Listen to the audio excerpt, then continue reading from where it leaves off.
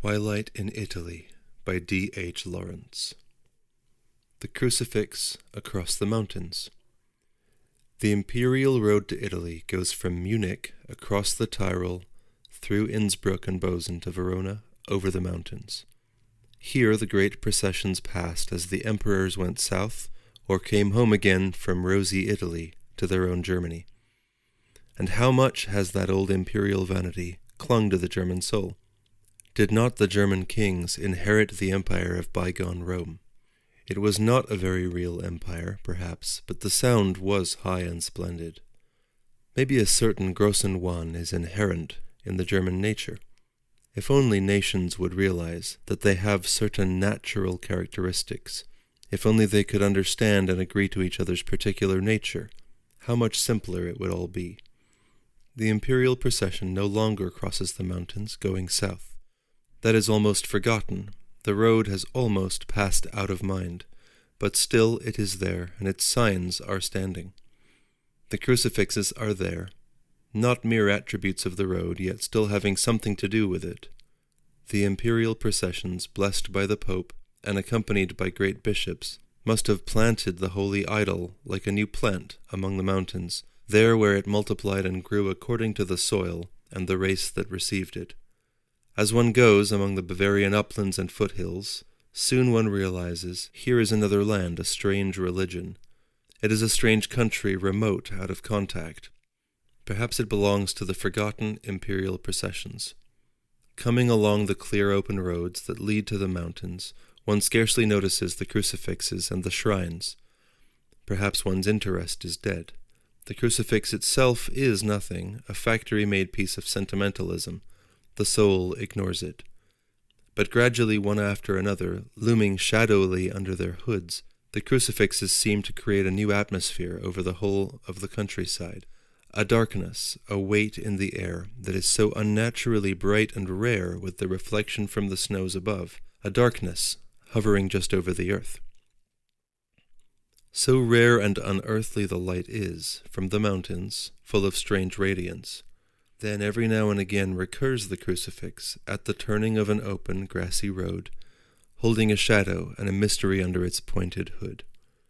I was startled into consciousness one evening, going alone over a marshy place at the foot of the mountains, when the sky was pale and unearthly, invisible, and the hills were nearly black. At a meeting of the tracks was a crucifix, and between the feet of the Christ a handful of withered poppies. It was the poppies I saw, then the Christ. It was an old shrine, the wood sculpture of a Bavarian peasant. The Christ was a peasant at the foot of the Alps. He had broad cheekbones and sturdy limbs. His plain, rudimentary face stared fixedly at the hills. His neck was stiffened, as if in resistance to the fact of the nails and the cross, which he could not escape. It was a man, nailed down in spirit, but set stubbornly against the bondage and the disgrace. He was a man of middle age, plain, crude, with some of the meanness of the peasant, but also with a kind of dogged nobility that does not yield its soul to the circumstance. Plain, almost blank in his soul, the middle-aged peasant of the crucifix resisted, unmoving, the misery of his position. He did not yield. His soul was set, his will was fixed. He was himself, let his circumstances be what they would, his life fixed down. Across the marsh was a tiny square of orange-colored light, from the farmhouse with the low, spreading roof. I remembered how the man and his wife and the children worked on till dark, silent and intent, carrying the hay in their arms out of the streaming thunder rain into the shed, working silent in the soaking rain. The body bent forward towards the earth, closing round on itself, the arms clasped full of hay, clasped round the hay that presses soft and close to the breast and the body, that pricks heat into the arms and the skin of the breast, and fills the lungs with the sleepy scent of dried herbs, the rain that falls heavily and wets the shoulders so that the shirt clings to the hot, firm skin, and the rain comes with a heavy, pleasant coldness on the active flesh, running in a trickle down toward the loins secretly. This is the peasant, this hot welter of physical sensation. And it is all intoxicating. It is intoxicating almost like a soporific, like a sensuous drug, to gather the burden to one's body in the rain, to stumble across the living grass to the shed, to relieve one's arms of the weight, to throw down the hay onto the heap, to feel light and free in the dry shed, then to return again into the chill, hard rain, to stoop again under the rain and rise to return again with the burden. It is this endless heat and rousedness of physical sensation, which keeps the body full and potent, and flushes the mind with a blood heat, a blood sleep. And this sleep, this heat of physical experience, becomes at length a bondage, at last a crucifixion. It is the life and the fulfillment of the peasant, this flow of sensuous experience, but at last it drives him almost mad because he cannot escape. For overhead there is always the strange radiance of the mountains. There is the mystery of the icy river rushing through its pink shoals into the darkness of the pine woods. There is always the faint tang of ice on the air, and the rush of hoarse-sounding water. And the ice and the upper radiance of snow are brilliant with timeless immunity from the flux and the warmth of life.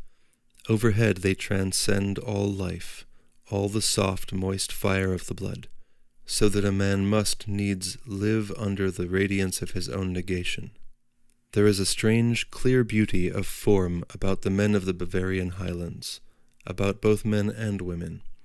They are large and clear and handsome in form, with blue eyes very keen, the pupil small, tightened, the iris keen, like sharp light shining on blue ice. Their large, full-moulded limbs and erect bodies are distinct, separate, as if they were perfectly chiseled out of the stuff of life, static, cut off. Where they are, everything is set back, as in a clear frosty air. Their beauty is almost this strange, clean-cut isolation, as if each one of them would isolate himself still further and forever from the rest of his fellows. Yet they are convivial, they are almost the only race with the souls of artists. Still they act the mystery plays with instinctive fullness of interpretation. They sing strangely in the mountain fields. They love make-belief and mummery. Their processions and religious festivals are profoundly impressive, solemn and rapt. It is a race that moves on the poles of mystic sensual delight. Every gesture is a gesture from the blood. Every expression is a symbolic utterance. For learning there is sensuous experience. For thought there is myth and drama and dancing and singing. Everything is of the blood, of the senses. There is no mind. The mind is a suffusion of physical heat. It is not separated. It is kept submerged. At the same time, always, overhead, there is the eternal, negative radiance of the snows. Beneath is life, the hot jet of the blood playing elaborately. But above is the radiance of changeless not-being, and life passes away into this changeless radiance. Summer and the prolific blue and white flowering of the earth goes by, with the labor and the ecstasy of man, disappears, and is gone into brilliance that hovers overhead, the radiance cold which waits to receive back again all that which has passed for the moment into being. The issue is too much revealed. It leaves the peasant no choice. The fate gleams transcendent above him, the brightness of eternal, unthinkable not-being. And this our life, this admixture of labor and of warm experience in the flesh, all the time it is steaming up to the changeless brilliance above, the light of the everlasting snows. This is the eternal issue. Whether it is singing or dancing or play-acting or physical transport of love, or vengeance or cruelty, or whether it is work or sorrow or religion, the issue is always the same at last, into the radiant negation of eternity. Hence the beauty and completeness, the finality of the Highland peasant. His figure, his limbs, his face, his motion, it is all formed in beauty, and it is all completed. There is no flux, nor hope, nor becoming. All is, once and for all. The issue is eternal, timeless and changeless. All being and all passing away is part of the issue, which is eternal and changeless. Therefore there is no becoming and no passing away. Everything is, now and forever. Hence the strange beauty and finality and isolation of the Bavarian peasant. It is plain in the crucifixes. Here is the essence rendered in sculpture of wood. The face is blank and stiff, almost expressionless. One realizes with a start how unchanging and conventionalized is the face of the living man and woman of these parts, handsome but motionless as pure form. There is also an underlying meanness, secretive, cruel. It is all part of the beauty, the pure, plastic beauty. The body also of the Christus is stiff and conventionalized, yet curiously beautiful in proportion, and in the static tension which makes it unified into one clear thing. There is no movement, no possible movement. The being is fixed, finally. The whole body is locked in one knowledge, beautiful, complete. It is one with the nails. Not that it is languishing or dead. It is stubborn, knowing its own undeniable being, sure of the absolute reality of the sensuous experience.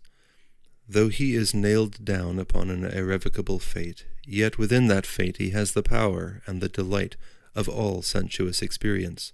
So he accepts the fate and the mystic delight of the senses with one will. He is complete and final.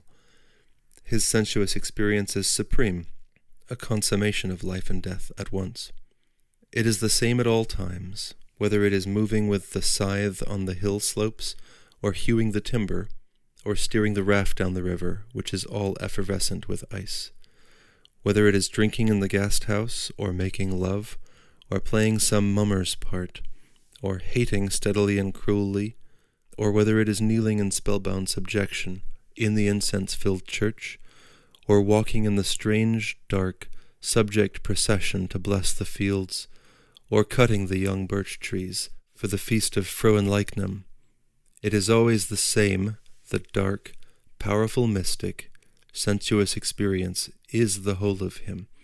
He is mindless and bound within the absoluteness of the issue, the unchangeability of the great icy not-being which holds good forever and is supreme.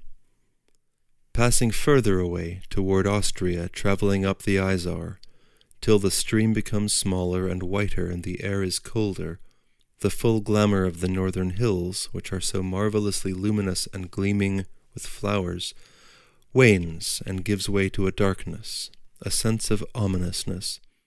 Up there I saw another little Christ, who seemed the very soul of the place. The road went beside the river, that was seething with snowy ice bubbles under the rocks and the high wolf-like pine trees between the pinkish shoals. The air was cold and hard and high. Everything was cold and separate, and in a little glass case beside the road sat a small hewn Christ, the head resting on the hand. And he meditates, half wearily, doggedly, the eyebrows lifted in strange abstraction, the elbow resting on the knee. Detached he sits and dreams and broods, wearing his little golden crown of thorns and his little cloak of red flannel that some peasant woman has stitched for him. No doubt he still sits there, the small, blank-faced Christ in the cloak of red flannel, dreaming, brooding, enduring, persisting. There is a wistfulness about him, as if he knew that the whole of things was too much for him. There was no solution either in death. Death did not give the answer to the soul's anxiety. That which is, is. It does not cease to be when it is cut. Death cannot create nor destroy. What is, is. The little brooding Christ knows this. What is he brooding then? His static patience and endurance is wistful. What is it that he secretly yearns for amid all the placidity of fate? To be or not to be, this may be the question, but it is not a question for death to answer. It is not a question of living or not living. It is a question of being, to be or not to be. To persist or not to persist, that is not the question. Neither is it to endure or not to endure. The issue is it eternal not being? If not, what then is being? For overhead the eternal radiance of the snow gleams unfailing. It receives the effervescence of all life and is unchanged. The issue is bright and immortal, the snowy not being. What then is being? As one draws nearer to the turning point of the Alps, toward the culmination and the southern slope, the influence of the educated world is felt once more. Bavaria is remote in spirit, as yet unattached. Its crucifixes are old and grey and abstract, small like the kernel of the truth. Further into Austria they become new. They are painted white. They are larger, more obtrusive. They are the expressions of a later, newer phase, more introspective and self-conscious.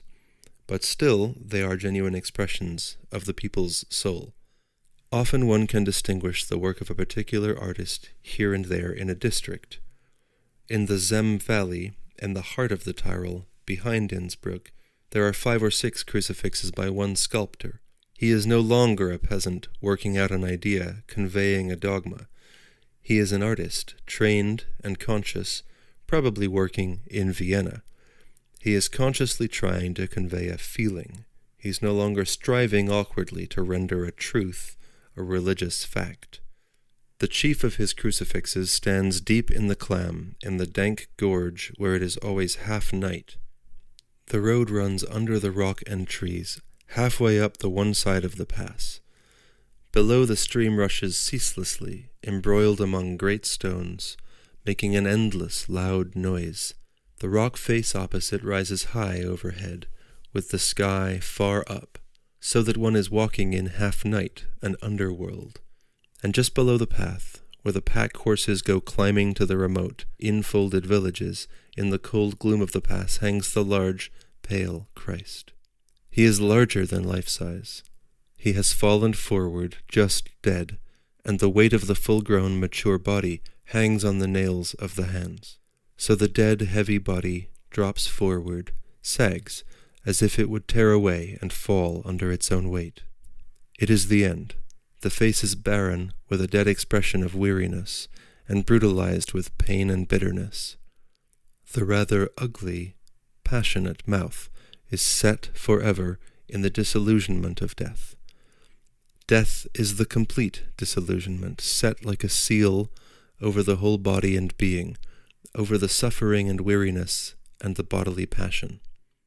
The pass is gloomy and damp. The water roars unceasingly, till it is almost like a constant pain.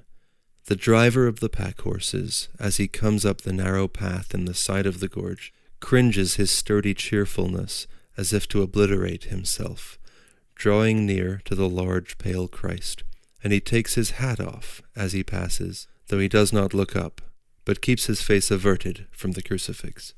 He hurries by in the gloom, climbing the steep path after his horses, and the large white Christ hangs extended above. The driver of the pack horses is afraid. The fear is always there in him, in spite of his sturdy, healthy robustness. His soul is not sturdy. It is bleached and whitened with fear. The mountains are dark overhead. The water roars in the gloom below. His heart is ground between the millstones of dread. When he passes the extended body of the dead Christ, he takes off his hat to the Lord of Death. Christ is the deathly one. He is death incarnate. And the driver of the pack horses acknowledges this deathly Christ as supreme Lord. The mountain peasant seems grounded upon fear, the fear of death, of physical death. Beyond this, he knows nothing.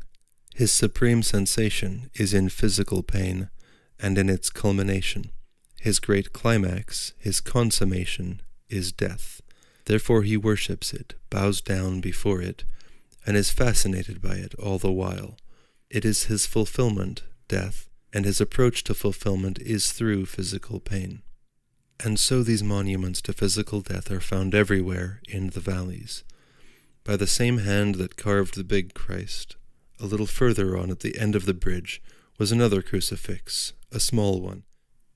This Christ had a fair beard and was thin, and his body was hanging almost lightly, whereas the other Christ was large and dark and handsome.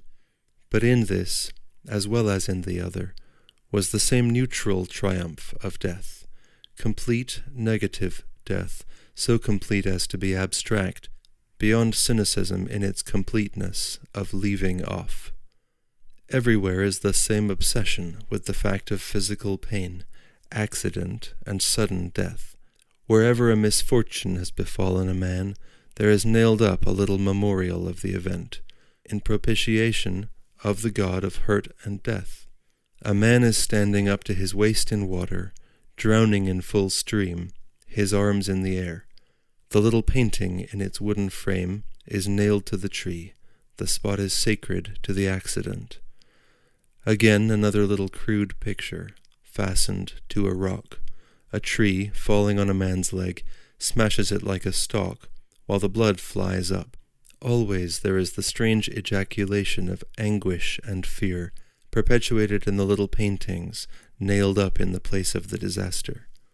This is the worship, then, the worship of death and the approaches to death, physical violence and pain.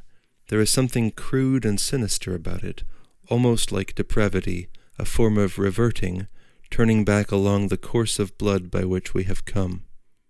Turning the ridge on the great road to the south, the imperial road to Rome, a decisive change takes place.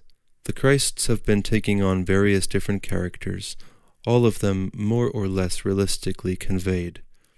One Christus is very elegant, combed and brushed and foppish on his cross, as Gabriel D'Annunzio's son posing as a martyred saint is very important and very Austrian. The martyrdom of this Christ is according to the most polite convention. The elegance is very important and very Austrian. One might almost imagine the young man has taken up this striking and original position to create a delightful sensation among the ladies. It is quite in the Viennese spirit. There is something brave and keen in it, too. The individual pride of body triumphs over every difficulty in the situation. The pride and satisfaction in the clean, elegant form and perfectly trimmed hair, the exquisite bearing, are more important than the fact of death or pain. This may be foolish, it is at the same time admirable. But the tendency of the crucifix, as it nears the ridge to the south, is to become weak and sentimental. The carved Christs turn up their faces and roll back their eyes very piteously, in the approved Guido Reni fashion. They are overdoing the pathetic turn. They are looking to heaven and thinking about themselves in self-commiseration. Others, again, are beautiful as elegies. It is dead Hyacinth lifted and extended to view in all his beautiful dead youth. The young male body droops forward on the cross like a dead flower. It looks as if its only true nature were to be dead. How lovely is death! How poignant, real, satisfying! It is the true elegiac spirit. Then there are the ordinary factory-made Christs, which are not very significant. They are as null as the Christs we see represented in England, just vulgar nothingness. But these figures have gashes of red, a red paint of blood, which is sensational. Beyond the Brenner, I have only seen vulgar or sensational crucifixes. There are great gashes on the breast and the knees of the Christ figure, and the scarlet flows out and trickles down, till the crucified body has become a ghastly striped thing of red and white, just a sickly thing of striped red. They paint the rocks at the corners of the tracks, among the mountains, a blue and white ring for the road to Ginsling, a red smear for the way to St. Jacob. So one follows the blue and white ring, or the 3 stripes of blue and white, or the red smear, as the case may be. And the red on the rocks, the dabs of red paint, are of just the same color as the red upon the crucifixes, so that the red upon the crucifixes is paint, and the signs on the rocks are sensational, like blood. I remember the little brooding Christ of the Izar, in his little cloak of red flannel, and his crown of gilded thorns, and he remains real and dear to me among all this violence of representation. Couvre-toi de gloire, Tartarin, couvre-toi de flanelle. Why should it please me so that his cloak is of red flannel? In a valley near St. Jacob, just over the ridge, a long way from the railway, there is a very big, important shrine by the roadside. It is a chapel built in the Baroque manner, florid pink and cream outside, with opulent small arches, and inside is the most startling, sensational Christus I have ever seen. He is a big, powerful man, seated after the crucifixion, perhaps after the resurrection, sitting by the grave. He sits sideways, as if the extremity were over, finished, the agitation done with, only the result of the experience remaining. There is some blood on his powerful, naked, defeated body that sits rather hulked, but it is the face which is so terrifying. It is slightly turned over the hulked, crucified shoulder to look, and the look of this face, of which the body has been killed, is beyond all expectation horrible. The eyes look at one, yet have no seeing in them. They seem to see only their own blood, for they are bloodshot till the whites are scarlet, the iris is purpled. These red bloody eyes with their stained pupils, glancing awfully at all who enter the shrine, looking as if to see through the blood of the late brutal death, are terrible. The naked, strong body has known death, and sits in utter dejection, finished, hulked, a weight of shame. And what remains of life is in the face, whose expression is sinister and gruesome, like that of an unrelenting criminal violated by torture. The criminal look of misery and hatred on the fixed, violated face, and in the bloodshot eyes, is almost impossible. He is conquered, beaten, broken. His body is a mass of torture and unthinkable shame. Yet his remains, obstinate and ugly, integral with utter hatred. It is a great shock to find this figure sitting in a handsome, baroque, pink-washed shrine in one of those alpine valleys which to our thinking are all flowers and romance, like the picture in the Tate Gallery. Spring in the Austrian Tyrol is to our minds a vision of pristine loveliness. It contains also this Christ of the heavy body, defiled by torture and death, the strong, virile life overcome by physical violence, the eyes still looking back, bloodshot in consummate hate and misery. The shrine was well kept, and evidently much used. It was hung with ex voto limbs, and with many gifts. It was a center of worship, of a sort of almost obscene worship. Afterwards, the black pine trees and the river of that valley seemed unclean, as if an unclean spirit lived there. The very flowers seemed unnatural, and the white gleam of the mountain tops was a glisten of supreme, cynical horror. After this, in the populous valleys, all the crucifixes were more or less tainted and vulgar. Only high up, where the crucifix becomes smaller and smaller, is there left any of the old beauty and religion.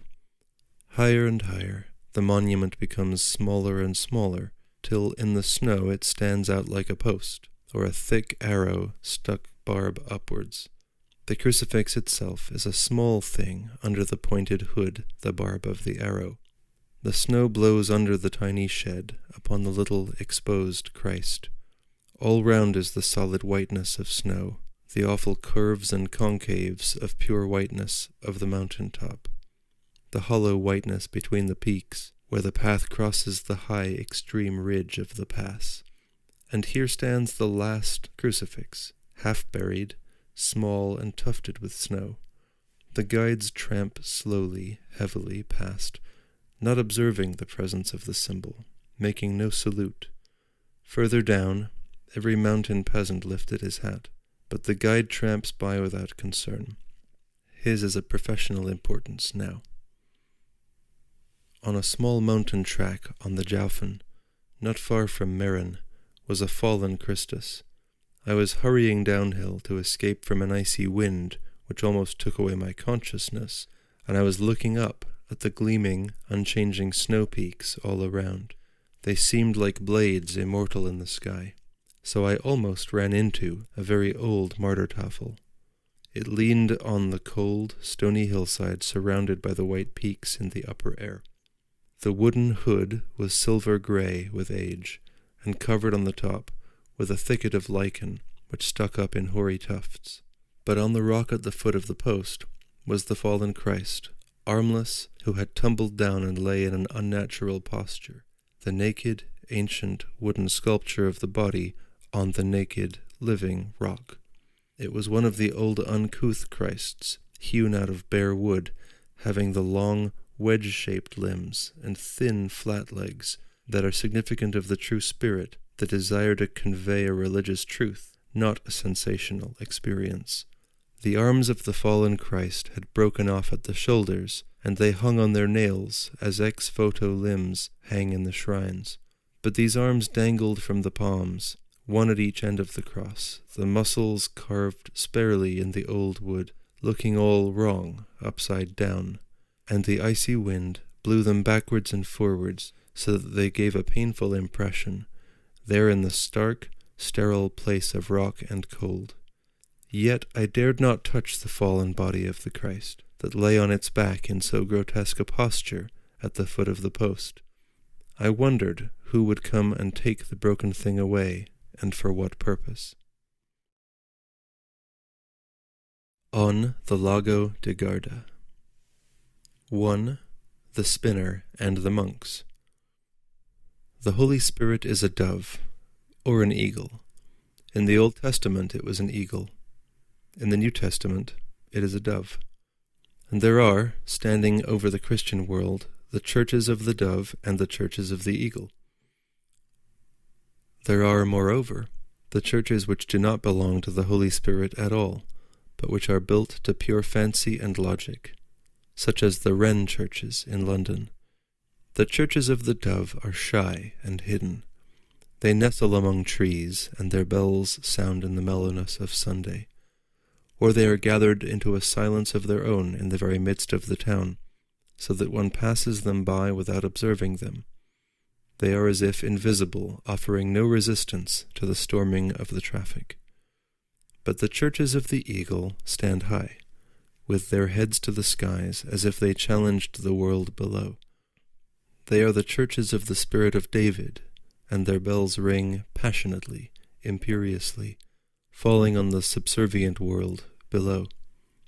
The church of San Francesco was a church of the dove. I passed it several times in the dark, silent little square, without knowing it was a church. Its pink walls were blind, windowless, unnoticeable. It gave no sign unless one caught sight of the tan curtain hanging in the door and the slit of darkness beneath. Yet it was the chief church of the village. But the church of San Tommaso perched over the village.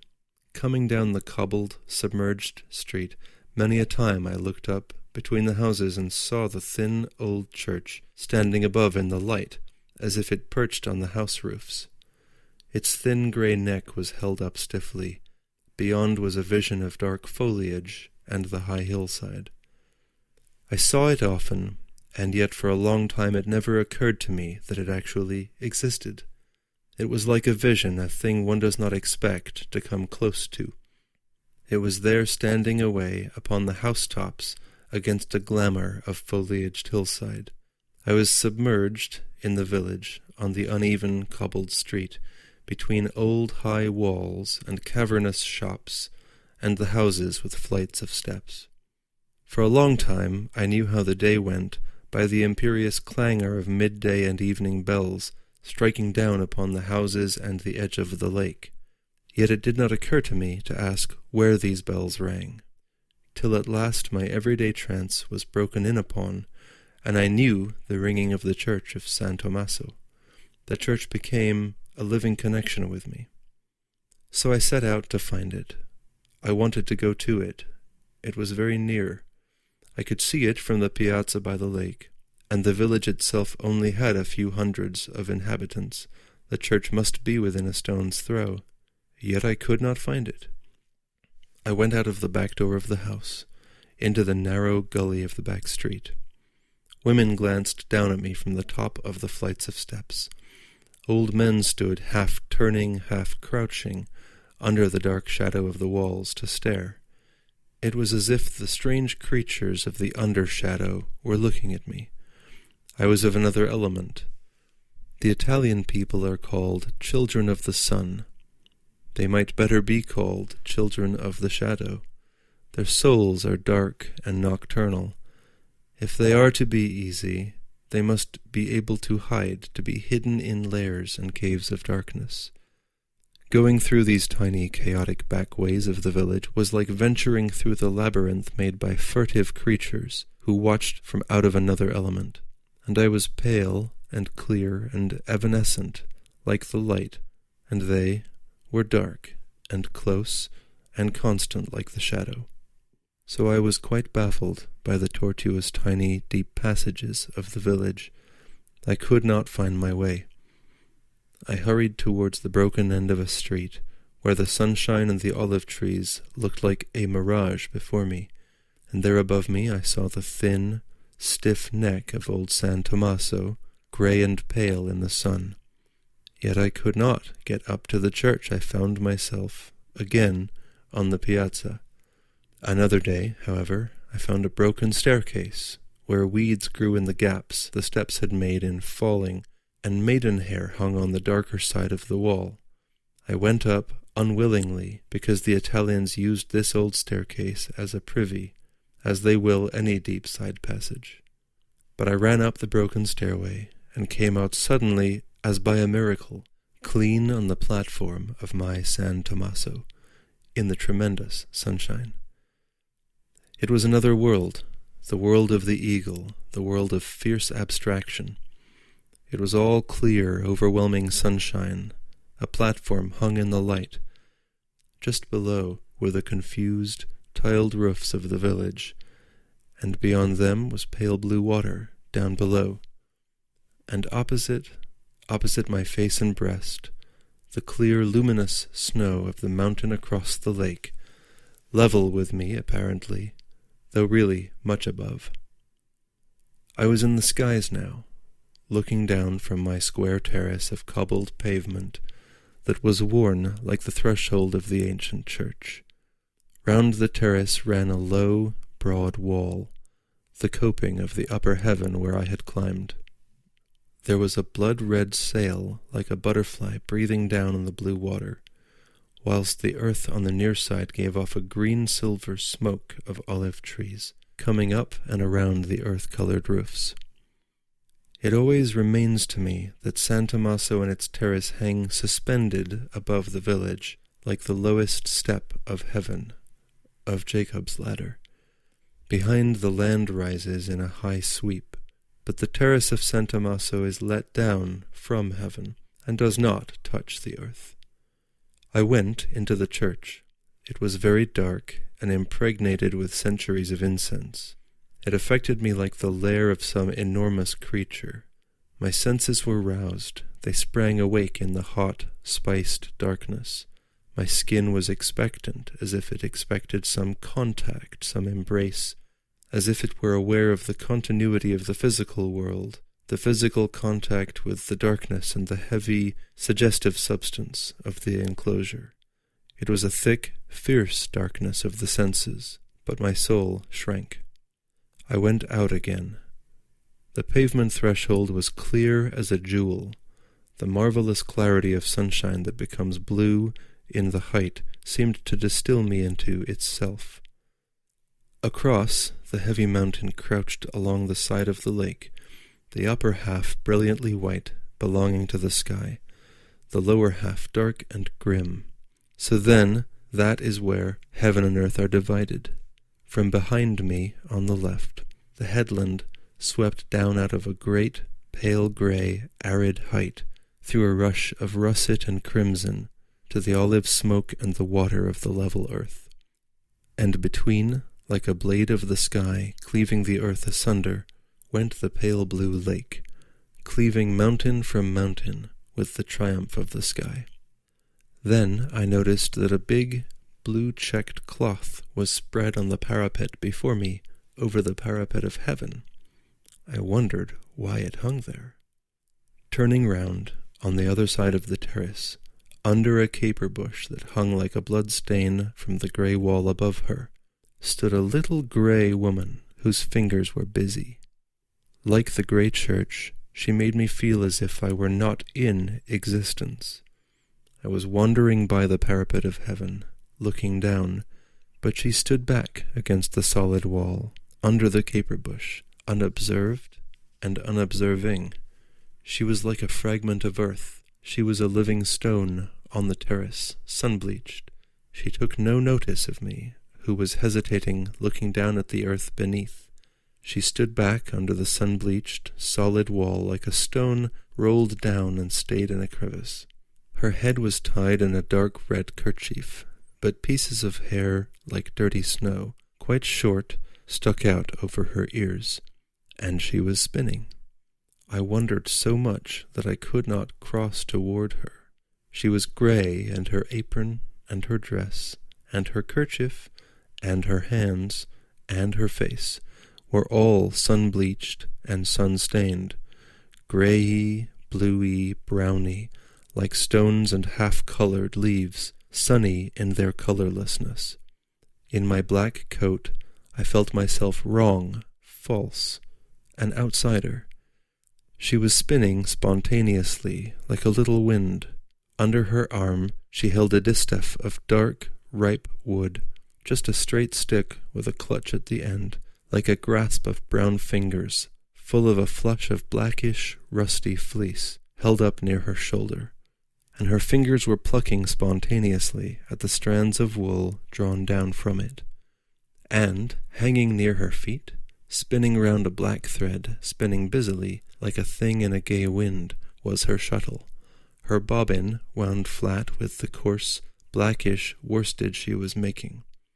All the time, like motion without thought, her fingers teased out the fleece, drawing it down to a fairly uniform thickness, brown, old, natural fingers that worked as in a sleep, the thumb having a long grey nail, and from moment to moment there was a quick downward rub between thumb and forefinger of the thread that hung in front of her apron. The heavy bobbin spun more briskly, and she felt again at the fleece as she drew it down, and she gave a twist to the thread that issued, and the bobbin spun swiftly. Her eyes were clear as the sky, blue, empyrean, transcendent. They were dear, but they had no looking in them. Her face was like a sun-worn stone. "You are spinning," I said to her. Her eyes glanced over to me, making no effort of attention. "Yes," she said. She saw merely a man's figure, a stranger standing near. I was a bit of the outside, negligible. She remained, as she was, clear and sustained like an old stone upon the hillside. She stood short and sturdy, looking for the most part straight in front, unseeing but glancing from time to time, with a little unconscious attention at the thread. She remained as she was, clear and sustained, like an old stone upon the hillside. She stood short and sturdy, looking for the most part straight in front, unseeing, but glancing from time to time, with a little unconscious attention at the thread. She was slightly more animated than the sunshine and the stone and the motionless caper bush above her. Still her fingers went along the strand of fleece near her breast. "That is an old way of spinning," I said. "What?" She looked up at me with eyes clear and transcendent as the heavens, but she was slightly roused. There was the slight motion of the eagle in her turning to look at me, a faint gleam of rapt light in her eyes. It was my unaccustomed Italian. "That is an old way of spinning," I repeated. "Yes, an old way," she repeated, as if to say the words so that they should be natural to her. And I became to her merely a transient circumstance, a man, part of the surroundings. We divided the gift of speech, that was all. She glanced at me again with her wonderful, unchanging eyes that were like the visible heavens, unthinking, or like two flowers that are open in pure, clear consciousness. To her, I was a piece of the environment. That was all. Her world was clear and absolute, without consciousness of self. She was not self-conscious, because she was not aware there was anything in the universe except her universe. In her universe, I was a stranger, a foreign seigneur. That I had a world of my own, other than her own, was not conceived by her. She did not care. So we conceived the stars. We are told that they are other worlds, but the stars are the clustered and single gleaming lights in the sky of our world. When I come home at night, there are the stars. When I cease to exist as the microcosm, when I begin to think of the cosmos, then the stars are other worlds. Then the macrocosm absorbs me. But the macrocosm is not me. It is something which I, the microcosm, am not. So that there is something which is unknown to me, and which nevertheless exists. I am finite, and my understanding has limits. The universe is bigger than I shall ever see, in mind or spirit. There is that which is not me. If I say, the planet Mars is inhabited, I do not know what I mean by inhabited. With reference to the planet Mars, I can only mean that that world is not my world. I can only know there is that which is not me. I am the microcosm, but the macrocosm is that also which I am not. The old woman on the terrace, in the sun, did not know this. She was herself the core and center to the world, the sun and the single firmament. She knew that I was an inhabitant of lands which she had never seen. But what of that?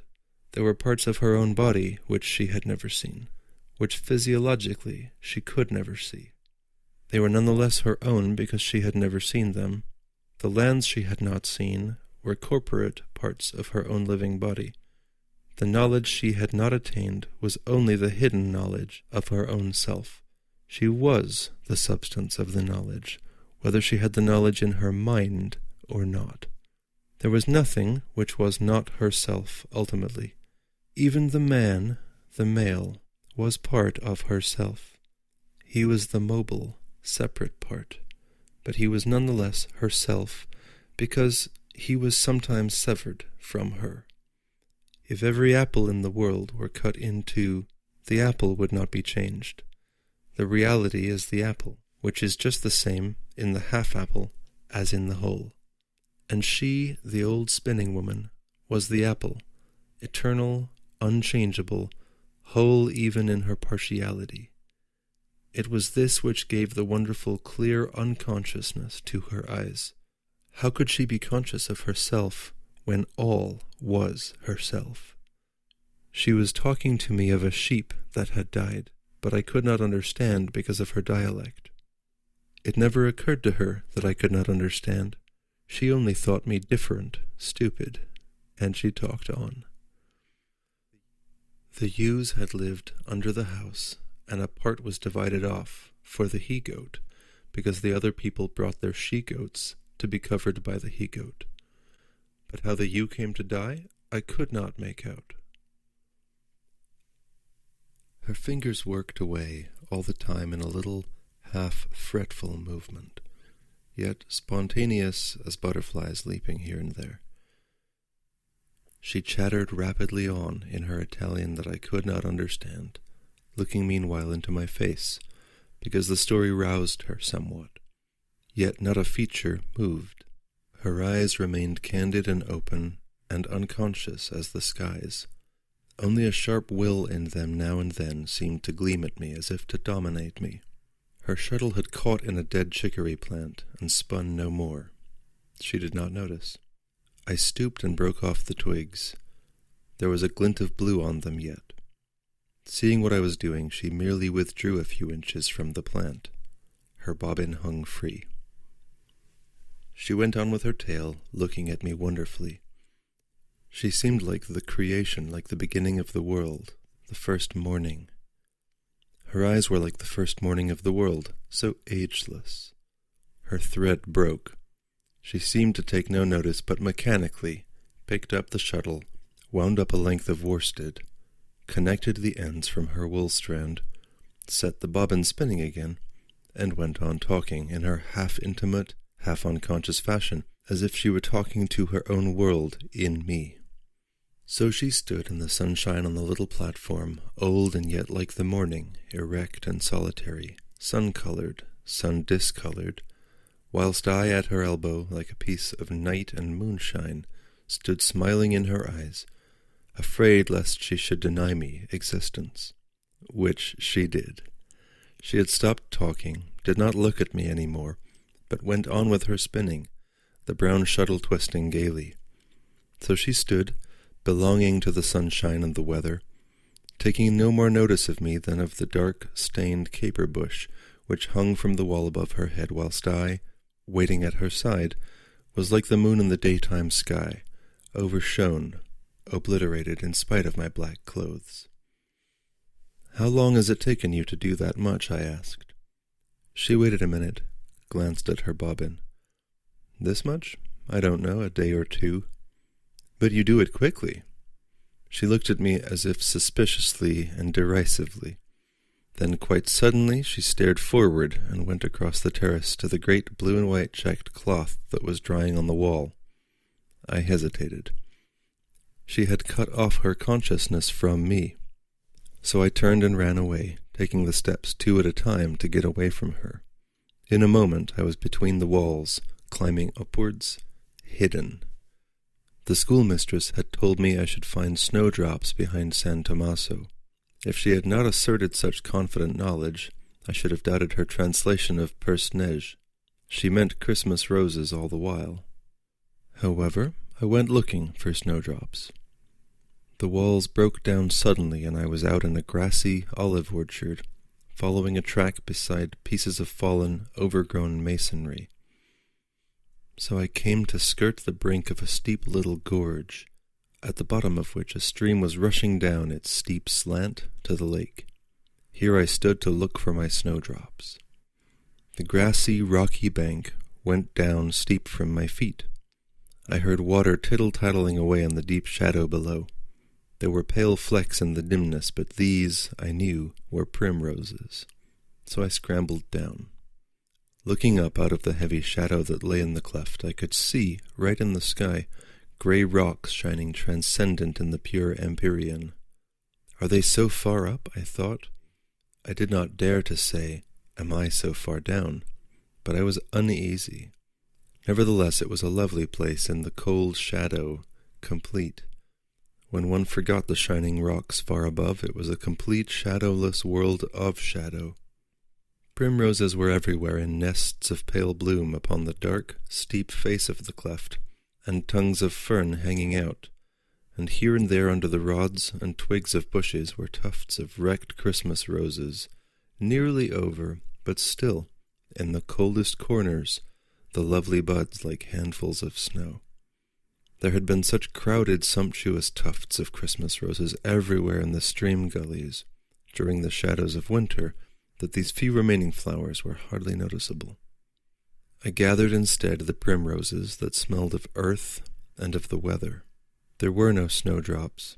I had found the day before a bank of crocuses, pale, fragile, lilac-colored flowers with dark veins, pricking up keenly like myriad little lilac-colored flames among the grass, under the olive trees. And I wanted very much to find the snowdrops hanging in the gloom, but there were not any. I gathered a handful of primroses, then I climbed suddenly, quickly, out of the deep watercourse, anxious to get back to the sunshine, before the evening fell.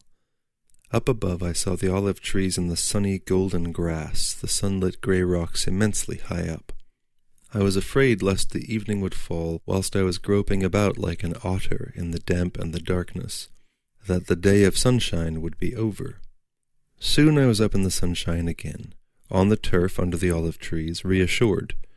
It was the upper world of glowing light, and I was safe again. All the olives were gathered, and the mills were going night and day, making a great acrid scent of olive oil in preparation by the lake. The little stream rattled down. A mule driver hewed to his mules in the Strada Vecchia. High up on the Strada Nuova, the beautiful new military high road, which winds with beautiful curves up the mountainside, crossing the same stream several times in clear leaping bridges, traveling cut of sheer frontier where it ends, High up on the lovely swinging road in the strong evening sunshine, I saw a bullock wagon moving like a vision, though the clanking of the wagon and the crack of the bullock whip responded close in my ears. Everything was clear and sun-colored up there, clear grey rocks partaking of the sky, tawny grass and scrub, browny green spires of cypresses, and then the mist of grey-green olives fuming down to the lakeside. There was no shadow, only clear sun substance built up to the sky, a bullock wagon moving slowly in the high sunlight along the uppermost terrace of the military road. It sat in the warm stillness of the transcendent afternoon. The 4 o'clock steamer was creeping down the lake from the Austrian end, creeping under the cliffs. Far away, the Verona side, beyond the island, lay fused in dim gold. The mountain opposite was so still that my heart seemed to fade in its beating, as if it too would be still. All was perfectly still, pure substance. The little steamer on the floor of the world below, the mules down the road cast no shadow. They too were pure sun substance travelling on the surface of the sun-made world. A cricket hopped near me. Then I remembered that it was Saturday afternoon, when a strange suspension comes over the world. And then just below me I saw 2 monks walking in their garden between the naked, bony vines, walking in their wintry garden of bony vines and olive trees, their brown cassocks passing between the brown vine stalks, their heads bare to the sunshine, sometimes a glint of light as their feet strode from under their skirts. It was so still, everything so perfectly suspended, that I felt them talking. They marched with the peculiar march of monks, a long loping stride, their heads together, their skirts swaying slowly. 2 brown monks with hidden hands, sliding under the bony vines and beside the cabbages, their heads always together in hidden converse. It was as if I were attending with my dark soul to their inaudible undertone. All the time I sat still in silence, I was one with them, a partaker, though I could hear no sound of their voices. I went with the long stride of their skirted feet that slid springless and noiseless from end to end of the garden and back again. Their hands were kept down at their sides, hidden in the long sleeves and the skirts of their robes. They did not touch each other nor gesticulate as they walked. There was no motion save the long furtive stride and the heads leaning together. Yet there was an eagerness in their conversation, almost like shadow creatures ventured out of their cold, obscure element. They went backwards and forwards in their wintry garden, thinking nobody could see them. Across, above them, was the faint, rousing dazzle of snow. They never looked up, but the dazzle of snow began to glow as they walked. The wonderful, faint, ethereal flush of the long range of snow in the heavens at evening began to kindle.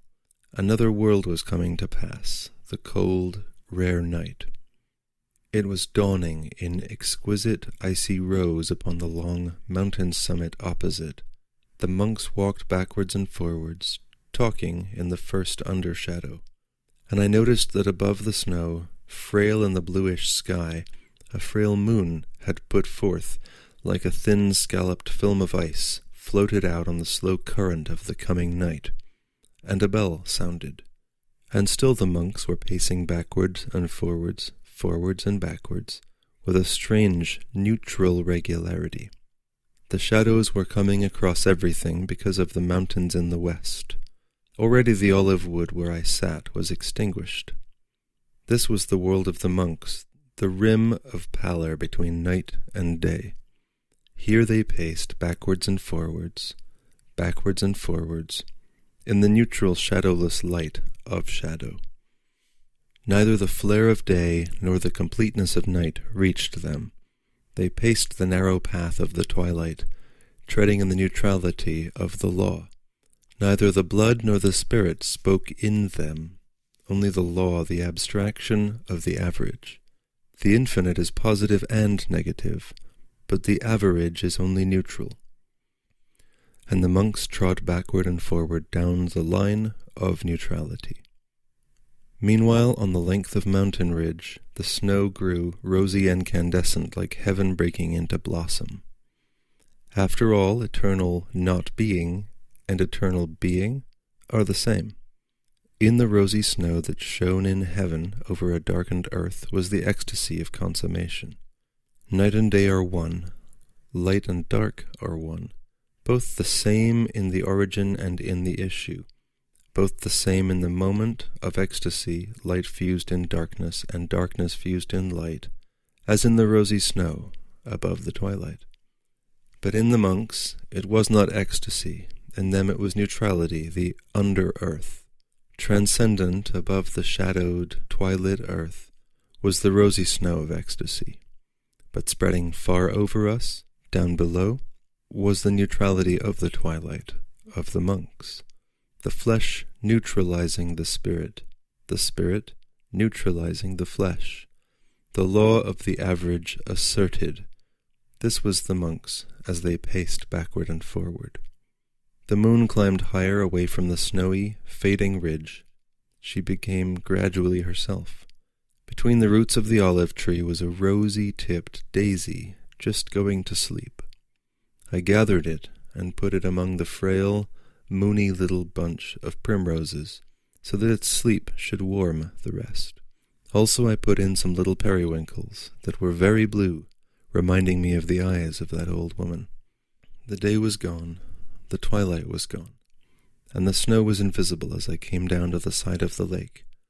Only the moon, white and shining, was in the sky, like a woman glorying in her own loveliness, as she loiters superbly, to the gaze of all the world, looking sometimes through the fringe of dark olive leaves, sometimes looking at her own superb, quivering body, wholly naked in the water of the lake. My little old woman was gone. She, all-day sunshine, would have none of the moon. Always she must live like a bird, looking down on all the world at once, so that it lay all subsidiary to herself the wakeful consciousness, hovering over the world like a hawk, like a sleep of wakefulness. And, like the bird, she went to sleep as the shadows came. She did not know the yielding up of the senses and the possession of the unknown through the senses, which happens under a superb moon. The all-glorious sun knows none of these yieldings up. He takes his way, and the daisies at once go to sleep, and the soul of the old spinning woman also closed up at sunset. The rest was a sleep, a cessation. It is all so strange and varied, the dark-skinned Italians ecstatic in the night and the moon, the blue-eyed old woman ecstatic in the busy sunshine, the monks in the garden below, who are supposed to unite both, passing only in the neutrality of the average. Where, then, is the meeting point? Where in mankind is the ecstasy of light and dark together, the supreme transcendence of the afterglow, day hovering in the embrace of the coming night, like two angels embracing in the heavens, like Eurydice in the arms of Orpheus, or Persephone embraced by Pluto? Where is the supreme ecstasy in mankind, which makes day a delight and night a delight, purpose an ecstasy and a concourse in ecstasy, and single abandon of the single body and soul also an ecstasy under the moon? Where is the transcendent knowledge in our hearts, uniting sun and darkness, day and night, spirit and senses? Why do we not know that the two in consummation are one, that each is only part, partial and alone forever, but that the two in consummation are perfect, beyond the range of loneliness or solitude? 2. The Lemon Gardens. The padrone came just as we were drinking coffee after dinner. It was 2:00 because the steamer going down the lake at Desenzano had bustled through the sunshine, and the rocking of the water still made lights that danced up and down upon the wall among the shadows by the piano. The signor was very apologetic.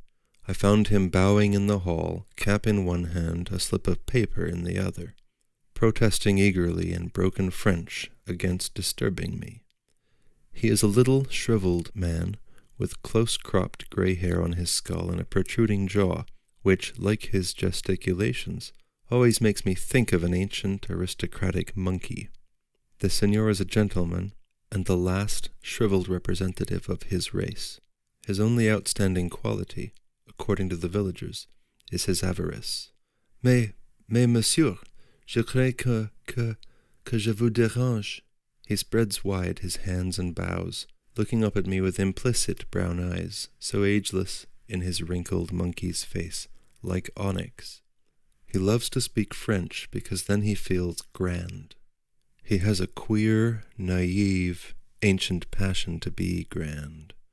As the remains of an impoverished family, he is not much better than a well-to-do peasant, but the old spirit is eager and pathetic in him.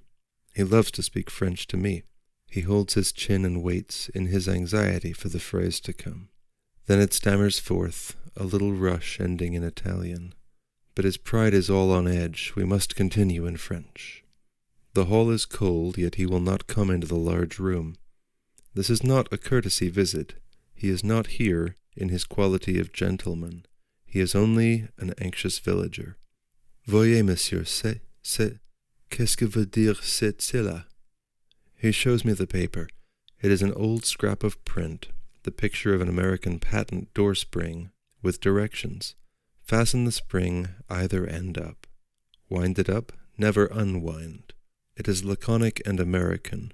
The signor watches me anxiously, waiting, holding his chin. He is afraid he ought to understand my English. I stutter off into French, confounded by the laconic phrases of the directions. Nevertheless, I make it clear what the paper says. He cannot believe me. It must say something else as well. He has not done anything contrary to these directions. He is most distressed. Mais monsieur, la porte, elle ferme pas, elle s'ouvre. He skipped to the door and showed me the whole tragic mystery. The door, it is shut. Echo! He releases the catch, and poof, she flies open. She flies open. It is quite final. The brown, expressionless, ageless eyes that remind me of a monkey's or of onyx wait for me. I feel the responsibility devolve upon me. I am anxious. Allow me, I said, to come and look at the door. I feel uncomfortably like Sherlock Holmes. The patron protests, Non, monsieur, no. Cela vous dérange. That he only wanted me to translate the words. He does not want to disturb me. Nevertheless, we go. I feel I have the honor of mechanical England in my hands. The Casa de Paoli is quite a splendid place. It is large, pink and cream, rising up to a square tower in the center, throwing off a painted loggia at either extreme of the facade. It stands a little way back from the road, just above the lake, and grass grows on the bay of cobbled pavement in front. When at night the moon shines full on this pale facade, the theatre is far outdone in staginess. The hall is spacious and beautiful, with great glass doors at either end, through which shine the courtyards where bamboos fray the sunlight and geraniums glare red. The floor is of soft red tiles, oiled and polished like glass. The walls are washed grey-white. The ceiling is painted with pink roses and birds. This is halfway between the outer world and the interior world. It partakes of both. The other rooms are dark and ugly. There is no mistake about their being interior. They are like furnished vaults. The red-tiled, polished floor in the drawing room seems cold and clammy. The carved, cold furniture stands in its tomb.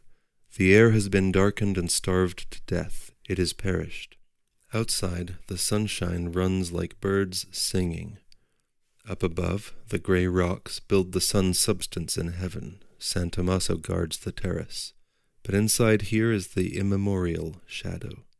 Again I had to think of the Italian soul, how it is dark, cleaving to the eternal night. It seems to have become so at the Renaissance, after the Renaissance. In the Middle Ages, Christian Europe seems to have been striving out of a strong, primitive animal nature towards the self-abnegation of the abstraction of Christ.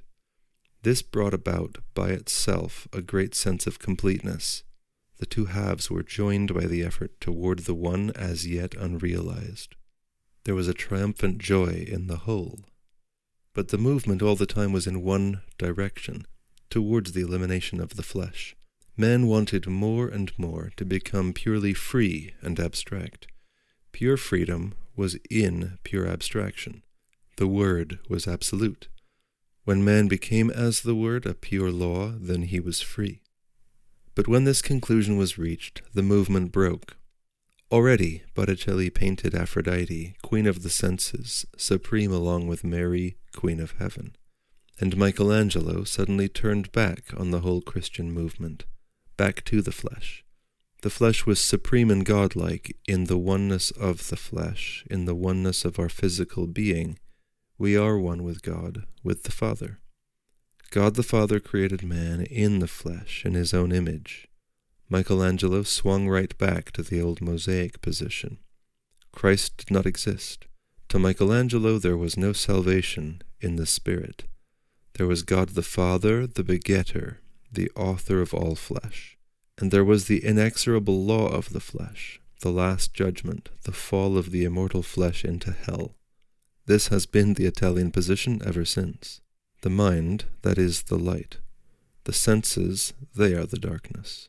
Aphrodite, the queen of the senses, she, born of the sea foam, is the luminousness of the gleaming senses, the phosphorescence of the sea. The senses become a conscious aim unto themselves. She is the gleaming darkness. She is the luminous night. She is goddess of destruction. Her white, cold fire consumes and does not create. This is the soul of the Italian since the Renaissance. In the sunshine he basks asleep, gathering up a vintage into his veins, which in the night-time he will distill into ecstatic sensual delight. The intense, white-cold ecstasy of darkness and moonlight, the raucous, cat-like, destructive enjoyment, the senses conscious and crying out in their consciousness, in the pangs of the enjoyment, which has consumed the southern nation, perhaps all the Latin races, since the Renaissance. It is a lapse back to the original position, the Mosaic position, of the divinity of the flesh and the absoluteness of its laws. But also there is the Aphrodite worship. The flesh, the senses, are now self-conscious. They know their aim. Their aim is in supreme sensation. They seek the maximum of sensation. They seek the reduction of the flesh reacting upon itself, to a crisis, an ecstasy, a phosphorescent transfiguration in ecstasy. The mind, all the time, subserves the senses. As in a cat there is subtlety and beauty and the dignity of the darkness. But the fire is cold, as in the eyes of a cat it is a green fire. It is fluid, electric. At its maximum it is the white ecstasy of phosphorescence, in the darkness, always amid the darkness, as under the black fur of a cat. Like the feline fire, it is destructive, always consuming and reducing to the ecstasy of sensation, which is the end in itself. There is the I, always the I, and the mind is submerged, overcome. But the senses are superbly arrogant.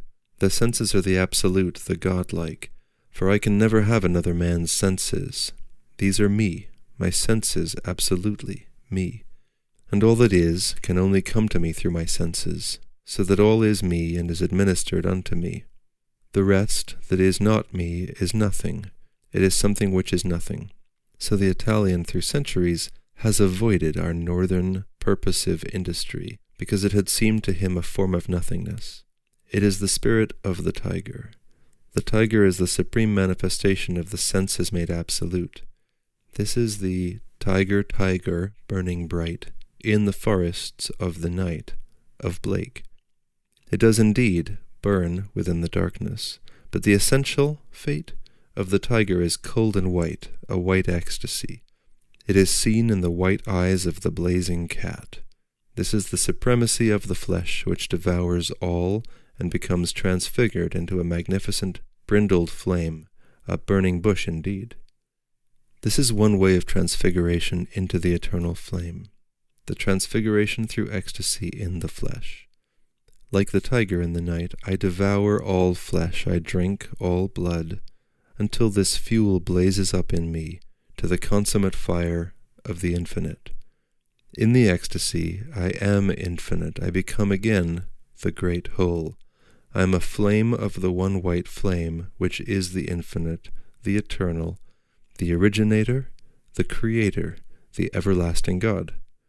In the sensual ecstasy, having drunk all blood and devoured all flesh, I am become again the eternal fire. I am infinite. This is the way of the tiger.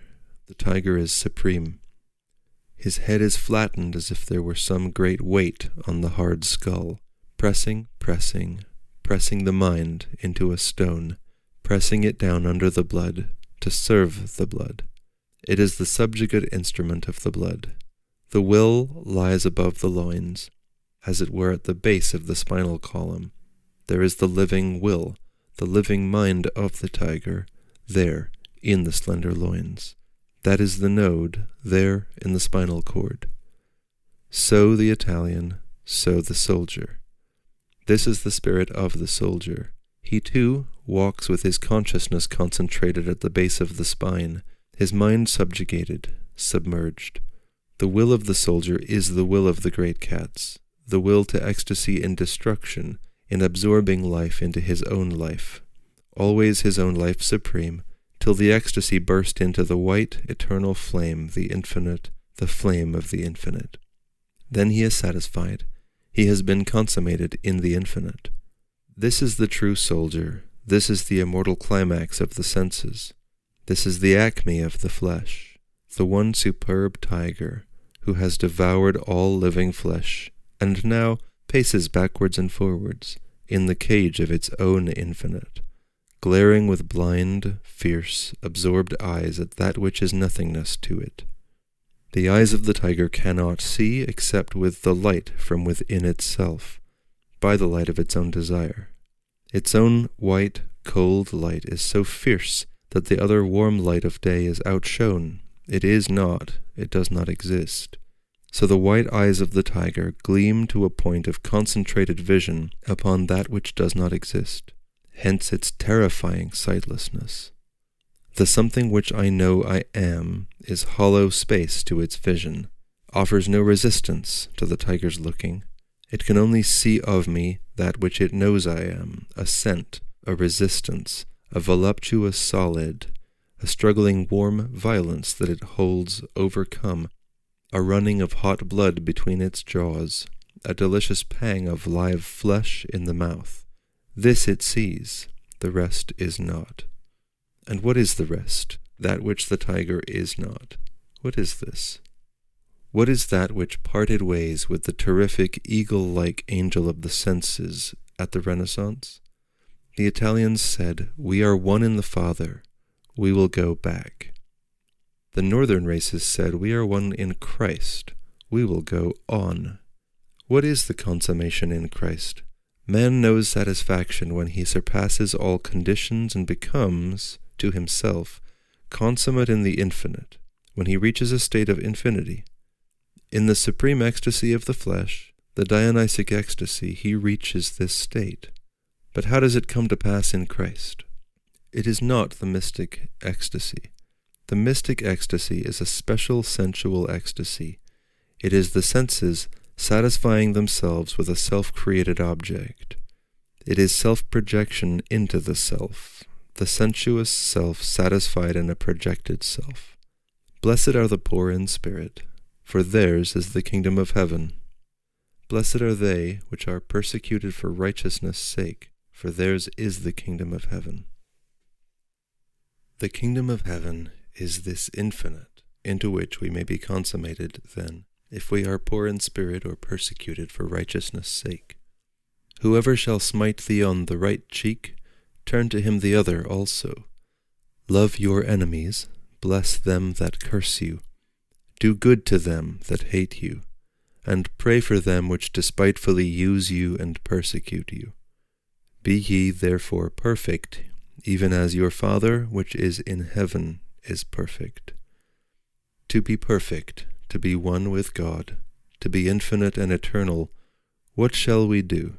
We must turn the other cheek and love our enemies. Christ is the lamb which the eagle swoops down upon, the dove taken by the hawk, the deer which the tiger devours. What then if a man come to me with a sword to kill me, and I do not resist him, but suffer his sword and the death from his sword? What am I? Am I greater than he? Am I stronger than he? Do I know a consummation in the infinite, I the prey, beyond the tiger who devours me? By my non-resistance, I have robbed him of his consummation. For a tiger knows no consummation unless he kill a violated and struggling prey. There is no consummation merely for the butcher, nor for a hyena. I can rob the tiger of his ecstasy, his consummation, his very my non-existence.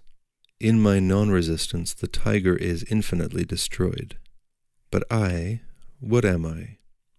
Be ye therefore perfect. Wherein am I perfect? In this submission. Is there an affirmation beyond my negation, other than the tiger's affirmation of his own glorious infinity? What is the oneness to which I subscribe, I who offer no resistance in the flesh? Have I only the negative ecstasy of being devoured, of becoming thus part of the Lord, the great Moloch, the superb and terrible God? I have this also, this subject ecstasy of consummation, but is there nothing else? The word of the tiger is, my senses are supremely me, and my senses are God in me. But Christ said, God is in the others, who are not me. In all the multitude of the others is God, and this is the great God, greater than the God which is me. God is that which is not me. And this is the Christian truth, a truth completely to the pagan affirmation. God is that which is me. And this is the Christian truth, a truth complementary to the pagan affirmation, God is that which is me. God is that which is not me. In realizing the not me, I am consummated. I become infinite. In turning the other cheek, I submit to God who is greater than I am, other than I am, who is in that which is not me. This is the supreme consummation. To achieve this consummation, I love my neighbor as myself. My neighbor is all that is not me. And if I love all this, have I not become one with the whole? Is not my consummation complete? Am I not one with God? Have I not achieved the infinite? After the Renaissance, the northern races continued forward to put into practice this religious belief in the God which is not me. Even the idea of the saving of the soul was really negative. It was a question of escaping damnation. The Puritans made the last great attack on the God who is me. When they beheaded Charles I, the king by divine right, they destroyed symbolically forever the supremacy of the me, who am the image of God, the me of the flesh, of the senses, me, the tiger burning bright, me, the king, the Lord, the aristocrat, me, who am divine because I am the body of God. After the Puritans, we have been gathering data for the God who is not me. When Pope said, Know then thyself, presume not God to scan, the proper study of mankind is man. He was stating the proposition, a man is right, he is consummated, when he is seeking to know man, the great abstract. And the method of knowledge is by the analysis, which is the destruction of the self. The proposition up to that time was, a man is the epitome of the universe. He has only to express himself, to fulfill his desires, to satisfy his supreme senses. Now the change has come to pass. The individual man is a limited being, finite in himself. Yet he is capable of apprehending that which is not himself. The proper study of mankind is man. This is another way of saying, Thou shalt love thy neighbor as thyself, which means a man is consummated in his knowledge of that which is not himself, the abstract man. Therefore, the consummation lies in seeking that other, in knowing that other, whereas the Stuart proposition was, a man is consummated in expressing his own self. The new spirit developed into the empirical and ideal systems of philosophy. Everything that is consciousness, and in every man's consciousness, man is great and illimitable, whilst the individual is small and fragmentary. Therefore the individual must sink himself into the great whole of mankind. This is the spirituality of Shelley, the perfectibility of man. This is the way in which we fulfill the commandment, "Be ye therefore perfect, even as your Father which is in heaven is perfect." This is St. Paul's, "Now I know in part, but then shall I know even as I am known." When a man knows everything and understands everything, then he will be perfect and life will be blessed. He is capable of knowing everything and understanding everything. Hence he is justified in his hope of infinite freedom and blessedness. The great inspiration of the new religion was the inspiration of freedom. When I have submerged or distilled away my concrete body and my limited desires, when I am like the skylark dissolved in the sky, yet filling heaven and earth with song, then I am perfect, consummated in the infinite. When I am all that is not me, then I have perfect liberty. I know no limitation. Only I must eliminate the self. It was this religious belief which expressed itself in science. Science was the analysis of the outer self, the elementary substance of the self, the outer world, and the machine is the great reconstructed selfless power. Hence the active worship to which we were given at the end of the last century, the worship of mechanized force. Still we continue to worship that which is not me, the selfless world, though we would fain bring in the self to help us. We are shouting the Shakespearean advice to warriors, then simulate the action of the tiger. We are trying to become again the tiger, the supreme, imperial, warlike self. At the same time, our ideal is the selfless world of equity. We continue to give service to the selfless God. We worship the great selfless oneness in the Spirit, oneness in service of the great humanity, that which is not me. This selfless God is he who works for all alike, without consideration. And his image is the machine which dominates and cows us. We cower before it, we run to serve it, for it works for all humanity alike. At the same time, we want to be warlike tigers. That is the horror, the confusing of the two ends. We warlike tigers fit ourselves out with machinery, and our blazing tiger wrath is emitted through a machine. It is a horrible thing to see machines hauled about by tigers, at the mercy of tigers, forced to express the tiger. It is a still more horrible thing to see tigers caught up and entangled and torn in machinery. It is horrible, a chaos beyond chaos, an unthinkable hell. The tiger is not wrong, the machine is not wrong, but we, liars, lip-servers, duplicate fools, we are unforgivably wrong. We say, "I will be a tiger because I love mankind.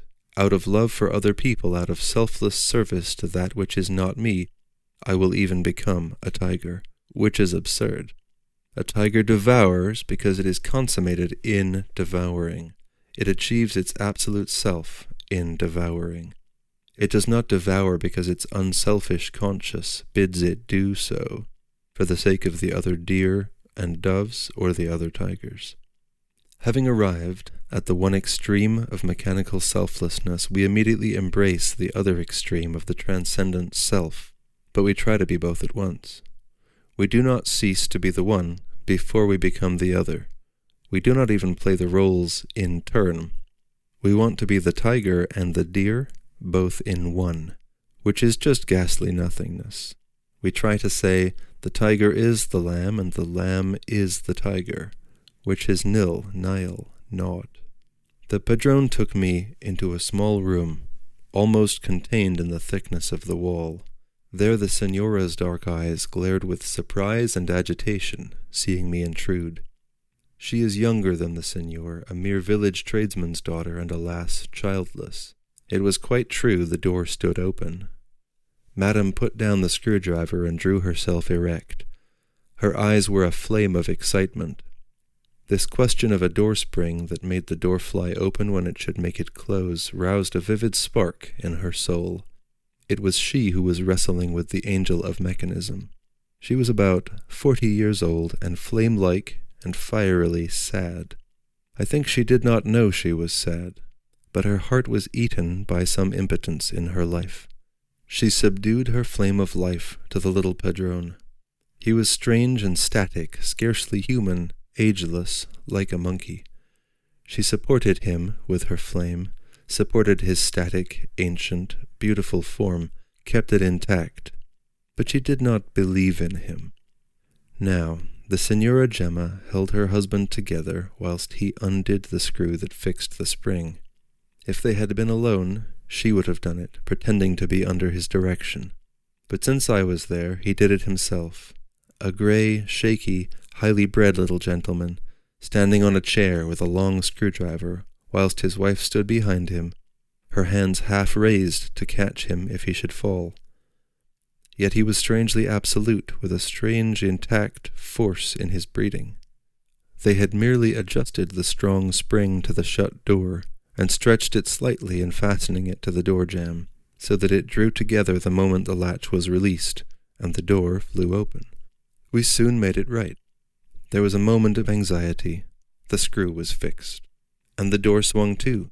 They were delighted.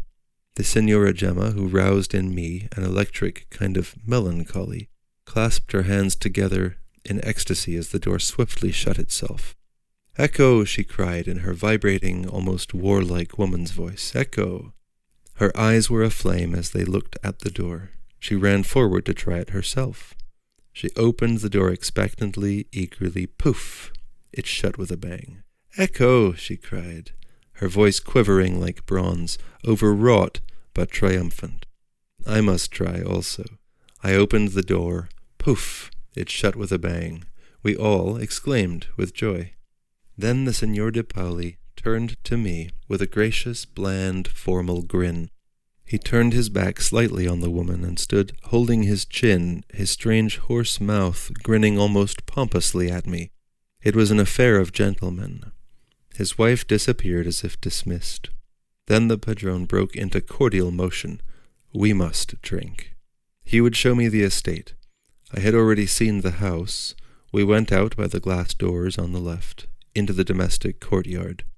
It was lower than the gardens round it, and the sunshine came through the trellised arches onto the flagstones, where the grass grew fine and green in the cracks, and all was deserted and spacious and still. There were 1 or 2 orange tubs in the light. Then I heard a noise, and there in the corner, among all the pink geraniums and the sunshine, the Signora Gemma sat laughing with a baby. It was a fair bonny thing of 18 months. The Signora was concentrated upon the child as he sat, stolid and handsome, in his little white cap, perched on a bench, picking at the pink geraniums. She laughed, bent forward, her dark force out of the shadow, swift into a glitter of sunshine near the sunny baby, laughing again excitedly, making mother noises. The child took no notice of her. She caught him swiftly into the shadow, and they were obscured. Her dark head was against the baby's wool jacket. She was kissing his neck avidly under the creeper leaves. The pink geraniums still frilled joyously in the sunshine. I had forgotten the padrone. Suddenly I turned to him inquiringly. "The Signora's nephew," he explained, briefly, curtly, in a small voice. It was as if he were ashamed or too deeply chagrined. The woman had seen us watching, so she came across the sunshine with the child, laughing, talking to the baby, not coming out of her own world to us, not acknowledging us except formally. The Signor Pietro, queer old horse, began to laugh and neigh at the child with strange rancorous envy. The child twisted its face to cry. The Signora caught it away, dancing back a few yards from her old husband. "I am a stranger," I said to her across the distance. "He is afraid of a stranger." "No, no," she cried back, her eyes flaring up. "It is the man. He always cries at the men." She advanced again, laughing and roused, with the child in her arms. Her husband stood as if overcast, obliterated. She and I and the baby, in the sunshine, laughed a moment. Then I heard the neighing, forced laugh of the old man. He would not be left out. He seemed to force himself forward. He was bitter, acrid with chagrin and obliteration, struggling as if to assert his own existence. He was nullified.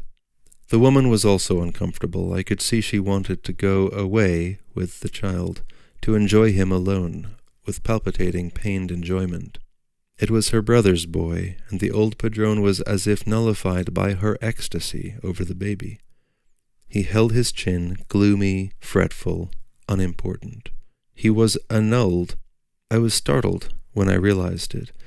It was as though his reality were not attested till he had a child. It was as if his raison d'être had been to have a son, and he had no children. Therefore he had no raison d'être.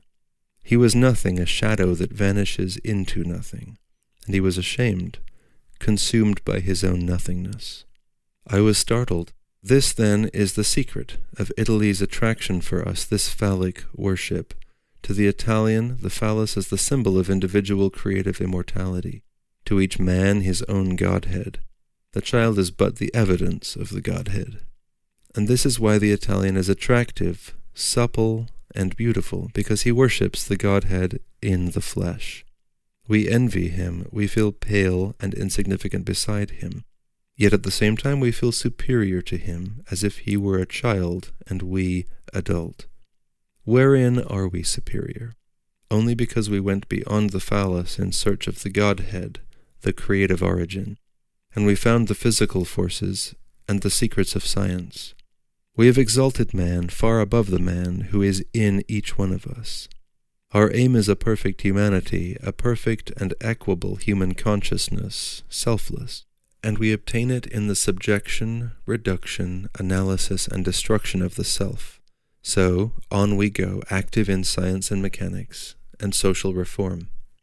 But we have exhausted ourselves in the process. We have found great treasures, and we are now impotent to use them. So we have said, what good are these treasures? They are vulgar nothings. We have said, let us go back from this adventuring. Let us enjoy our own flesh, like the Italian. But our habit of life, our very constitution, prevents our being quite like the Italian. The phallus will never serve us as a godhead, because we do not believe in it. No northern race does. Therefore either we set ourselves to serve our children, calling them the future, or else we turn perverse and destructive, give ourselves joy in the destruction of the flesh. The children are not the future. The living future is the future. Time and people do not make the future. Retrogression is not the future.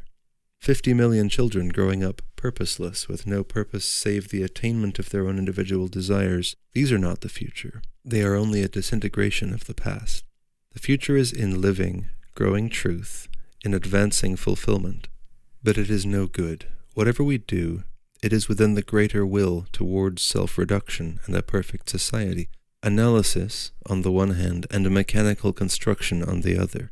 This will dominates us as a whole, and until the whole breaks down, the will must persist. So that now, continuing in the old, splendid will for a perfect selfless humanity, we have become inhuman and unable to help ourselves. We are but attributes of the great mechanized society we have created on our way to perfection. And this great mechanized society, being selfless, is pitiless. It works on mechanically and destroys us. It is our master and our God. It is past the time to leave off, to cease entirely from what we are doing, and from what we have been doing for hundreds of years. It is past the time to cease seeking one infinite, ignoring, striving to eliminate the other. The infinite is twofold, the Father and the Son, the dark and the light, the soul and the spirit, the self and the not-self, the eagle and the dove, the tiger and the lamb. The consummation of man is twofold, in the self and the selflessness. By great retrogression back to the source of darkness in me, the self, deep in the senses, I arrive at the original, creative infinite. By projection forth from myself, by the elimination of my absolute sensual self, I arrive at the ultimate infinite, oneness in the Spirit. They are two infinites, twofold approach to God, and man must know both. But he must never confuse them. They are entirely separate. The lion shall never lie down with the lamb. The lion eternally shall devour the lamb eternally shall be devoured. Man knows the great consummation in the flesh, the sensual ecstasy, and that is eternal. Also the spiritual ecstasy of unanimity, that is eternal. But the two are separable and never to be confused. To neutralize the one with the other is unthinkable, an abomination. Confusion is horror and nothingness. The two infinites, negative and positive, they are always related, but they are never identical. They are always opposite, but there exists a relation between them. This is the Holy Ghost of the Christian Trinity, and it is this the relation which is established between the two infinites, the two natures of God which we have transgressed, forgotten, sinned against.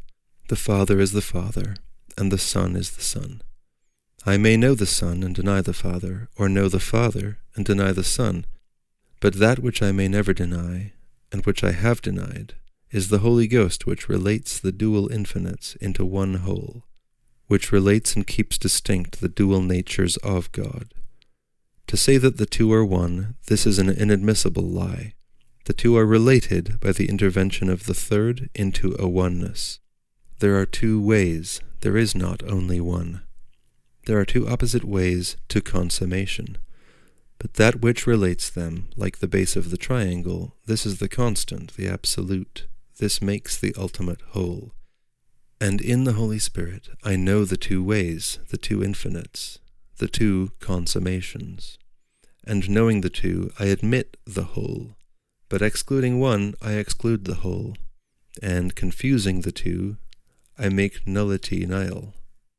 Mais, said the Signor, starting from his scene of ignominy, where his wife played with another man's child, mais voulez-vous vous promener dans mes petites terres? It came out fluently, he was so much roused in self-defense and self-assertion. We walked under the pergola of bony vine stalks, secure in the sunshine within the walls, only the long mountain parallel with us, looking in. I said how I liked the big vine garden. I asked when it ended. The pride of the padrone came back with a click. He pointed me to the terrace, to the great shut lemon houses above. They were all his. But he shrugged his Italian shoulders. It was nothing. Just a little garden, vous savez, monsieur. I protested it was beautiful, that I loved it, and that it seemed to me very large indeed. He admitted that today, perhaps, it was beautiful. Parce que il fait un tempo così très bel, très beau, ecco. He alighted on the word beau hurriedly, like a bird coming to ground with a little bounce. The terraces of the garden are held up to the sun falls full upon them. They are like a vessel slanted up to catch the superb, heavy light. Within the walls we are remote, perfect, moving in heavy spring sunshine, under the bony avenue of vines. The padrone makes little exclamatory noises that mean nothing, and teaches me the names of vegetables. The land is rich and black. Opposite us, looking down on our security, is the long arched mountain of snow. We climbed one flight of steps, and we could see the little villages on the opposite side of the lake. We climbed again, and could see the water rippling. We came to a great stone building that I had thought was a storehouse for open-air storage, because the walls are open halfway up, showing the darkness inside, and the corner pillar very white and square and distinct in front of it. Entering carelessly into the dimness, I started, for at my feet was a great floor of water, clear and green in its obscurity, going down between the walls, a reservoir in the gloom. The Signor laughed at my surprise. It was for irrigating the land, he said. It stank slightly, with a raw smell. Otherwise, I said, what a wonderful bath it would make. The old Signor gave his little neighing laugh at the idea. Then we climbed into a great loft of leaves, ruddy brown, stored in a great bank under the roof, seeming to give off a little red heat as they gave off the lovely perfume of the hills. We passed through and stood at the foot of the lemon house. The big, blind building rose high in the sunshine before us. All summer long, upon the mountain slopes steep by the lake, stands the rows of naked pillars rising out of the green foliage like ruins of temples. White, square pillars of masonry, standing forlorn in their colonnades and squares, rising up the mountainsides here and there, as if they remained from some great race that had once worshipped here. And still in the winter, some are seen, standing away in lonely places where the sun streams full, grey rows of pillars rising out of a broken wall, tier above tier, naked to the sky, forsaken. They are the lemon plantations, and the pillars are to support the heavy branches of the trees, but finally to act as scaffolding of the great wooden houses that stand blind and ugly, covering the lemon trees in the winter. In November, when cold winds came down and snow had fallen on the mountains, from out of the storehouses the men were carrying timber, and we heard the clang of falling planks.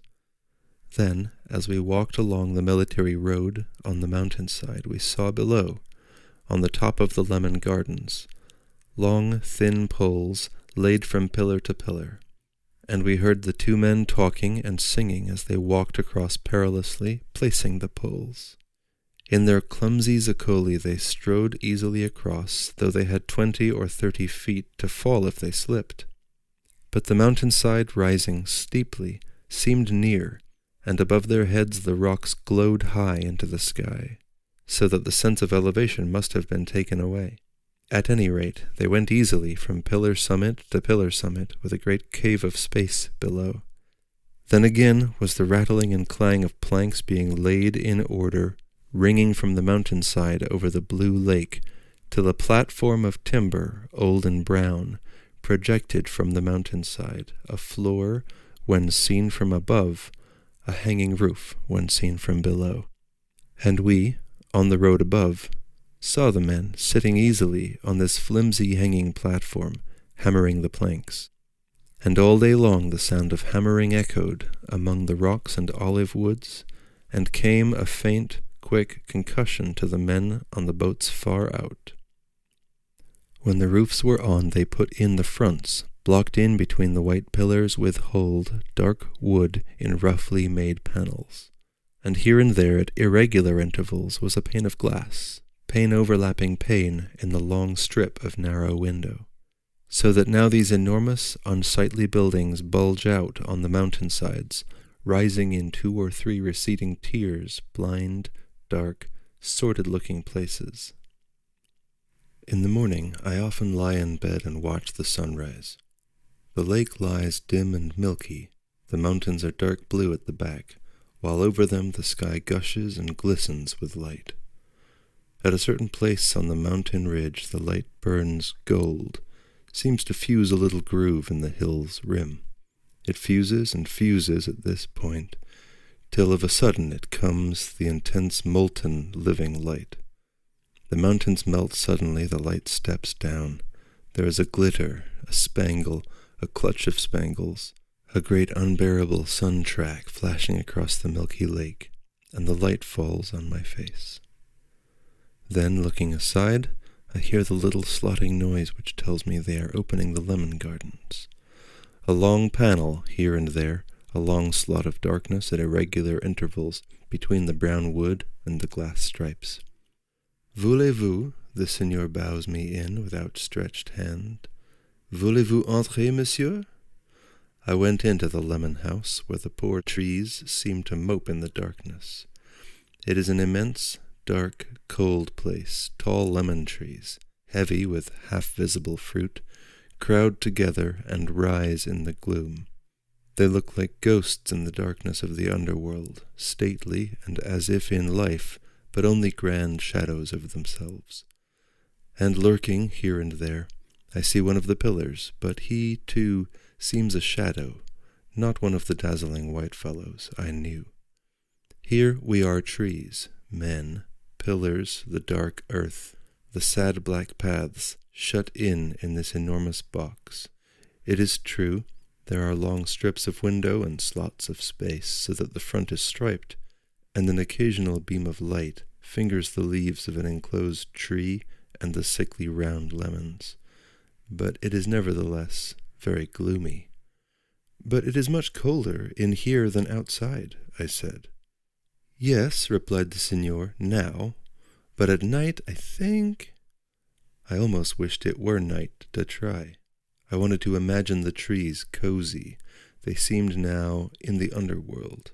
Between the lemon trees beside the path were little orange trees, and dozens of oranges hanging like hot coals in the twilight. When I warm my hands at them, the signor breaks me off one twig after another, till I have a bunch of burning oranges among dark leaves, a heavy bouquet. Looking down the Hades of the lemon house, the many ruddy clustered oranges beside the path remind me of the lights of a village along the lake at night, while the pale lemons above are the stars. There is a subtle, exquisite scent of lemon flowers. Then I notice a citron. He hangs heavy and bloated upon so small a tree that he seems a dark green enormity.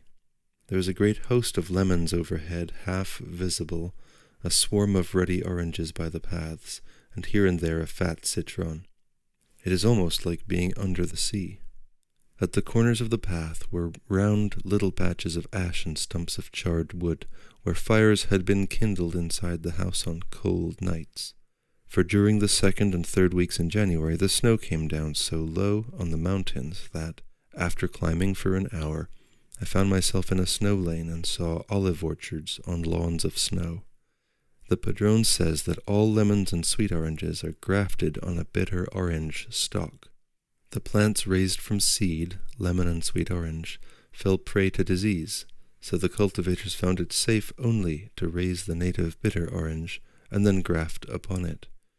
And the maestra, she is the schoolmistress who wears black gloves while she teaches us Italian, says that the lemon was brought by St. Francis of Assisi, who came to the Garda here and founded a church and a monastery. Certainly the church of San Francesco is very old and dilapidated, and its cloisters have some beautiful and original carvings of leaves and fruit upon the pillars, which seem to connect San Francesco with the lemon. I imagine him wandering here with a lemon in his pocket. Perhaps he made lemonade in the hot summer, but Bacchus had been before him in the drink trade. Looking at his lemons, the signor sighed. I think he hates them. They are leaving him in the lurch. They are sold retail at a halfpenny each all the year round.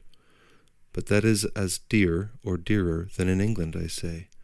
Ah, but says the maestra, that is because your lemons are outdoor fruit from Sicily, pero one of our lemons is as good as 2 from elsewhere. It is true, these lemons have an exquisite fragrance and perfume, but whether their force as lemons is double that of an ordinary fruit is a question. Oranges are sold at 4d. halfpenny the kilo. It comes about 5 for 2d. small ones. The citrons are sold also by weight in sallow for the making of that liqueur known as cedro. 1 citron fetches sometimes a shilling or more, but then the demand is necessarily small, so that it is evident, from these figures, the Lago De Garda cannot afford to grow its lemons much longer. The gardens are already many of them in ruins, and still more da vendere. We went out of the shadow of the lemon house onto the roof of the section below us. When we came to the brink of the roof, I sat down.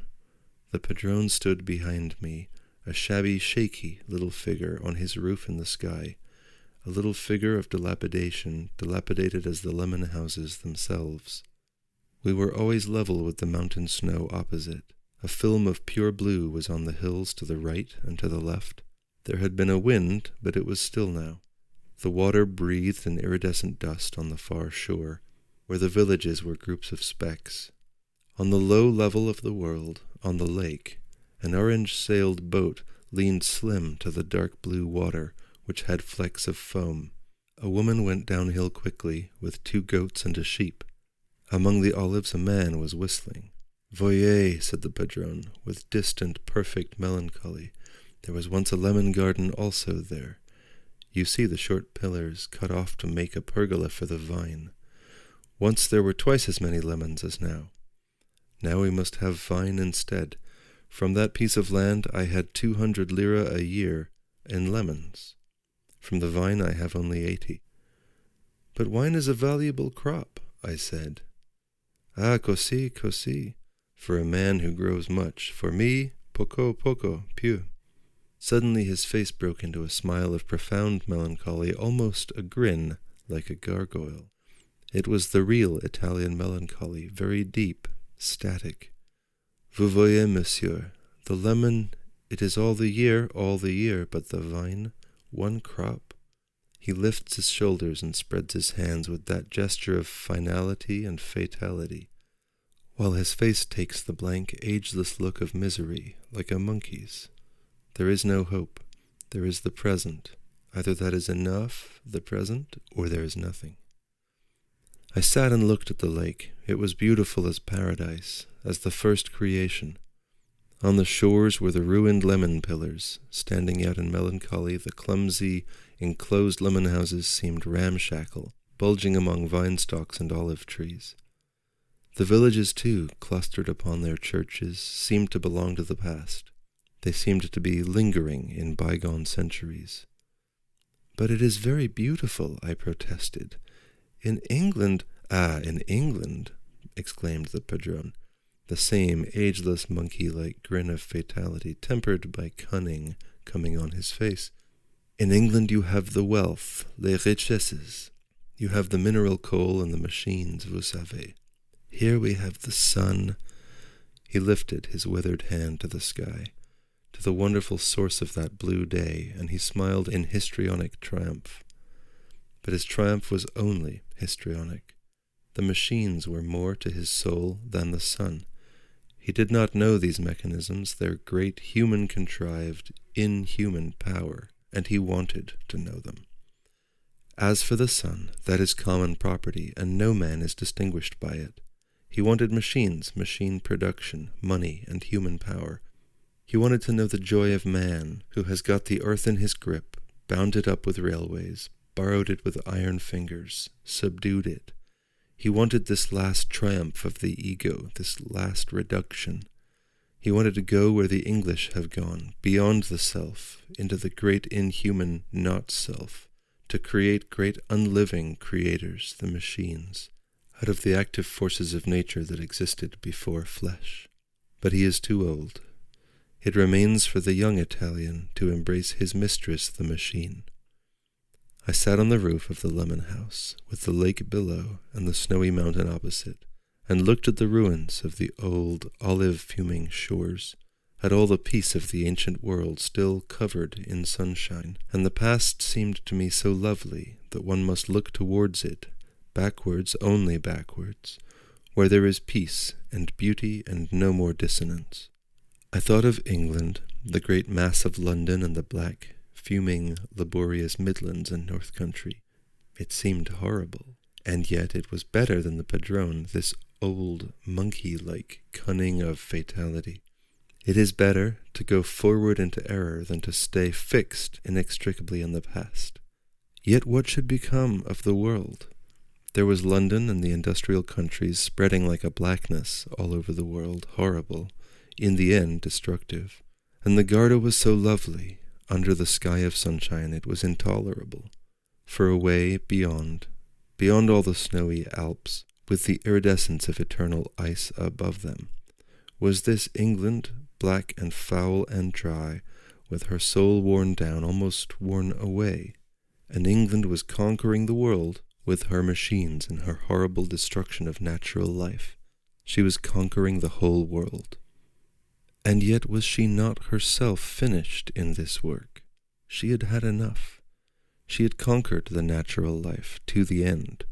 She was replete with the conquest of the outer world, satisfied with the destruction of the self. She would cease, she would turn round, or else expire. If she still lived, she would begin to build her knowledge into a great structure of truth. There it lay, vast masses of rough-hewn knowledge, vast masses of machines and appliances, vast masses of ideas and methods, and nothing done with it. only teeming swarms of disintegrated human beings seething and perishing rapidly away amongst it, till it seems as if a world will be left covered with huge ruins and scored by strange devices of industry, and quite dead, the people disappeared, swallowed up in the last efforts toward a perfect, selfless society. 3. The Theatre. During Carnival, a company is playing in the theatre. On Christmas Day, the padrone came in with the key of his box, and would we care to see the drama? The theatre was small, a mere nothing, in fact, a mere affair of peasants, you understand. And the Signor de Paoli spread his hands and put his head on one side parrot-wise, but we might find a little diversion, un peu de divertiment. With this he handed me the key. I made suitable acknowledgments and was really impressed. To be handed a key for a box at the theatre so simply and pleasantly, in the large sitting room looking over the grey lake of Christmas Day, it seemed to me a very graceful event. The key had a chain and a little shield of bronze, on which was beaten out a large figure 8. So the next day we went to see I Spetri, expecting some good crude melodrama. The theatre is an old church. Since that triumph of the deaf and dumb, the cinematograph has come to give us the nervous excitement of speed, grimace agitation, and speed as of flying atoms, chaos. Many an old church in Italy has taken a new lease of life. This cast-off church made a good theatre. I realized how cleverly it had been constructed for the dramatic presentation of religious ceremonies. The east end is round, the walls are windowless, sound is well distributed. Now everything is theatrical except the stone floor and 2 pillars at the back of the auditorium, and the slightly ecclesiastical seats below. There are 2 tiers of little boxes in the theatre, some 40 in all, with fringe and red velvet, and lined with dark red paper, quite like real boxes in a real theatre. And the padrone's is one of the best. It just holds 3 people. We paid our 3d entrance fee in the stone hall and went upstairs. I opened the door of number 8, and we were shut in our little cabin, looking down on the world. Then I found the barber, Luigi, bowing profusely in a box opposite. It was necessary to make bows all around. The chemist on the upper tier, near the barber. How do you do to the padrona of the hotel, who is our good friend and who sits, wearing a little beaver shoulder cape a few boxes off. Very cold salutation to the stout village magistrate with the long brown beard, who sits forward in the box facing the stage, while a grouping of faces look out from behind him. A warm smile to the family of the Signora Gemma, across next to the stage. Then we are settled. I cannot tell why I hate the village magistrate. He looks like a family portrait by a Flemish artist, he himself weighing down the front of the picture, with his portliness and his long brown beard, whilst the faces of his family are arranged in 2 groups for the background. I think he is angry at our intrusion. He is very republican and self-important, but we eclipse him easily with the aid of a large black velvet hat and black furs and our Sunday clothes. Downstairs the villagers are crowding, drifting like a heavy current. The women are seated by church instinct all together on the left, with perhaps an odd man at the end of a row beside his wife. On the right, sprawling on the benches, are several groups of bersaglieri in grey uniforms and slanting cock's feather hats. Then peasants, fishermen, and an odd couple or so of brazen girls taking their places on the men's side. At the back, lounging against the pillars or standing very dark and sombre, are the more reckless spirits of the village. Their black felt hats are pulled down, their cloaks are thrown over their mouths. They stand very darkly and isolated in their moments of stillness. They shout and wave to each other when anything occurs. The men are clean, their clothes are all clean washed. The rags of the poorest porter are always well washed. But it is Sunday tomorrow, and they are shaved only on a Sunday, so that they have a week's black growth on their chins. But they have dark, soft eyes, unconscious and vulnerable. They move and balance with loose, heedless motion upon the clattering zoccoli. They lounge with wonderful ease against the wall at the back. or against the 2 pillars, unconscious of the patches on their clothes or of their bare throats that are knotted perhaps with a scarlet rag. Loose and abandoned, they lounge and talk, or they watch with wistful absorption the play that is going on. They are strangely isolated in their own atmosphere, and as if revealed. It is as if their vulnerable being was exposed, and they have not the wit to cover it. There is a pathos of physical sensibility and mental inadequacy. Their mind is not sufficiently alert to run with their quick, warm senses. The men keep together as if to support each other. The women are also together, in a hard, strong herd. It is as if the power, the hardness, the triumph, even in this Italian village, were with the women in their relentless, vindictive unity. That which drives men and women together, the indomitable necessity, is like a bondage upon the people. They submit as under compulsion, under constraint. They come together mostly in anger and in violence of destructive passion. There is no comradeship between men and women, none whatsoever, but rather a condition of battle, reserve, hostility. On Sundays, the uncomfortable, excited, unwilling youth walks for an hour with his sweetheart at a little distance from her, on the public highway in the afternoon. This is a concession of the necessity for marriage. There is no real courting, no happiness of being together, only the roused excitement which is based on a fundamental hostility. There is very little flirting, and what there is of the subtle, cruel kind, like a sex duel. On the whole, the men and women avoid each other, almost shun each other. Husband and wife are brought together in a child, which they both worship. But in each of them there is only the great reverence for the infant, and the reverence for fatherhood or motherhood, as the case may be. There is no spiritual love. In marriage, husband and wife wage the subtle, satisfying war of sex upon each other. It gives a profound satisfaction, a profound intimacy, but it destroys all joy, all unanimity and action. On Sunday afternoons, the uncomfortable youth walks by the side of his maiden for an hour in the public highway. Then he escapes. As from a bondage, he goes back to his men companions. On Sunday afternoons and evenings, the married woman, accompanied by a friend or by a child, she dare not go alone, afraid of the strange, terrible sex war between her and the drunken man, is seen leading home the wine-drunken, liberated husband. Sometimes she is beaten when she gets home. It is part of the process. But there is no synthetic love between men and women.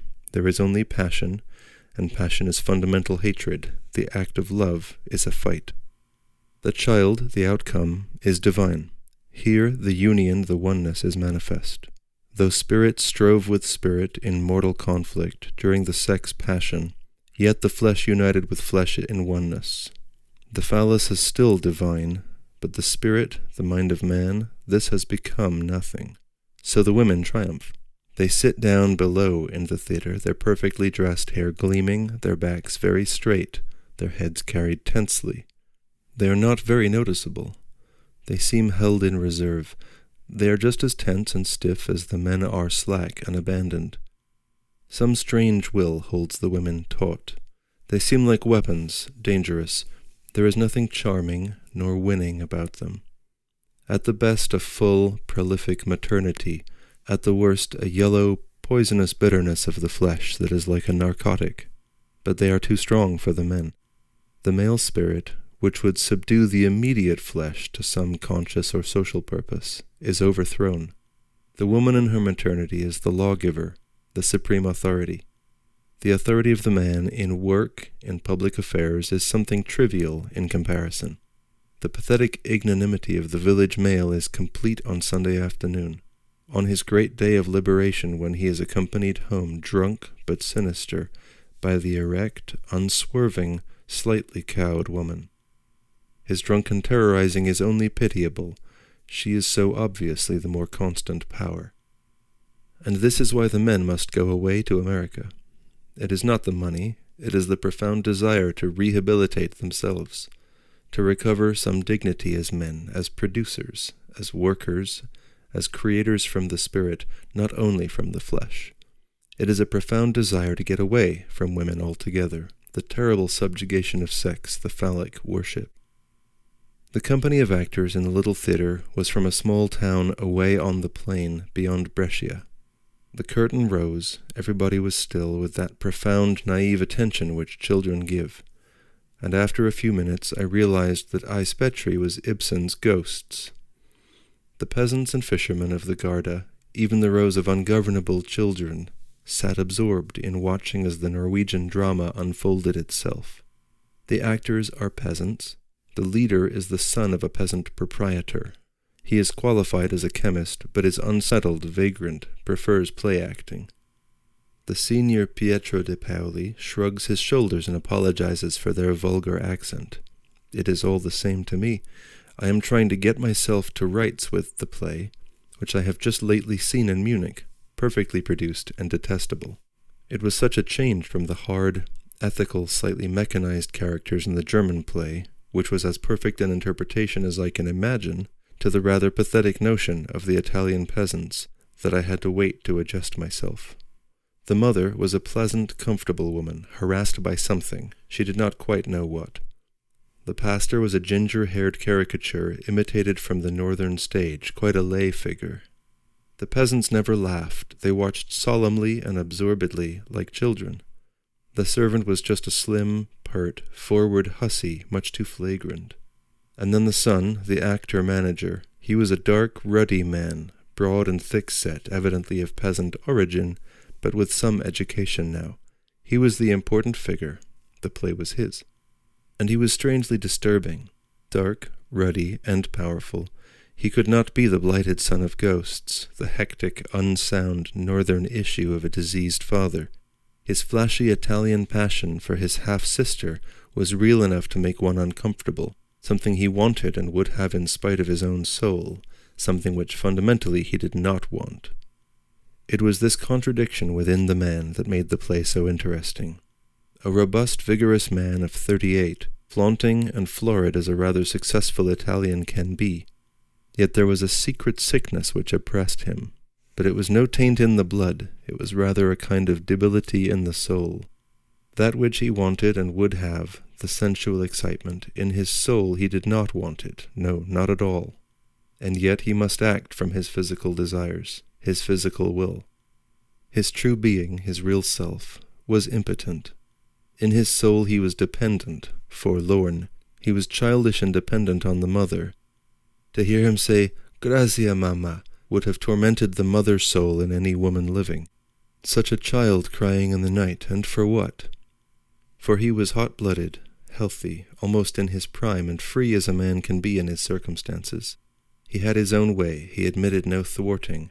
He governed his circumstances pretty much, coming to our village with his little company, playing the plays he chose himself. And yet that which he would have he did not vitally want. It was only a sort of inflamed obstinacy that made him so insistent in the masculine way. He was not going to be governed by women. He was not going to be dictated to in the least by anyone. And this because he was beaten by his own flesh. His real man's soul, the soul that goes forth and builds up a new world out of the void, was ineffectual. It could only revert to the senses.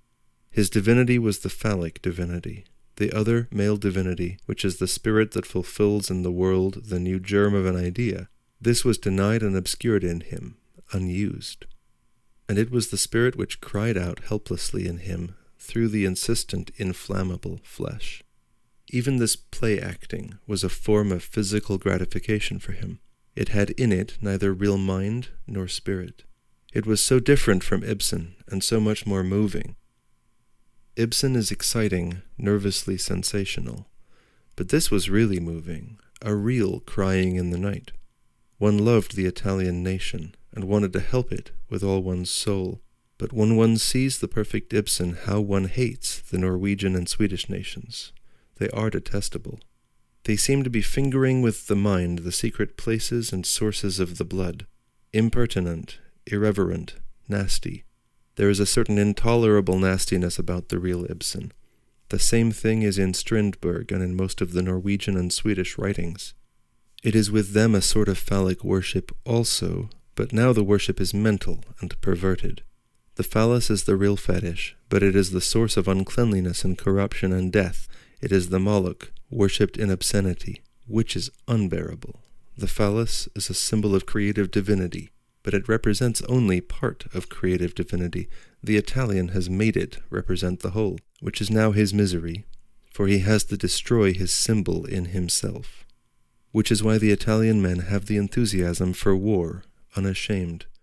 Partly it is the true phallic worship, for the phallic principle is to absorb and dominate all life. But also it is a desire to expose themselves to death, to know death, that death may destroy in them this too strong dominion of the blood, may once more liberate the spirit of outgoing, of uniting, of making order out of chaos in the outer world, as the flesh makes a new order from chaos in begetting a new life, set them free to know and serve a greater idea. The peasants below sat and listened intently, like children who hear and do not understand, yet who are spellbound. The children themselves sit spellbound on the benches till the play is over. They do not fidget or lose interest. They watch with wide, absorbed eyes at the mystery, held in thrall by the sound of emotion. But the villagers do not really care for Ibsen. They let it go. On the Feast of Epiphany, as a special treat, was given a poetic drama by D'Annunzio, La fiaccola sotto il moggio, The Light Under the Bushel. It is a foolish romantic play, of no real significance. There are several murders and a good deal of artificial horror, but it is all a very nice and romantic piece of make-believe, like a charade. So the audience loved it. After the performance of Ghosts, I saw the barber, and he had the curious grey, clayey look of an Italian who is cold and depressed. The sterile, cold inertia which the so-called passionate nations know so well had settled on him, and he went obliterating himself in the street as if he were cold dead. But after the D'Annunzio play, he was like a man who has drunk sweet wine and is warm. "Ah, bellissimo, bellissimo," he said, in tones of intoxicated reverence when he saw me. "Better than I Spetri?" I said. He half raised his hands as if to imply the fatuity of the question. "Ah, but," he said, "it was D'Annunzio, the other—" "That was Ibsen, a great Norwegian," I said, "famous all over the world." "But you know, D'Annunzio is a poet. Oh, beautiful, beautiful." There was no going beyond this bello, bellissimo. It was the language which did it. It was the Italian passion for rhetoric, for the speech which appeals to the senses and makes no demand on the mind. When an Englishman listens to a speech, he wants to at least imagine that he understands thoroughly and impersonally what is meant. But an Italian only cares about the emotion. It is the movement, the physical effect of the language upon the blood, which gives him supreme satisfaction. His mind is scarcely engaged at all. He is like a child, hearing and feeling without understanding. It is the sensuous gratification he asks for, which is why D'Annunzio is a god in Italy. He can control the current of the blood with his words, and although much of what he says is bosh, yet his hearer is satisfied, fulfilled. Carnival ends on the 5th of February, so each Thursday there is a serata d'onore of one of the actors. The first and the only one for which prices were raised, to a 4-pence entrance fee instead of 3-pence, was for the leading lady. The play was The Wife of the Doctor, a modern piece, sufficiently uninteresting. The farce that followed made me laugh. Since it was her evening of honor, Adelaida was the person to see. She is very popular, though she is no longer young. In fact, she is the mother of the young, pert person of Ghosts. Nevertheless, Adelaida, stout and blonde and soft and pathetic, is the real heroine of the theatre, the prima. She's very good at sobbing, and afterwards the men exclaim involuntarily out of their strong emotion, "Bella, Bella!" The women say nothing. They sit stiffly and dangerously as ever, but no doubt they quite agree this is the true picture of ill-used, tear-stained woman, the bearer of many wrongs. Therefore they take unto themselves the homage of the men's "Bella, Bella" that follows the sobs. It is due recognition of their hard wrongs. The woman pays. Nevertheless they despise in their souls the plump, soft Adelaida. Dear Adelaida, she is irreproachable. In every age, in every clime, she is dear, at any rate to the masculine soul. This soft, tear-blenched, blonde, ill-used thing. She must be ill-used and unfortunate. Dear Gretchen, dear Desdemona, dear Iphigenia, dear Dame O'Camelias, dear Lucy of Lammermoor, dear Mary Magdalene, dear pathetic unfortunate soul, in all ages and lands, how we love you. In the theatre she blossoms forth, she is the lily of the stage. Young and inexperienced as I am, I have broken my heart over her several times. I could write a sonnet sequence to her, yes, the fair, pale, tear-stained thing, white-robed, with her hair down her back. I could call her by 100 names in 100 languages. Melisande, Elizabeth, Juliet, Butterfly, Phaedra, Minnehaha, etc. Each new time I hear her voice with its faint clang of tears, my heart grows big and hot and my bones melt. I detest her, but it is no good. My heart begins to swell like a bud under the plangent rain. The last time I saw her was here, on the Garda at Salo. She was the chalked, thin-armed daughter of Rigoletto. I detested her, her voice had a chalky squeak in it, and yet, by the end, my heart was overripe in my breast, ready to burst with loving affection. I was ready to walk onto the stage, to wipe out the odious, miscreant lover, and to offer her all myself, saying, "I can see it is real love you want, and you shall have it. I will give it to you." Of course, I know the secret of the Gretchen magic. It is all in the "Save me, Mr. Hercules" phrase. Her shyness, her timidity, her trustfulness, her tears foster my own strength and grandeur. I am the positive half of the universe, but so I am, if it comes to that, just as positive as the other half. Adelaida is plump, and her voice has just that moist, plangent strength which gives one a real voluptuous thrill. The moment she comes on the stage and looks round, a bit scared, she is she. Electra, Isolde, Sieglinde, Marguerite. She wears a dress of black velvet, like the lady who weeps at the trial in the police court. This is her modern uniform. Her antique garment is of trailing white with a blonde pigtail and a flower. Realistically, it is black velvet and a handkerchief. Adelaida always has a handkerchief, and I still cannot resist it. I say, "There's the hanky." Nevertheless, in 2 minutes it has worked its way with me. She squeezes it in her poor plump hand as the tears begin to rise. Fate, or man, is inexorable, so cruel. There is a sob, a cry. She presses the fist and the hanky to her eyes, one eye, then the other. She weeps real tears, tears shaken from the depths of her soft, vulnerable, victimized female self. I cannot stand it. There I sit in the padrone's little red box and stifle my emotion, whilst I repeat in my heart, "What a shame, child, what a shame." She is twice my age, but what is age in such circumstances? Your poor little hanky, it's sopping. There then, don't cry, it'll be all right. I'll see you're all right.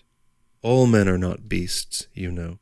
So I cover her protectively in my arms, and soon I shall be kissing her for comfort, in the heat and prowess of my compassion, kissing her soft plump cheek and neck closely, bringing my comfort nearer and nearer. It is a pleasant and exciting role for me to play. Robert Burns did the part to perfection. Wert thou in the cauld blast, on yonder lay, on yonder lay. How many times does one recite that to all the Ophelias and Gretchens in the world? Thy build should be my bosom. How one admires one's bosom in that capacity. Looking down at one's shirt front, one is filled with strength and pride. Why are the women so bad at playing this part in real life, the Ophelia Gretchen role? Why are they so unwilling to go mad and die for our sakes? They do it regularly on the stage. But perhaps, after all, we write the plays. What a villain I am! What a black-browed, passionate, ruthless, masculine villain I am to the leading lady on the stage, and on the other hand, dear heart, what a hero, what a fount of chivalrous generosity and faith. I am anything but a dull and law-abiding citizen. I am a Galahad, full of purity and spirituality. I am the Lancelot of valor and lust. I fold my hands or I cock my hat in one side, as the case may be. I am myself. Only I am not a respectable citizen, not that in this hour of my glory and my escape. Dear heaven, how Adelaida wept, her voice plashing like violin music, and my ruthless masculine cruelty. Dear heart, how she sighed to rest on my sheltering bosom, and how I enjoyed my dual nature, how I admired myself. Adelaida chose La Mogli del Dottore for her evening of honor. During the following week came a little storm of colored bills. Great evening of honor of Enrico Percivali. This is the leader, the actor-manager. What should he choose for his great occasion, this broad, thick-set, ruddy descendant of the peasant proprietors of the plain? No one knew. The title of the play was not revealed. So we were staying at home. It was cold and wet, but the maestra came inflammably on that Thursday evening, and we were not going to the theatre to see Amleto? Poor maestra, she is yellow and bitter-skinned, near 50, but her dark eyes are still corrosively inflammable. She was engaged to a lieutenant in the cavalry who got drowned when she was 21. Since then she has hung on the tree unripe, growing yellow and bitter-skinned, never developing. Amleto, I say. Non lo conosco. A certain fear comes into her eyes. She is schoolmistress, and has a mortal dread of being wrong. See, she cries, wavering, appealing, una drama inglese. English, I repeated. Yes, an English drama. How do you write it? Anxiously she gets a pencil from her reticule, and with black-gloved scrupulousness writes, Amleto. Hamlet, I exclaim wonderingly. Ecco, Amleto, cries the maestra, her eyes aflame with thankful justification. Then I knew that Signore Enrico Percivali was looking to me for an audience. His evening of honor would be a bitter occasion to him if the English were not there to see his performance. I hurried to get ready. I ran through the rain. I knew he would take it badly that it rained on his evening of honor. He counted himself a man who had fate against him. Sono un disgraziato io. I was late. The first act was nearly over. The play was not yet alive, neither in the bosoms of the actors nor in the audience. I closed the door of the box softly and came forward. The rolling Italian eyes of Hamlet glanced up at me. There came a new impulse over the court of Denmark. Enrico looked a sad fool in his melancholy black. The doublet sat close, making him stout and vulgar. The knee breeches seemed to exaggerate the commonness of his thick, rather short, strutting legs, and he carried a long black rag as a cloak for histrionic purposes. And he had on his face a portentous grimace of melancholy and philosophic importance. His was the caricature of Hamlet's melancholy self-absorption. I stooped to arrange my footstool and compose my countenance. I was trying not to grin. For the first time, attired in philosophical melancholy of black silk, Enrico looked a boor and a fool. His close-cropped, rather animal head was common above the effeminate doublet. His sturdy, ordinary figure looked absurd in a melancholic droop. All the actors alike were out of their element. Their Majesties of Denmark were touching. The queen, burly little peasant woman, was ill at ease in her pink satin. Enrico had no mercy. He knew she loved to be the scolding servant or housekeeper, with her head tied up in a handkerchief, shrill and vulgar. Yet here she was, pranked out in an expanse of satin, La Regina. Regina, indeed. She obediently did her best to be important. Indeed, she rather fancied herself. She looked sideways at the audience, self-consciously, quite ready to be accepted as an imposing and noble person, if they would esteem her such. Her voice sounded hoarse and common, but whether it was the pink satin in contrast or a cold, I do not know. She was almost childishly afraid to move. Before she began a speech, she looked down and kicked her skirt viciously, so that she was sure it was under control. Then she let go. She was a burly, downright little body of 60. One rather expected her to box Hamlet on the ears. only she liked being a queen when she sat on the throne. There she perched, with great satisfaction, her train splendidly displayed, down the steps. She was as proud as a child, and she looked like Queen Victoria of the Jubilee period. The king, her noble consort, also had new honors thrust upon him, as well as new garments. His body was real enough, but it had nothing at all to do with his clothes. They established a separate identity by themselves. But wherever he went, they went with him, to the confusion of everybody. He was a thin, rather frail-looking peasant, pathetic and very gentle. There was something pure and fine about him. He was so exceedingly gentle, and by natural breeding courteous. But he did not feel kingly. He acted the part with beautiful, simple resignation. Enrico Percivalli had overshot himself in every direction, but worst of all in his own. He had become a hulking fellow, crawling about with his head ducked between his shoulders, pecking and poking, creeping about after other people, sniffing at them, setting traps for them, absorbed by his own self-important self-consciousness. His legs in their black knee breeches had a crawling, slinking look. He always carried the black rag of a cloak, something for him to twist about as he twisted in his own soul, overwhelmed by a sort of inverted perversity. I had always felt an aversion from Hamlet, a creeping, unclean thing he seems on the stage, whether he is Forbes Robertson or anybody else.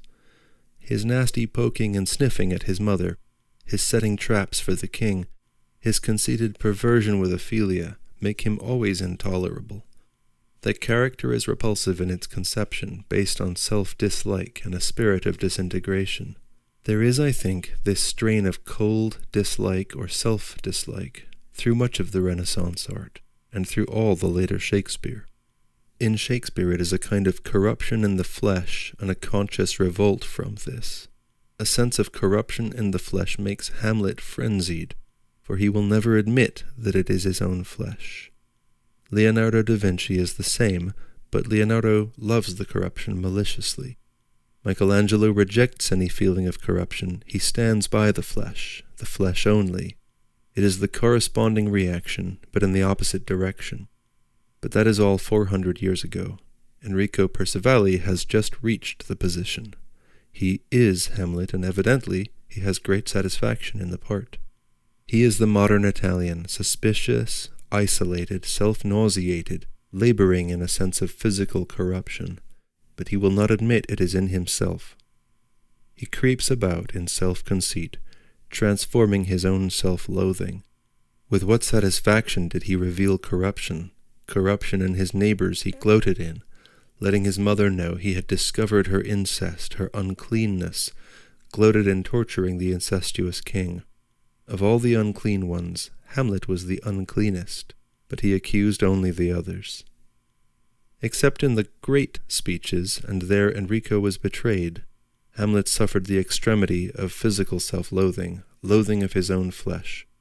The play is the statement of the most significant philosophic position of the Renaissance. Hamlet is far more even than Orestes, his prototype, a mental creature, anti-physical, anti-sensual. The whole drama is the tragedy of the convulsed reaction of the mind from the flesh, of the spirit from the self, the reaction from the great aristocratic to the great democratic principle. An ordinary instinctive man in Hamlet's position would either have set about murdering his uncle by reflex action, or else would have gone right away. There would have been no need for Hamlet to murder his mother. It would have been sufficient blood vengeance if he had killed his uncle, but that is the statement according to the aristocratic principle. Orestes was in the same position, but the same position 2,000 years earlier, with 2,000 years of experience wanting, so that the question was not so intricate in him as in Hamlet. He was not nearly so conscious. The whole Greek life was based on the idea of the supremacy of the self, and the self was always male. Orestes was his father's child. He would be the same whatever mother he had. The mother was but the vehicle, the soil in which the paternal seed was planted. When Clytemnestra murdered Agamemnon, it was as if a common individual murdered God to the Greek. But Agamemnon, king and lord, was not infallible. He was fallible. He had sacrificed Iphigenia for the sake of glory in war, for the fulfillment of the superb idea of self.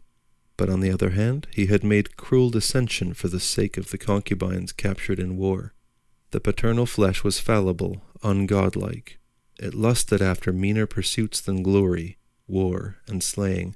It was not faithful to the highest idea of the self. Orestes was driven mad by the furies of his mother. Nevertheless, he was in the end exculpated. The third play of the trilogy is almost foolish with its prating gods, but it means that, according to the Greek conviction, Orestes was right, Clytemnestra entirely wrong. But for all that, the infallible king, the infallible male self, is dead in Orestes, killed by the furies of Clytemnestra. He gains his peace of mind after the revulsion from his own physical fallibility, but he will never be an unquestioned lord as Agamemnon was. Orestes is left at peace, neutralized. He is the beginning of non-aristocratic Christianity. Hamlet's father, the king, is, like Agamemnon, a warrior king. But unlike Agamemnon, he is blameless with regard to Gertrude. Yet Gertrude, like Clytemnestra, is the potential murderer of her husband, as Lady Macbeth is murderess, as the daughters of Lear. The women murder the supreme male, the ideal self, the king and father. This is the tragic position Shakespeare must dwell upon. The woman rejects, repudiates the ideal self with which the male presents to her. The supreme representative, king and father, is murdered by the wife and the daughters. What is the reason? Hamlet goes mad in a revulsion of rage and nausea. Yet the women murderers only represent some ultimate judgment of his own soul. At the bottom of his own soul, Hamlet has decided that the self in its supremacy, father and king, must die. It is a suicidal decision for his involuntary soul to have arrived at, yet it is inevitable. The great religious philosophic tide, which has been swelling all through the Middle Ages, had brought him there. The question to be or not to be, which Hamlet puts himself, does not mean to live or not to live. It is not the simple human being who puts himself the question. It is the supreme I, king and father, to be or not to be king, father, in the self-supreme, and the decision is not to be. It is the inevitable philosophic conclusion of all the Renaissance. The deepest impulse in man, the religious impulse, is the desire to be immortal or infinite, consummated. And this impulse is satisfied in fulfillment of an idea, a steady progression. In this progression, man is satisfied. He seems to have reached his goal, this infinity, this immortality, this eternal being with every step nearer which he takes. And so, according to his idea of fulfillment, man establishes the whole order of life. If my fulfillment is the fulfillment and establishment of the unknown divine self which I am, then I shall proceed in the realizing of the greatest idea of the self, the highest conception of the I. My order of life will be kingly, imperial, aristocratic. The body politic also will culminate in this divinity of the flesh, this body imbued with glory, invested with divine power and might, the king, the emperor. In the body politic also, I shall desire a king, an emperor, a tyrant, glorious, mighty, in whom I see myself consummated and fulfilled. This is inevitable. But during the Middle Ages, struggling with this pagan original transport, the transport of the ego, was a small dissatisfaction, a small contrary desire. Amid the pomp of kings and popes was the child Jesus and the Madonna. Jesus the King gradually dwindled down. There was Jesus the child, helpless, at the mercy of all the world, and there was Jesus crucified. The old transport, the old fulfillment of the ego, the Davidian ecstasy, the assuming of all power and glory unto the self, the becoming infinite through the absorption of all into the ego. This gradually became unsatisfactory.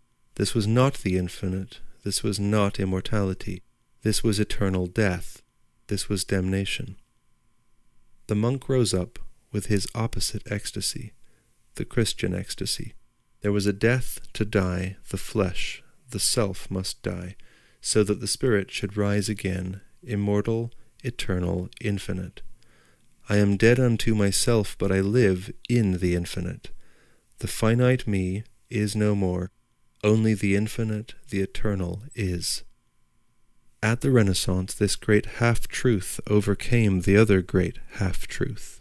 The Christian infinite, reached by a process of abnegation, a process of being absorbed, dissolved, diffused into the great not-self, supplanted the old pagan infinite, wherein the self, like a root, threw out branches and radicals which embraced the whole universe, became the whole. There is only one infinite, the world now cried. There is the great Christian infinite of renunciation and consummation in the not-self. The other, that old pride, is damnation. The sin of sins is pride. It is the way of total damnation, whereas the pagans based their life on pride. And according to this new infinite, reached through renunciation and dissolving into the others, the neighbor, the man must build up his actual form of life. With Savonarola and Martin Luther, the living church actually transformed itself, for the Roman church was still pagan. Henry VIII simply said, "There is no church, there is only the state." But with Shakespeare, the transformation had reached the state also. The king, the father, the representative of the consummate self, the maximum of all life, the symbol of the consummate being, the becoming, supreme, godlike, infinite, he must perish and pass away. This infinite was not infinite. This consummation was not consummated. All this was fallible, false. It was rotten, corrupt. It must go. But Shakespeare was also the thing itself, hence this horror, his frenzy, his self-loathing. The king, the emperor, is killed in the soul of man. The old order of life is over. The old tree is dead at the root. So said Shakespeare. It was finally enacted in Cromwell. Charles I took up the old position of kingship by divine right. Like Hamlet's father, he was blameless otherwise. But as representative of the old form of life, which mankind now hated with frenzy, he must be cut down, removed. It was a symbolic act. The world, our world of Europe, had now really turned, swung round to a new goal, a new idea, the infinite reached through the omission of self. God is all that which is not me. I am consummate when my self, the resistant solid, is reduced and diffused into all that which is not me. My neighbor, my enemy, the great otherness, then I am perfect. And from this belief, the world began gradually to form a new state, a new body politic, in which the self should be removed. There should be no king, no lords, no aristocrats. The world continued in its religious belief. Beyond the French Revolution, beyond the great movement of Shelley and Godwin, there should be no self.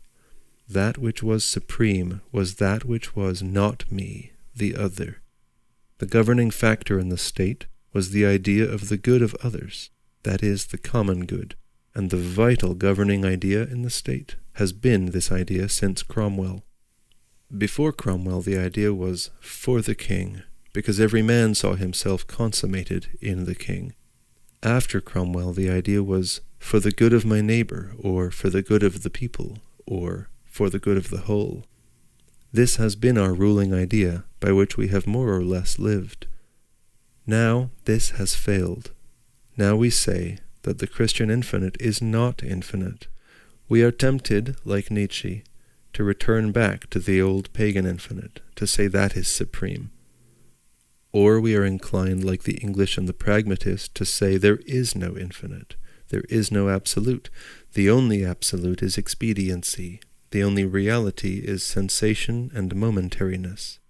But we may say this, even act on it, à la Sanine, but we never believe it. What is really absolute is the mystic reason which connects both infinites, the Holy Ghost that relates both natures of God. If we now wish to make a living state, we must build it up to the idea of the Holy Spirit, the supreme relationship. We must say, The pagan infinite is infinite. The Christian infinite is infinite. These are our two consummations. In both of these we are consummated, but that which relates them alone is absolute. This absolute of the Holy Ghost we may call truth, or justice, or right. These are partial names, indefinite and unsatisfactory unless there be kept the knowledge of the two infinites, pagan and Christian, which they go between. When both are there, they are like a superb bridge on which one can stand and know the whole world, my world, the two halves of the universe. Essere o non essere, e qui il punto. To be or not to be was the question for Hamlet to settle. It is no longer our question, at least not in the same sense. When it is a question of death, the fashionable young suicide declares that his self-destruction is the final proof of his own incontrovertible being. And as for not being in our public life, we have achieved it as much as ever we want to, as much as is necessary. Whilst in private life, there is a swing back to paltry selfishness as a creed, and in the war there is the position of neutralization and nothingness. It is a question of knowing how to be and how not to be, for we must fulfill both. Enrico Percivali was detestable with his essere o non essere. He whispered it in a hoarse whisper as if it were some melodramatic murder he was about to commit. As a matter of fact, he knows quite well, and has known all his life, that his pagan infinite, his transport of the flesh and the supremacy of the male in fatherhood, is all unsatisfactory. All his life he has really cringed before the northern infinite of the not-self, although he has continued in the Italian habit of self, but it is mere habit, sham. How can he know anything about being and not being when he is only a maudlin compromise between them, and all he wants is to be a maudlin compromise? He is neither one nor the other. He has neither being nor not being. He is as equivocal as the monks. He was detestable, mouthing Hamlet's sincere words. He has still to let go, to know what not being is before he can be. Till he has gone through the Christian negation of himself, and has known the Christian consummation, he is a mere amorphous heap. For the soliloquies of Hamlet are as deep as the soul of man can go in one direction, and as sincere as the Holy Spirit itself in their essence. But thank heaven the bog into which Hamlet struggled is almost surpassed. It is a strange thing if a man covers his face and speaks with his eyes blinded, how significant and poignant he becomes. The ghost of this Hamlet was very simple. He was wrapped down to the knees in a great white cloth, and over his face was an open-work woolen shawl. But the naive, blind helplessness and verity of his voice was strangely convincing. He seemed the most real thing in the play. From the knees downward he was Laertes, because he had on Laertes' white trousers and patent leather slippers. Yet he was strangely real, a voice out of the dark. The ghost is really one of the play's failures. It is so trivial and unspiritual and vulgar, and it was spoilt for me from the first. When I was a child I went to see the twopenny travelling theatre to see Hamlet. The ghost had on a helmet and a breastplate. I sat in pale transport. "Hamlet, Hamlet, I am thy father's ghost." Then a voice came from the dark, silent audience like a cynical knife to my fond soul. "Why the arena, I can tell thy voice." The peasants loved Ophelia. She was in white with her hair down her back. Poor thing, she was pathetic, demented, and no wonder, after Hamlet's "Oh, that this too solid flesh would melt." What then of her young breasts and her womb? Hamlet with her was a very disagreeable sight. The peasants loved her. There was a hoarse roar, half of indignation, half of roused passion, at the end of her scene. The graveyard scene, too, was a great success, but I could not bear Hamlet, and the gravedigger in Italian was a mere buffoon. The whole scene was farcical to me because of the Italian "questo cranio, signore," and Enrico, dainty fellow, took the skull in a corner of his black cloak. As an Italian he would not willingly touch it. It was unclean. But he looked a fool, hulking himself in his lugubriousness. He was as self-important as D'Annunzio. The clothes fell flat. The peasants had applauded the whole graveyard scene wildly, but at the end of all they got up and crowded to the doors as if to hurry away, this in spite of Enrico's final beat. He fell backwards, smack down 3 steps of the throne platform onto the stage. But planks and braced muscle will bounce, and Signor Amleto bounced quite high again. It was the end of Amleto, and I was glad. But I loved the theatre. I loved to look down on the peasants, who were so absorbed. At the end of the scenes the men pushed back their black hats, and rubbed their hair across their brows with a pleased, excited movement, and the women stirred in their seats. Just one man was with his wife and child, and he was of the same race as my old woman at San Tommaso. He was fair, thin, and clear, abstract, of the mountains. He seemed to have gathered his wife and child together into another, finer atmosphere like the air of the mountains, and to guard them in it. This is the real Joseph, father of the child.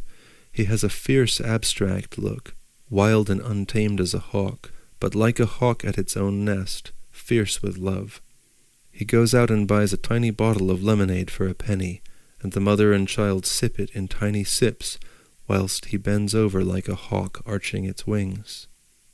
It is the fierce spirit of the ego come out of the primal infinite, but detached, isolated, an aristocrat. He is not an Italian, dark-blooded. He is fair, keen as steel, with the blood of a mountaineer in him. He is like my old spinning woman. It is curious how, with his wife and child, he makes a little separate world down there, in the theatre, like a hawk's nest, high and arid under the gleaming sky. The Bersaglieri sit close together in groups, so that there is a strange corporal connection between them. They have close-cropped, dark, slightly bestial heads, and thick shoulders and thick brown hands on each other's shoulders. When an act is over, they pick up their cherished hats and fling on their cloaks and go into the hall. They are rather rich, the Bersaglieri. They are like young, half-wild oxen, such strong, sturdy, dark lads, thickly built and with strange, hard heads, like young male caryatides. They keep close together as if there were some physical instinct connecting them, and they are quite womanless. There is a curious inner absorption among themselves, a sort of physical trance that holds them all and puts their minds to sleep. There is a strange, hypnotic unanimity among them as they put on their plumed hats and go out together, always very close, as if their bodies must touch. Then they feel safe and content in this heavy physical trance. They are in love with one another. The young men love the young men. They shrink from the world beyond, from the outsiders, from all who are not Bersaglieri of their barracks. One man is a sort of leader. He is very straight and solid like a wall, with a dark, unblemished will. His cock-feathers slither in a profuse, heavy stream from his black oilcloth hat, almost to his shoulders. He swings round, his feathers slip into a cascade. Then he goes out to the hall, his feather tossing and falling richly. He must be well off. The Bersaglieri buy their own black cock's plumes, and some pay 20 or 30 francs for the bunch, so the maestra said. The poor ones have only poor, scraggy plumes. There is something very primitive about these men. They remind me really of Agamemnon's soldiers, clustered on the seashore, men, all men, a living, vigorous, physical host of men. But there is a pressure on these Italian soldiers, as if they were men caryatides, with a great weight on their heads, making their brain hard, asleep, stunned. They all look as if their real brain were stunned, as if there were another center of physical consciousness from which they lived. Separate from them all is Pietro, the young man who lounges on the wharf to carry things from the steamer. He starts up from sleep like a wildcat as somebody claps him on the shoulder. It is the start of a man who has many enemies. He is almost an outlaw. Will he ever find himself in prison? He is the gamine of the village, well detested. He is 24 years old, thin, dark, handsome, with a cat-like lightness and grace, and a certain repulsive gamine evil in his face. Where everybody is so clean and tidy, he is almost ragged. His week's beard shows very black in his slightly hollow cheeks. He hates the man who has waked him by clapping him on the shoulder. Pietro is already married, yet he behaves as if he were not. He has been carrying on with a loose woman, the wife of the citron-colored barber, the Siciliano. Then he seats himself on the women's side of the theatre, behind a young person from Bugliaco, who also has no reputation, and makes her talk to him. He leans forward, resting his arms on the seat before him, stretching his slender, cat-like, flexible loins. The padrona of the hotel hates him. Ein frecher Kerl, she says with contempt, and looks away. Her eyes hate to see him. In the village there is the clerical party, which is the majority. There is the anti-clerical party, and there are the ne'er-do-wells. The clerical people are dark and pious and cold. There is a curious stone-cold, ponderous darkness over them, moral and gloomy. Then the anti-clerical party, with the syndico at the head, is bourgeois and respectable as far as the middle-aged people are concerned, banal, respectable, shut off as by a wall from the clerical people. The young anti-clericals are the young bloods of the place, the men who gather every night in the more expensive and less respectable café. These young men are all free-thinkers, great dancers, singers, players of the guitar. They are immoral and slightly cynical. Their leader is the young shopkeeper who has lived in Vienna, who is a bit of a bounder, with a veneer of sneering irony on an original good nature. He is well-to-do and gives dances, to which only the looser women go, with these reckless young men. He also gets up parties of pleasure and is chiefly responsible for the coming of players to the theatre this carnival. These young men are disliked, but they belong to the important class. They are well-to-do, and they have the life of the village in their hands. The clerical peasants are priest-ridden and good, because they are poor and afraid and superstitious. There is lastly a sprinkling of loose women, one who keeps the inn where the soldiers drink. These women are a definite set. They know what they are, they pretend nothing else. They are not prostitutes, but just loose women. They keep to their own clique, among men and women, never wanting to compromise anybody else. And beyond all these there are the Franciscan friars in their brown robes, so shy, so silent, so obliterated, as they stand back in the shop, waiting to buy the bread for the monastery, waiting, obscure and neutral, till no one shall be in the shop wanting to be served. The village women speak to them in a curious, neutral, official, slightly contemptuous voice. They answer, neutral and humble, though distinctly. At the theatre, now the play is over. The peasants in their black hats and cloaks crowd the hall. Only Pietro, the wharf lounger, has no cloak and a bit of a cap on the side of his head, instead of a black felt hat. His clothes are thin and loose on his thin, vigorous, cat-like body, and he is cold, but he takes no notice. His hands are always in his pockets, his shoulders slightly raised. The few women slip away home. In the little theatre bar, the well-to-do young atheists are having another drink. Not that they spend much. A tumbler of wine or a glass of vermouth costs a penny, and the wine is horrible new stuff. Yet the little baker Agostino sits on a bench with his pale baby on his knee, putting the wine to its lips, and the baby drinks like a blind fledgling. Upstairs, the quality has paid its visits and shaken hands. The Syndico and the well-to-do half-Austrian owners of the wood yard, the Bertolini, have ostentatiously shown their mutual friendship. Our padrone, the Signor Pietro de Paoli, has visited his relatives, the Graziani, in the box next to the stage, and has spent 2 intervals with us in our box.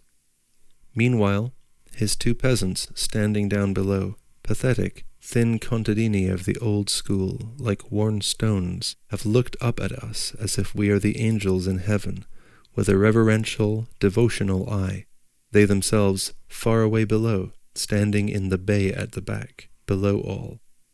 The chemist and the grocer and the schoolmistress pay calls. They have all sat self-consciously posed in the front of their boxes, like framed photographs of themselves. The second grocer and the baker visit each other. The barber looks in on the carpenter, then drops downstairs among the crowd. Class distinctions are cut very fine.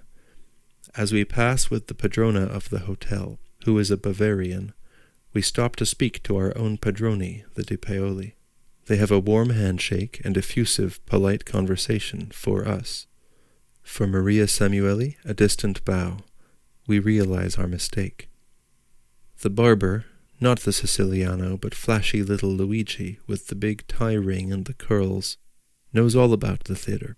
He says that Enrico Percivali has for his mistress Carina the servant in Ghosts, that the thin, gentle, old-looking king in Hamlet is the husband of Adelaida, and Carina is their daughter, that the old, sharp, fat little body of a queen is Adelaida's mother, that they all like Enrico Percivali because he is a very clever man, but that the comic Il Brillante Francesco is unsatisfied. In 3 performances in Epiphany week, the company took 265 francs, which was phenomenal. The manager, Enrico Percivali, and Adelaida pay 24 francs for every performance, or every evening on which a performance is given, as rent for the theatre, including light. The company is completely satisfied with its reception on the Lago De Garda. So it is all over. The Bersaglieri go running all the way home, because it is already past 10:30. The night is very dark. About 4 miles up the lake, the searchlights of the Austrian border are swinging, looking for smugglers. Otherwise, the darkness is complete. 4. San Gaudenzio. In the late autumn, the little rosy cyclamens blossom in the shade of this west side of the lake. They are very cold and fragrant, and their scent seems to belong to Greece, to the bouquet. They are real flowers of the past. They seem to be blossoming in the landscape of Phaedra and Helen. They bend down, they brood like little chill fires. They are little living myths that I cannot understand. After the cyclamens, the Christmas roses are in bud. It is at this season that the cachi are ripe on the trees in the garden, whole naked trees full of lustrous orange-yellow, paradisal fruit, gleaming against the wintry blue sky. The monthly roses still blossom, frail and pink. There are still crimson and yellow roses.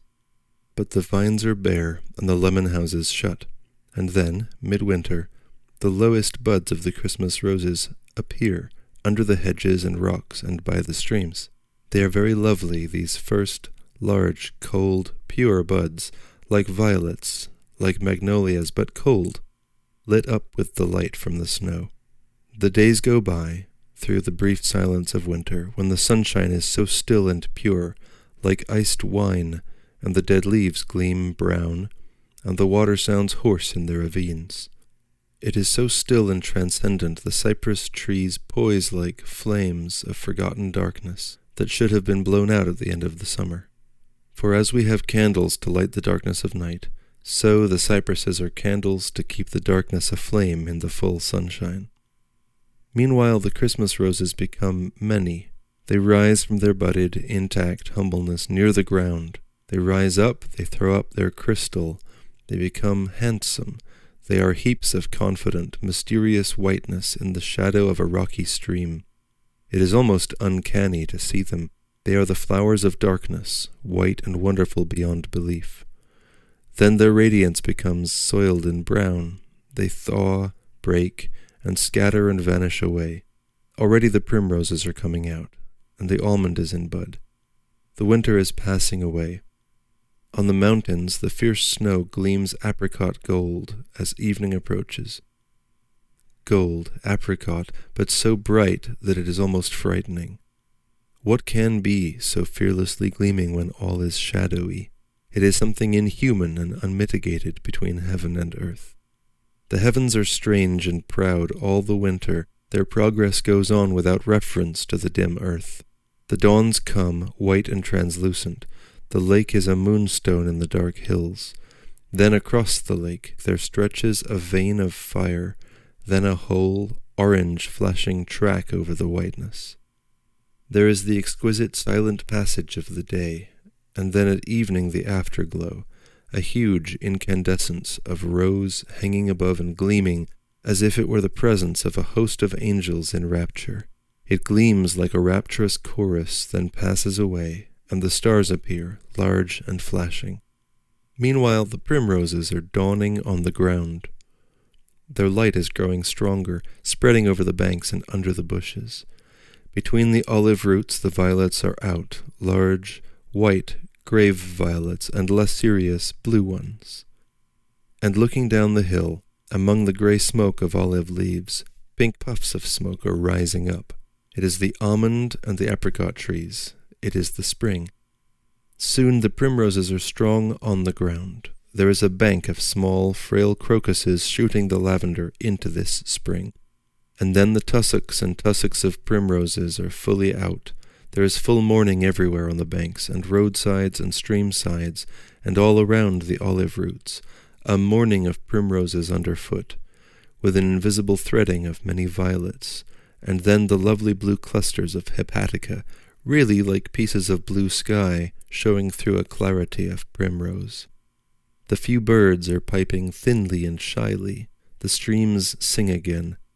There is a strange flowering shrub, full of incense, overturned flowers of crimson and gold, like Bohemian glass. Between the olive roots, new grass is coming. Day is leaping all clear and colored from the earth. It is full spring, full first rapture. Does it pass away, or does it only lose its pristine quality? It deepens and intensifies, like experience. The days seem to be darker and richer. There is a sense of power in the strong air.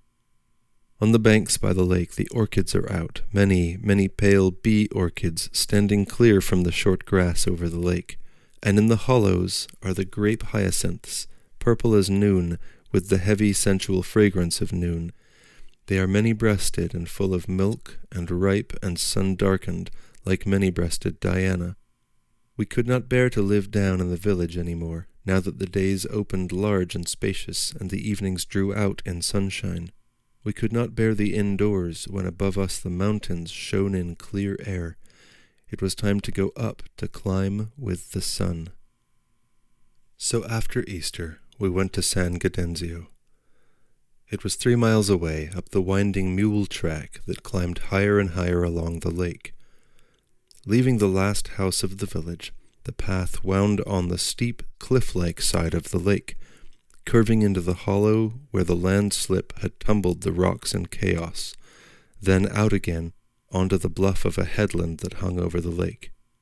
Thus we came to the tall barred gate of San Gaudenzio, on which was the usual little fire insurance tablet, and then advertisements for beer, birra, Verona, which is becoming a more and more popular drink.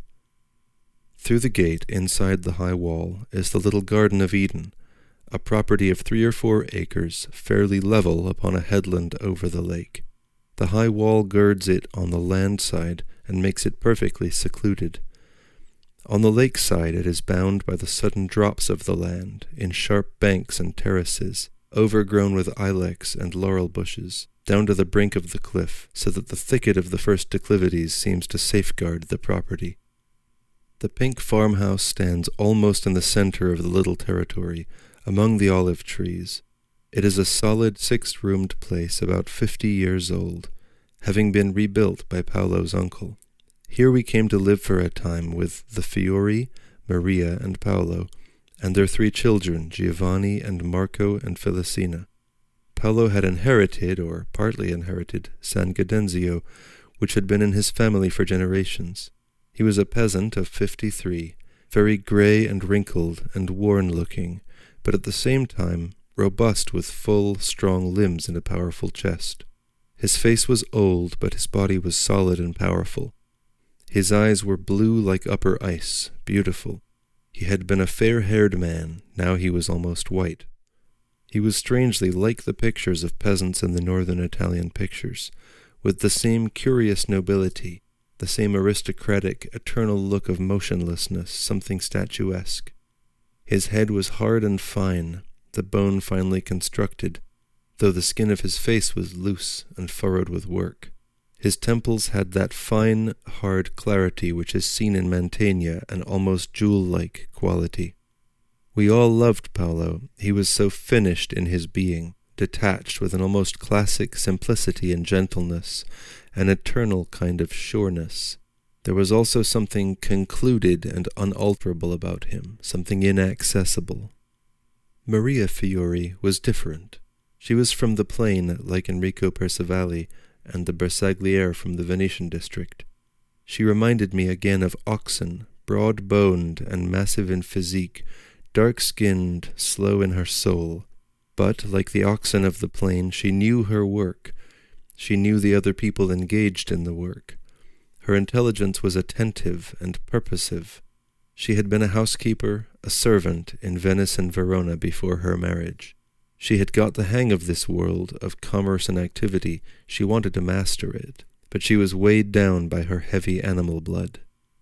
Paolo and she were the opposite sides of the universe, the light and the dark, yet they lived together now, without friction, detached, each subordinated in their common relationship. With regard to Maria, Paolo omitted himself.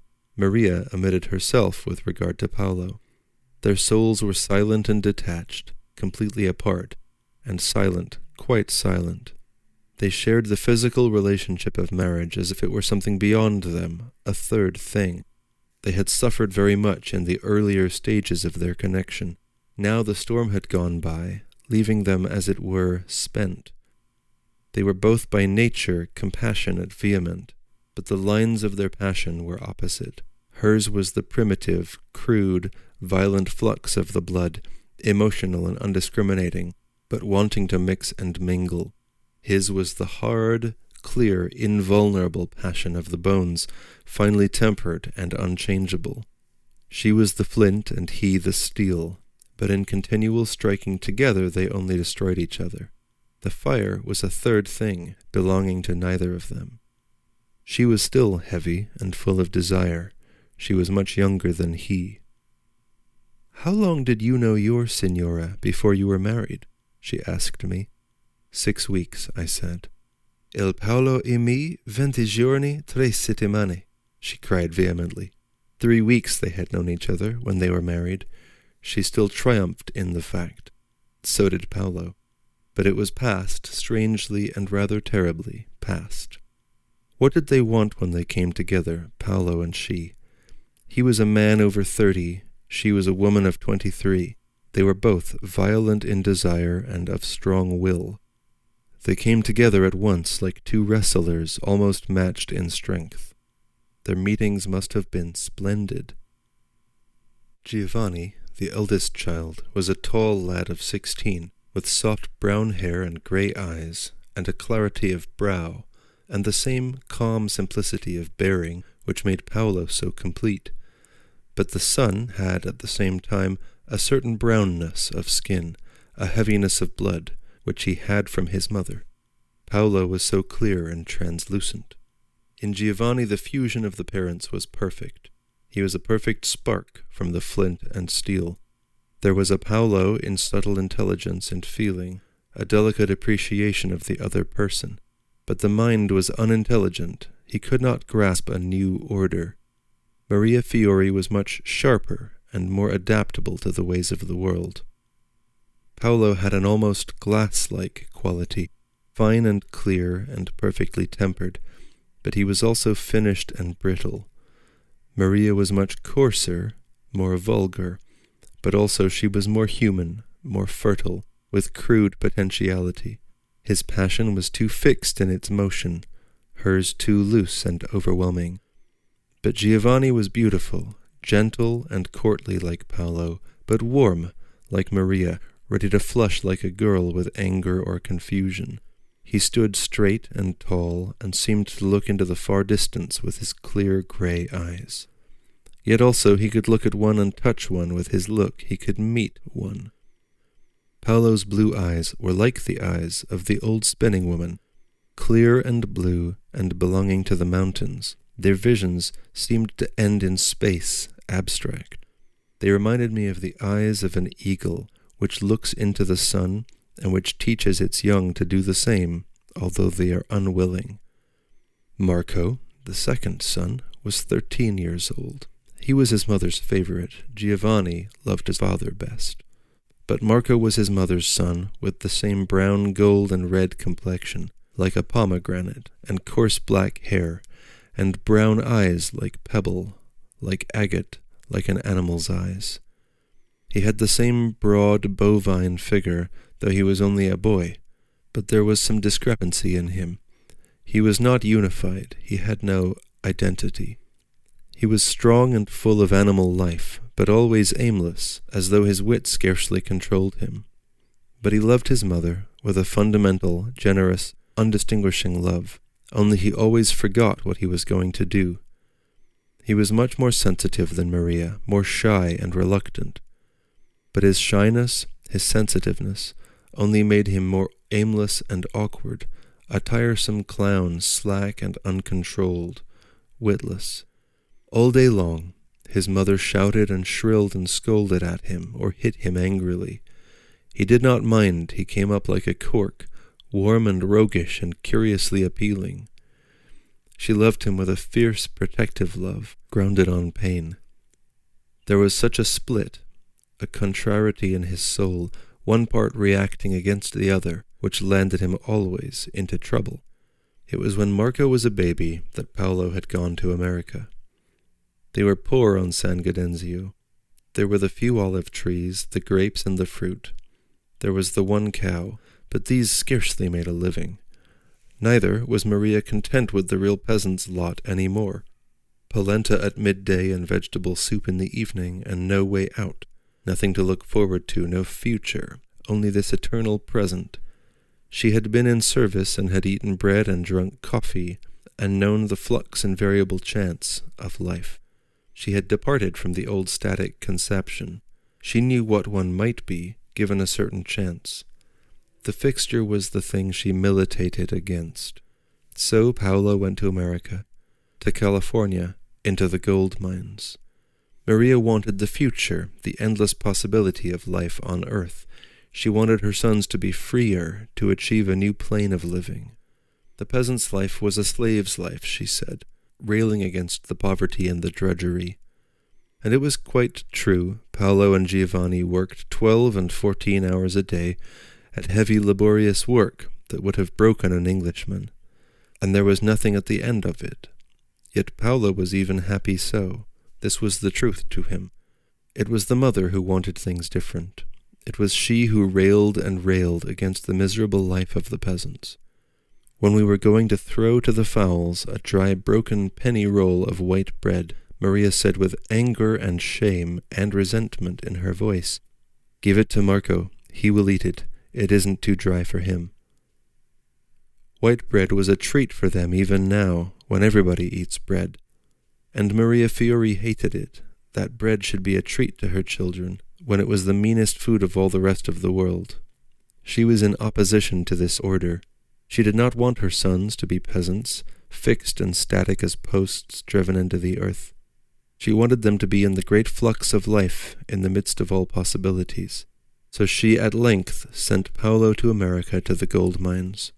Meanwhile, she covered the wall of her parlor with picture postcards to bring the outer world of cities and industries into her house. Paolo was entirely remote from Maria's world. He had not yet even grasped the fact of money, not thoroughly. He reckoned in land and olive trees.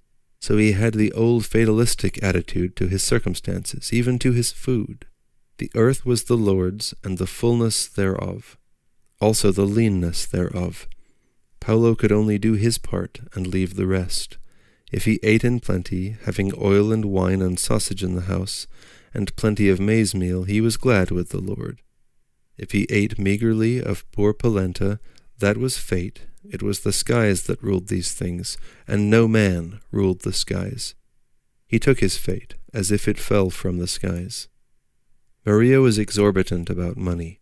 She would charge us all she could for what we had and for what was done for us. Yet she was not mean in her soul. In her soul she was in a state of anger because of her own closeness. It was a violation to her strong animal nature. Yet her mind had wakened to the value of money. She knew she could alter her position, the position of her children, by virtue of money. She knew it was only money that made the difference between master and servant, and this was all the difference she would acknowledge. So she ruled her life according to money. Her supreme passion was to be mistress rather than servant. Her supreme aspiration for her children was that in the end they might be masters and not servants. Paolo was untouched by all this. For him there was some divinity about a master which even America had not destroyed. If we came in for supper whilst the family was still at table, he would have the children at once take their plates to the wall. He would have Maria at once set the table for us, though their own meal were never finished. And this was not servility, it was the dignity of a religious conception. Paolo regarded us as belonging to the Signora, those who are elect near to God. And this was part of his religious service. His life was a ritual. It was very beautiful, but it made me unhappy. The purity of his spirit was so sacred, and the actual facts seemed such a sacrilege to it. Maria was nearer to the actual truth when she said that money was the only distinction, but Paolo had hold of an eternal truth where hers was temporal. Only Paolo misapplied this eternal truth. He should not have given Giovanni the inferior status and a fat, mean Italian tradesman the superior. That was false, a real falsity. Maria knew it and hated it. But Paolo could not distinguish between the accident of riches and the aristocracy of the spirit. So Maria rejected him altogether and went to the other extreme. We were all human beings like herself. Naked, there was no distinction between us, no higher nor lower. But we were possessed of more money than she, and she had to steer her course between those two conceptions. The money alone made the real distinction, the separation. The being, the life, made the common level. Paolo had the curious peasant's avarice also, but it was not meanness. It was a sort of religious conservation of his own power, his own self. Fortunately, he could leave all business transactions on our account to Maria, so that his relation with us was purely ritualistic. He would have given me anything, trusting implicitly that I would fulfill my own nature as Signor, one of those more godlike, nearer the light and perfection than himself, a peasant. It was pure bliss to him to bring us the first fruit of the garden. It was like laying it on an altar. And his fulfillment was in a fine, subtle, exquisite relationship, not of manners, but subtle interappreciation. He worshipped a finer understanding and a subtler tact.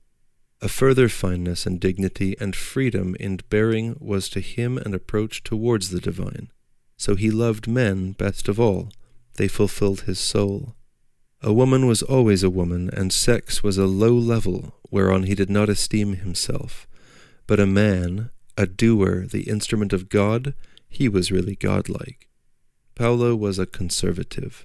For him, the world was established and divine in its establishment. His vision grasped a small circle, a finer nature, a higher understanding, took in a greater circle, comprehended the whole, so that when Paolo was in relation to a man of further vision, he himself was extended towards the whole. Thus he was fulfilled. And his initial assumption was that every signor, every gentleman, was a man of further, purer vision than himself. This assumption was false.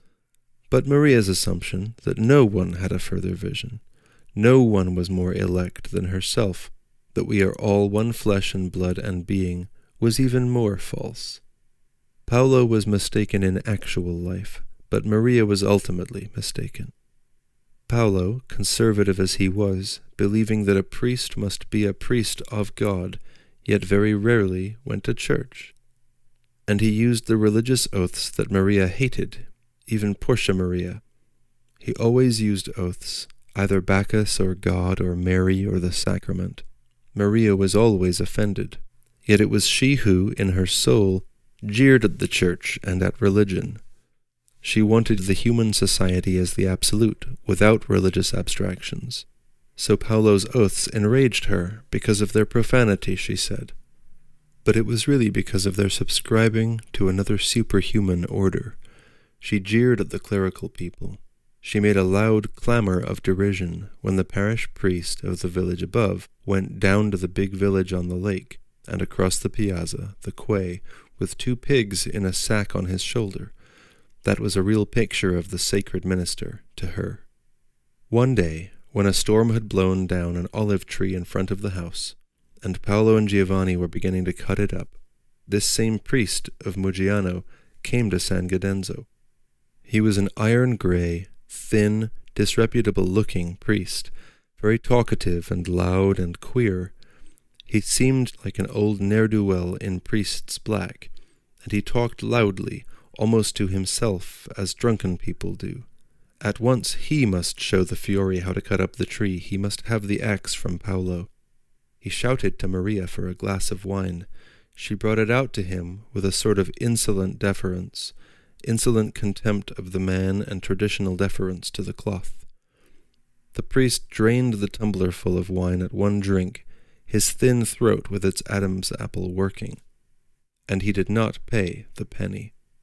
Then he stripped off his cassock and put away his hat, and, a ludicrous figure in ill-fitting black knee-breeches and a not very clean shirt, a red handkerchief around his neck, he proceeded to give great extravagant blows at the tree.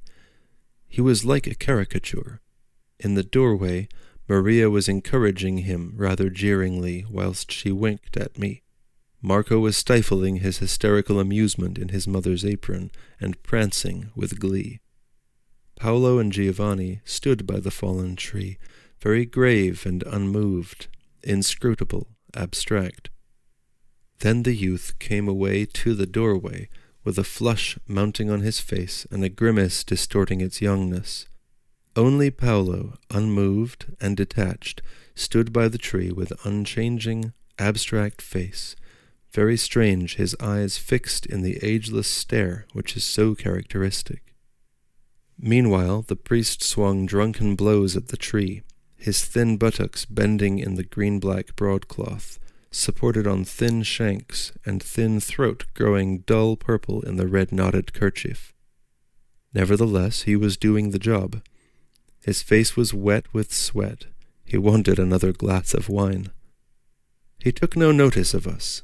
He was strangely a local, even a mountebank figure, but entirely local, an appurtenance of the district. It was Maria who jeeringly told us the story of the priest, who shrugged her shoulders to imply that he was a contemptible figure. Paolo sat with the abstract look on his face, as of one who hears and does not hear, is not really concerned. He never opposed or contradicted her, but stayed apart. It was she who was violent and brutal in her ways. But sometimes Paolo went into a rage, and then Maria, everybody, was afraid. It was a white, heavy rage, when his blue eyes shone unearthly, and his mouth opened with a curious, drawn blindness of the old furies. There was something of a cruelty, of a falling mass of snow, heavy, horrible. Maria drew away. There was a silence. Then the avalanche was finished. They must have had some cruel fights before they learned to withdraw from each other so completely. They must have begotten Marco in hatred, terrible disintegrated opposition and otherness. And it was after this, after the child of their opposition was born, that Paolo went away to California, leaving his San Gaudenzio, traveling with several companions, like blind beasts to Havre, and thence to New York, then to California. He stayed 5 years in the gold mines, in a wild valley, living with a gang of Italians in a town of corrugated iron. All the while, He had never really left San Gaudenzio. I asked him, "Used you to think of it, the lake, the Monte Baldo, the laurel trees down the slope?" He tried to see what I wanted to know. "Yes," he said, but uncertainly. I could see that he had never been really homesick. It had been very wretched on the ship going from Havre to New York. That he told me about. And he told me about the gold mines, the galleries, the valley, the huts in the valley. But he had never really fretted for San Gaudenzio whilst he was in California. In real truth, he was at San Gaudenzio all the time. His fate was riveted there. His going away was an excursion from reality, a kind of sleepwalking. He left his own reality there in the soil above the Lake of Garda. That his body was in California, what did it matter? It was merely for a time and for the sake of his own earth, his land. He would pay off the mortgage, but the gate at home was his gate all the time. His hand was on the latch. As for Maria, he had felt his duty towards her. She was part of his little territory, the rooted center of the world. He sent her home the money, but it did not occur to him in his soul to miss her. He wanted her to be safe with the children. That was all. In his flesh, perhaps, he missed the woman. But his spirit was even more completely isolated since marriage. Instead of having united with each other, they had made each other more terribly distinct and separate. He could live alone eternally. It was his condition. His sex was functional, like eating and drinking. To take a woman, a prostitute at the camp, or not to take her, was no more vitally important than to get drunk or not to get drunk of a Sunday. And fairly often on Sunday Paolo got drunk. His world remained unaltered. But Maria suffered more bitterly. She was a young, powerful, passionate woman, and she was unsatisfied, body and soul. Her soul's satisfaction became a bodily unsatisfaction. Her blood was heavy, violent, anarchic, insisting on the equality of the blood in all, and therefore on her own absolute right to satisfaction. She took a wine license for San Gaudenzio, and she sold wine. There were many scandals about her. Somehow it did not matter very much outwardly. The authorities were too divided among themselves to enforce public opinion. Between the clerical party and the radicals and the socialists, what canons were left that were absolute? Besides, these wild villages had always been ungoverned. Yet Maria suffered. Even she, according to her conviction, belonged to Paolo, and she felt betrayed and deserted. The iron had gone deep into her soul. Paolo had deserted her, and she had been betrayed to other men for 5 years. There was something cruel and implacable in life. She sat sullen and heavy. For all her quick activity, her soul was sullen and heavy. I could never believe Felicina was Paolo's child. She was an unprepossessing little girl, affected, cold, selfish, foolish. Maria and Paolo, with real Italian greatness, were warm and natural toward the child in her, but they did not love her in their very souls. She was the fruit of ash to them, and this must have been the reason that she was so self-conscious and foolish and affected, small child that she was. Paolo had come back from America a year before she was born, Maria insisted. The husband and wife lived together in a relationship of complete negation. In his soul he was sad for her, and in her soul she felt annulled. He sat at evening in the chimney seat, smoking, always pleasant and cheerful, not for a moment thinking he was unhappy. It had all taken place in his subconsciousness. But his eyebrows and eyelids were lifted in a kind of vacancy. His blue eyes were round and somehow finished, though he was so gentle and vigorous in body. But the very quick of him was killed. He was like a ghost in the house, with his loose throat and powerful limbs, his open, blue, extinct eyes, and his musical, slightly husky voice that seemed to sound out of the past. And Maria, stout and strong, and handsome like a peasant woman, went about as if there were a weight on her, and her voice was high and strident. She too was finished in her life, but she remained unbroken. Her will was like a hammer that destroys the old form. Giovanni was patiently laboring to learn a little English.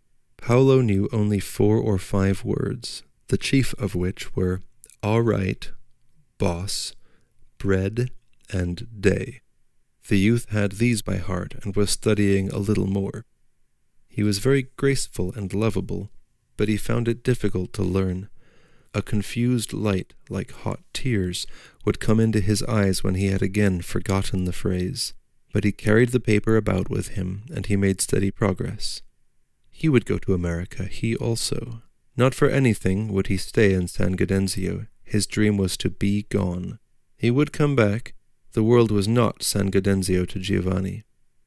The old order, the order of Paolo and of Pietro de Paoli, the aristocratic order of the supreme God, God the Father, the Lord, was passing away from the beautiful little territory. The household no longer receives its food, oil and wine and maize, from out of the earth in the motion of fate. The earth is annulled, and money takes its place. The landowner, who is the lieutenant of God and of fate, like Abraham, he too is annulled. There is now the order of the rich, which supersedes the order of the Signora. It is passing away from Italy as it has passed from England. The peasant is passing away, the workman is taking his place. The stability is gone, Paolo is a ghost, Maria is the living body, and the new order means sorrow for the Italian more even than it has meant for us. But he will have the new order. San Gaudenzio is already becoming a thing of the past. Below the house, where the land drops in sharp slips to the sheer cliff's edge, over which it is Maria's constant fear that Felicina will tumble, there are the deserted lemon gardens of the little territory, snug down below. They are invisible till one descends by tiny paths, sheer down into them. And there they stand, the pillars and walls erect, but a dead emptiness prevailing, lemon trees all dead, gone, a few vines in their place. It is only 20 years since the lemon trees finally perished of a disease. But the deserted terrace, shut between great walls, descending in their openness full to the south, to the lake and the mountain opposite, seem more terrible than Pompeii in their silence and utter seclusion. The grape hyacinths flower in the cracks, the lizards run. This strange place hangs suspended and forgotten forever, its erect pillars utterly meaningless. I used to sit and write in the great loft of the lemon house, high up, far, far from the ground, the open front giving across the lake and the mountain snow opposite, flush with twilight.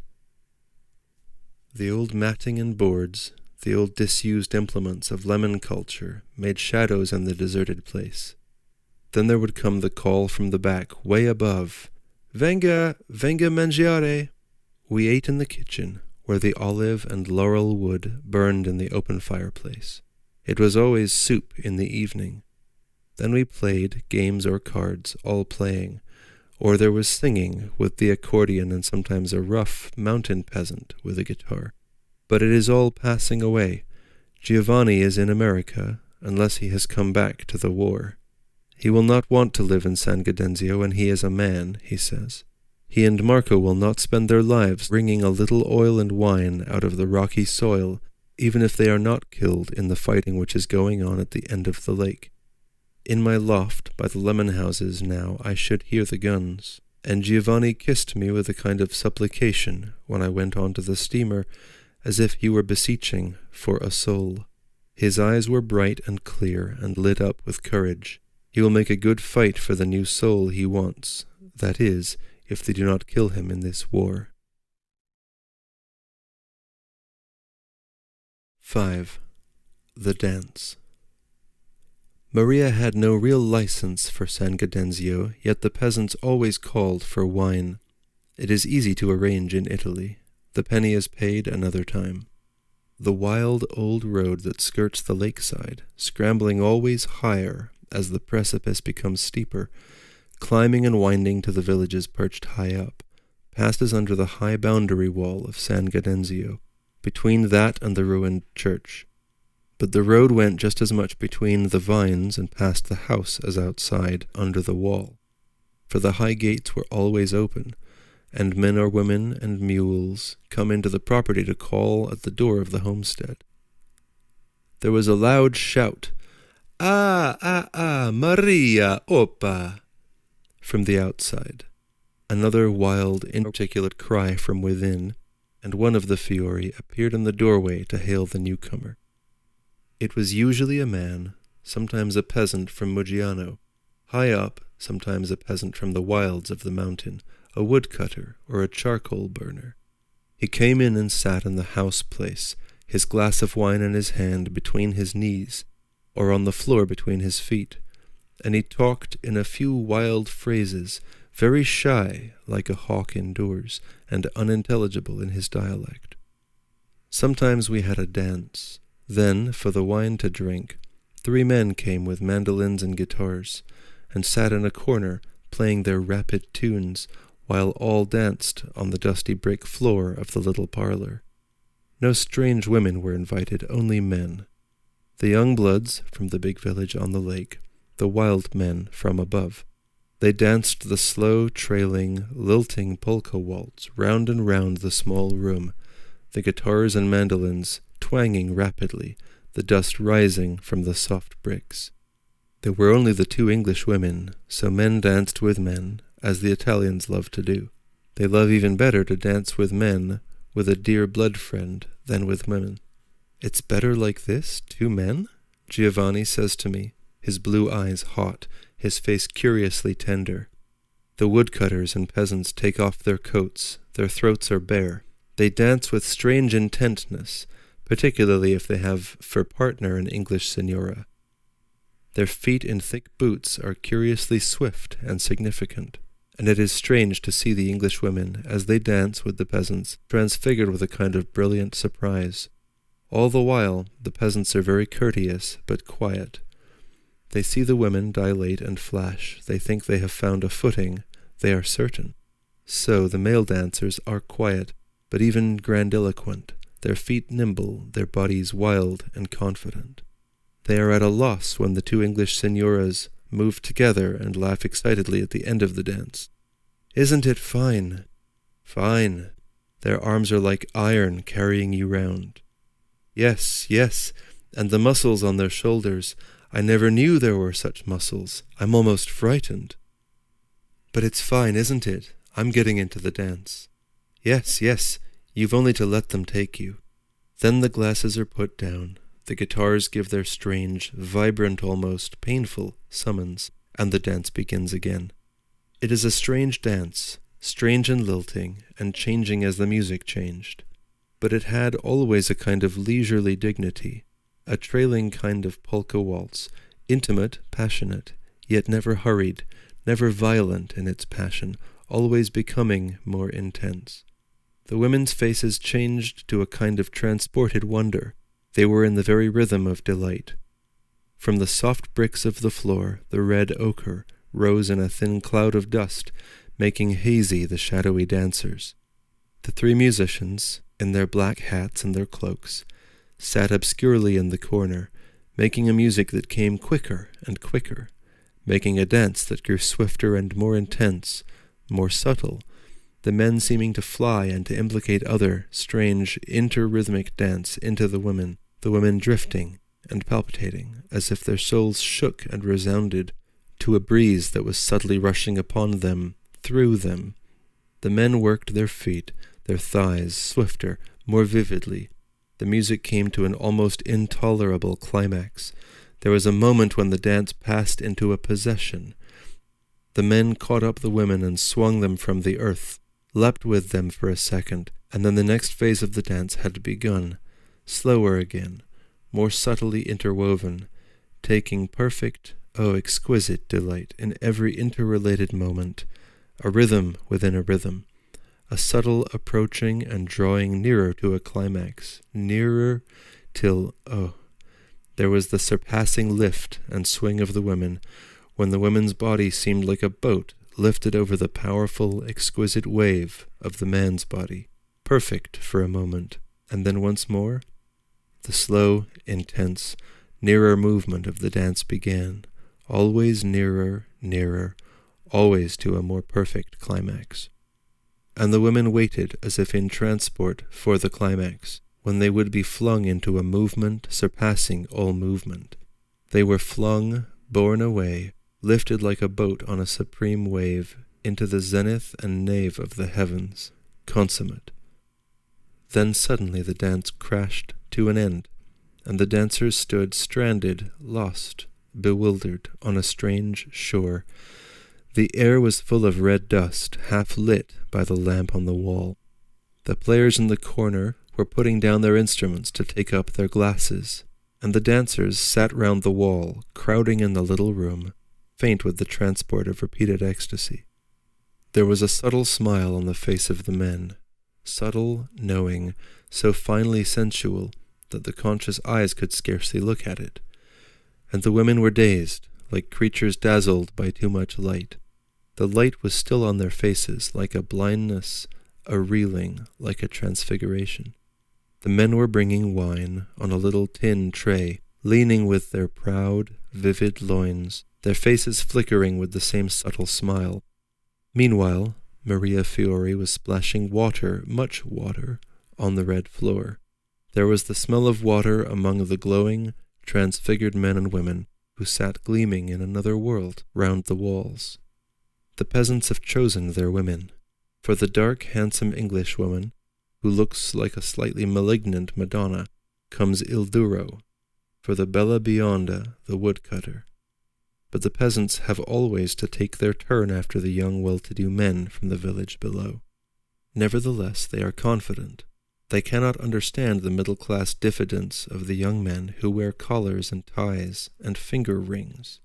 The woodcutter from the mountain is of medium height, dark, thin, and hard as a hatchet, with eyes that are black like the very flaming thrust of night.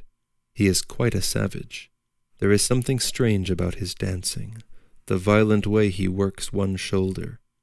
He has a wooden leg from the knee joint, yet he dances well and is inordinately proud. He is fierce as a bird and hard with energy as a thunderbolt. He will dance with the blonde senora, but he never speaks. He is like some violent natural phenomenon, rather than a person. The woman begins to wilt a little in his possession. "È bello il ballo?" he asked at length, one direct flashing question. "Sì, molto bello," cries the woman, glad to have speech again. The eyes of the woodcutter flash like actual possession. He seems now to have come into his own. With all his senses, he is dominant, sure. He is inconceivably vigorous in body, and his dancing is almost perfect, with a little catch in it, owing to his lameness, which brings almost a pure intoxication. Every muscle in his body is supple as steel, supple as strong as thunder, and yet so quick, so delicately swift, it is almost unbearable. As he draws near to the swing, the climax, the ecstasy, he seems to lie in wait. There is a sense of a great strength crouching ready. Then it rushes forth, liquid, perfect, transcendent. The woman swoons over in the dance, and it goes on, enjoyment, infinite, incalculable enjoyment. He is like a god, a strange natural phenomenon, most intimate and compelling, wonderful.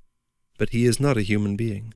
The woman, somewhere shocked in her independent soul, begins to fall away from him. She has another being, which he has not touched, and which she will fall back upon. The dance is over. She will fall back on herself. It is perfect, too perfect. During the next dance, while she is in the power of the educated ettore, a perfect and calculated voluptuary, who knows how much he can get out of this northern woman, and only how much, the woodcutter stands on the edge of the darkness, in the open doorway, and watches. He is fixed upon her, established, perfect, and all the while she is aware of the insistent, hawk-like poising on the face of the woodcutter, poised on the edge of the darkness, in the doorway, in possession, unrelinquishing. And she is angry.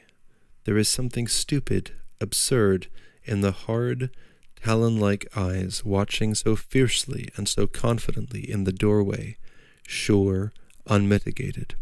Has the creature no sense? The woman reacts from him. For some time she will take no notice of him, but he waits, fixed. Then she comes near to him, and his will seems to take hold of her. He looks at her with a strange, proud, inhuman confidence, as if his influence with her was already accomplished. Venga, venga un po, he says, jerking his head strangely to the darkness. What, she replies, and passes, shaken and dilated and brilliant, consciously ignoring him, passes away among the others, among those who are safe. There is food in the kitchen, great hunks of bread, sliced sausage that Maria has made, wine, and a little coffee. But only the quality come to eat. The peasants may not come in. There is eating and drinking in the little house. The guitars are silent. It is 11 o'clock. Then there is singing, the strange bestial singing of these hills. Sometimes the guitars can play an accompaniment, but usually not.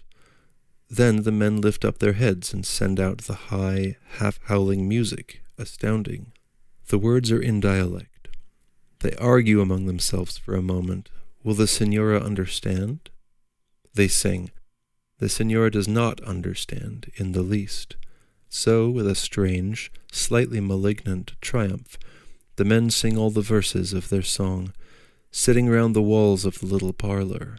Their throats move, their faces have a slight mocking smile. The boy capers in the doorway like a fawn, with glee, his straight black hair falling over his forehead. The elder brother sits straight and flushed, but even his eyes glitter with a kind of yellow light of laughter. Paolo also sits quiet, with the invisible smile on his face. Only Maria, large and active, prospering now, keeps collected, ready to order a shrill silence in the same way as she orders the peasants violently to keep their places. The boy comes to me and says, "Do you know, signor, what they are singing?" "No," I say. So he capers with furious glee. The men with the watchful eyes, all roused, sit round the wall and sing more distinctly. Si vera la primavera, fioran la mandolin, vien de basso la trentin, coi italiani far l'amor. But the next verses are so improper that I pretend not to understand. The women with their wakened, dilated faces are listening hard, their two faces beautiful in their attention, as if listening to something magical a long way off.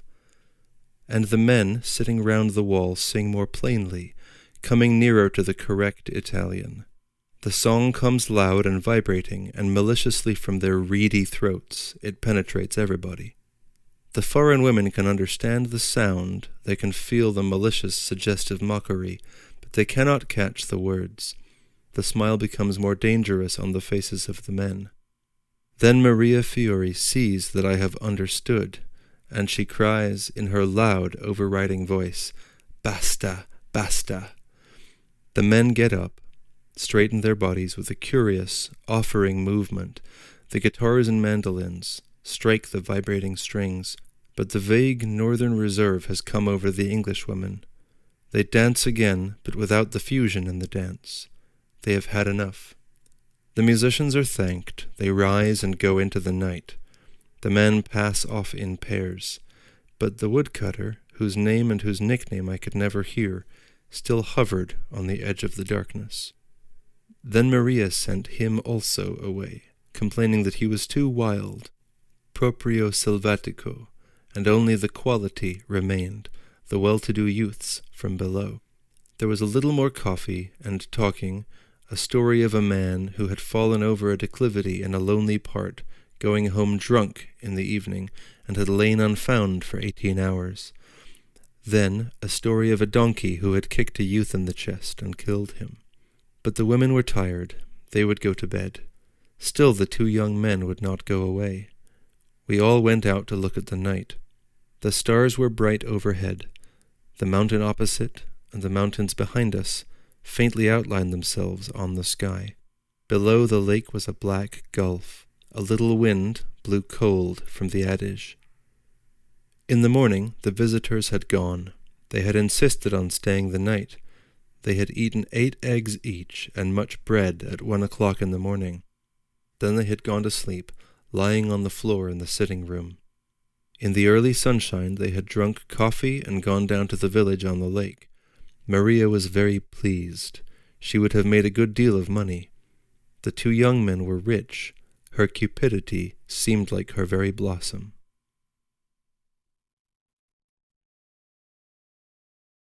6. Il Duro. The first time I saw Il Duro was on a sunny day, when there came up a party of pleasure-makers to San Gaudenzio.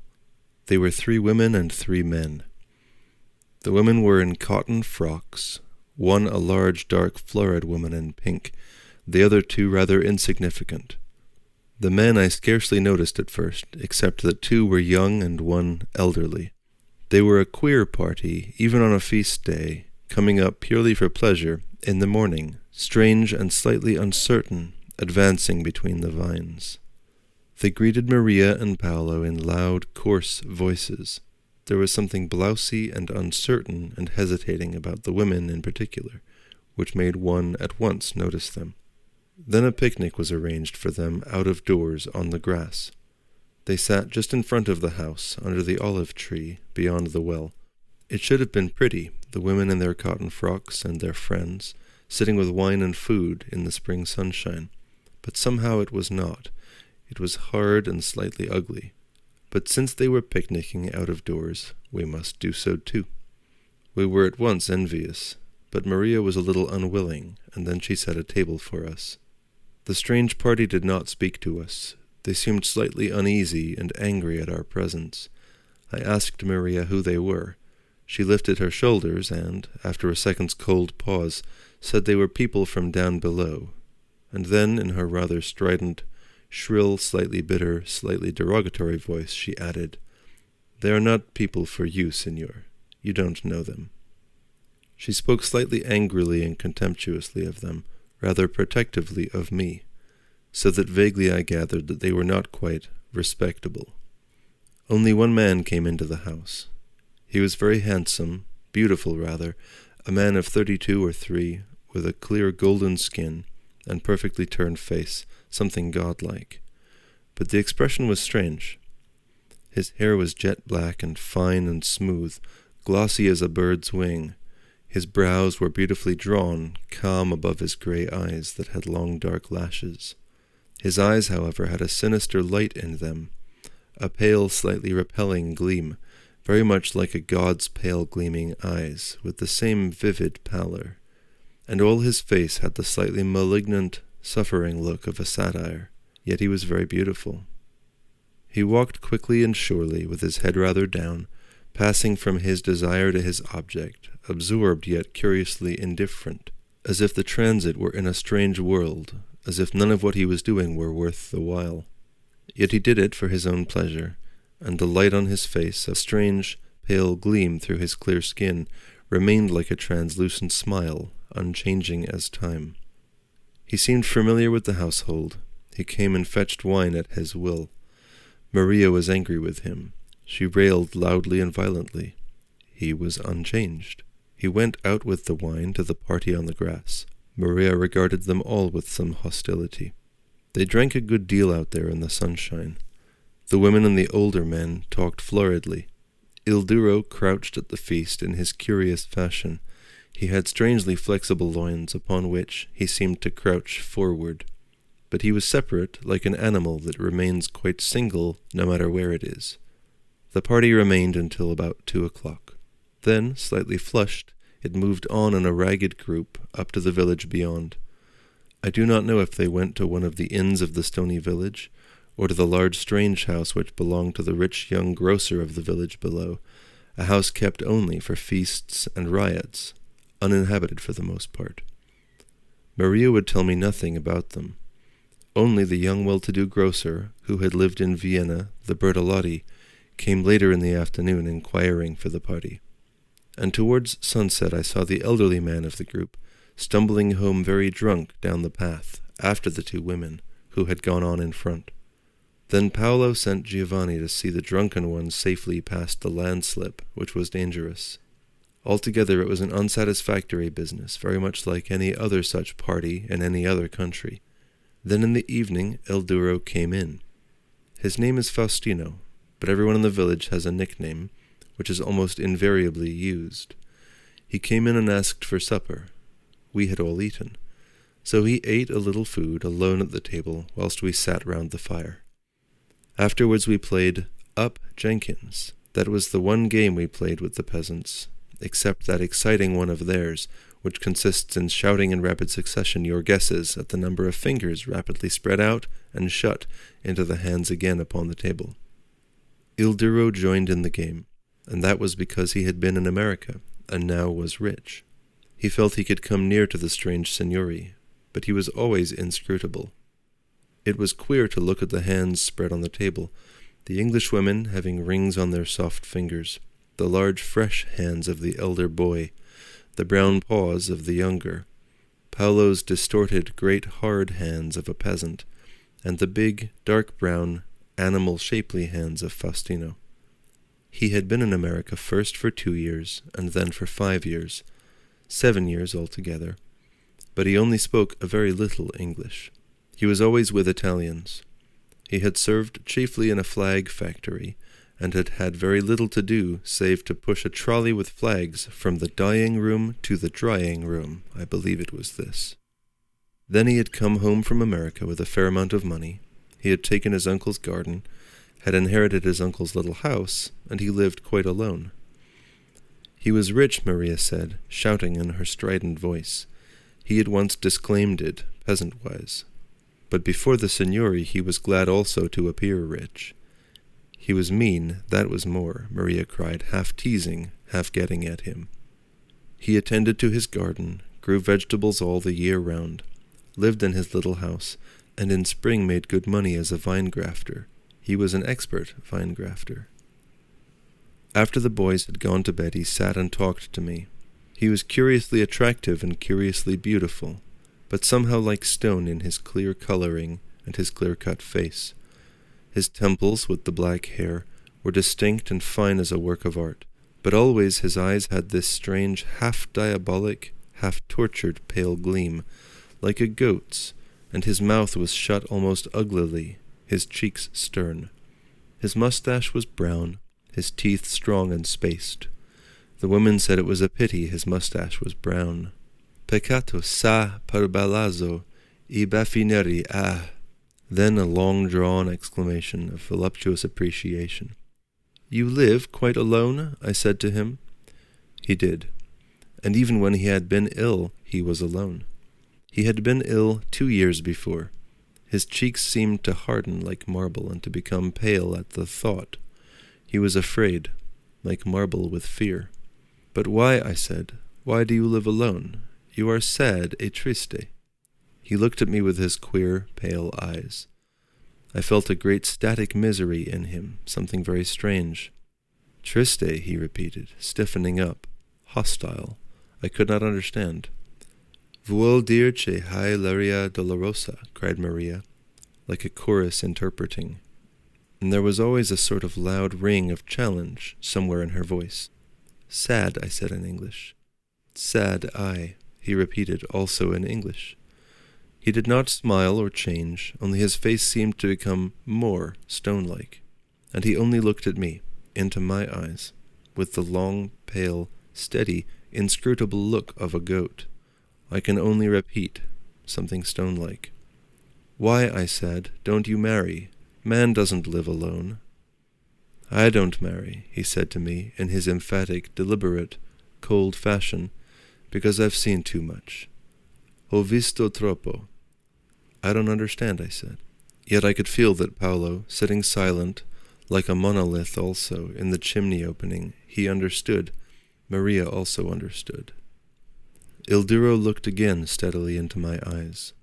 "Ho visto troppo," he repeated, and the words seemed engraved in stone. "I've seen too much." "But you can marry," I said, "however much you have seen, if you have seen all the world."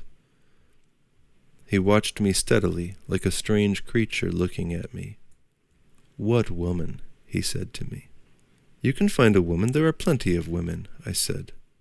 "Not for me," he said. "I have known too many. I've known too much. I can marry nobody." "Do you dislike women?" I said. "No, quite otherwise. I don't think ill of them." "Then why can't you marry? Why must you live alone?" "Why live with a woman?" he said to me, and he looked mockingly. "Which woman is it to be?" "You can find her," I said. "There are many women." Again he shook his head in the stony, final fashion. "Not for me. I have known too much." "But does that prevent you from marrying?" He looked at me steadily, finally, and I could see it was impossible for us to understand each other, or for me to understand him. I could not understand the strange white gleam of his eyes, where it came from. Also I knew he liked me very much, almost loved me, which again was strange and puzzling. It was as if he were a fairy, a faun, and had no soul, but he gave me a feeling of vivid sadness, a sadness that gleamed like phosphorescence. He himself was not sad. There was a completeness about him, about the pallid other world he inhabited, which excluded sadness. It was too complete, too final, too defined. There was no yearning, no vague merging off into mistiness. He was clear and fine as semi-transparent rock, as a substance in moonlight. He seemed like a crystal that has achieved its final shape and has nothing more to achieve. That night he slept on the floor of the sitting room. In the morning he was gone, but a week after he came in to graft the vines. All the morning and the afternoon he was among the vines, crouching before them, cutting them back with his sharp, bright knife, amazingly swift and sure, like a god. It filled me with a sort of panic to see him crouched flexibly, like some strange animal god doubled on his haunches before the young vines, and swiftly, vividly, without thought, cut at the young budding shoots, which fell unheeded onto the earth. Then again he strode with his curious, half-goat-like movement across the garden to prepare the lime. He mixed the messy stuff, cow dung and lime and water and earth, carefully with his hands, as if he understood that too. He was not a worker, he was a creature in intimate communion with the sensible world, knowing purely by touch the limy mess he mixed amongst, knowing as if by relation between that soft matter and the matter of himself. Then again he strode over the earth, a gleaming piece of earth himself, moving to the young vines. Quickly, with a few clean cuts of the knife, he prepared the new shoot, which he had picked out of a handful which lay beside him on the ground. He went finally to the quick of the plant, inserted the graft, then bound it up, fast, hard. It was like God grafting the life of man upon the body of the earth, intimately conjuring with his own flesh. All the while, Paolo stood by, somehow excluded from the mystery, talking to me, to Faustino, and Il Duro answered easily, as if his mind were disengaged. It was his senses that were absorbed in the sensible life of the plant, and the lime and the cow dung he handled. Watching him, watching his absorbed, bestial, and yet godlike crouching before the plant, as if he were the god of lower life, I somehow understood his isolation, why he did not marry. Pan and the ministers of Pan do not marry, the sylvan gods. They are single and isolated in their being. It is in the spirit that marriage takes place. In the flesh there is connection, but only in the spirit is there a new thing crafted out of two different, antithetic things. In the body I am conjoined with the woman, but in the spirit my conjunction with her creates a third thing, an absolute, a word, which is neither me nor her, nor of me nor of her, but which is absolute. And Faustino had none of this spirit. In him sensation itself was absolute, not spiritual consummation, but physical sensation. So he could not marry, it was not for him. He belonged to the god Pan, to the absolute of the senses. All the while his beauty, so perfect and so defined, fascinated me, a strange, static perfection about him. But his movements, whilst they fascinated, also repelled. I can always see him crouched before the vines on his haunches doubled together in a complete animal unconsciousness, his face seeming in its strange golden pallor and its hardness of line, with the gleaming black of the fine hair on the brow and temples, like something reflective, like the reflecting surface of a stone that gleams out of the depths of night. It was like darkness revealed in its steady, unchanging pallor. Again he stayed through the evening, having quarrelled once more with the Maria about money. He quarrelled violently, yet coldly. There was something terrifying in it, and as soon as the matter of dispute was settled, all trace of interest or feeling vanished from him. Yet he liked above all things to be near the English signori. They seemed to exercise a sort of magnetic attraction over him. It was something of the purely physical world, as a magnetized needle swings towards soft iron. He was quite helpless in the relation. Only by mechanical attraction he gravitated into line with us. But there was nothing between us, except our complete difference. It was like night and day flowing together. 7. John. Besides Il Duro, we found another Italian who could speak English, this time quite well. We had walked about 4 or 5 miles up the lake, getting higher and higher. Then quite suddenly, on the shoulder of a bluff far up, we came on a village, icy cold, as if forgotten. We went into the inn to drink something hot. The fire of olive sticks was burning in the open chimney. 1 or 2 men were talking at a table. A young woman with a baby stood by the fire, watching something boil in a large pot. Another woman was seen in the house place beyond. In the chimney seats sat a young mule driver who had left his 2 mules at the door of the inn, and opposite him an elderly stout man. They got down and offered us the seats of honor, which we accepted with due courtesy.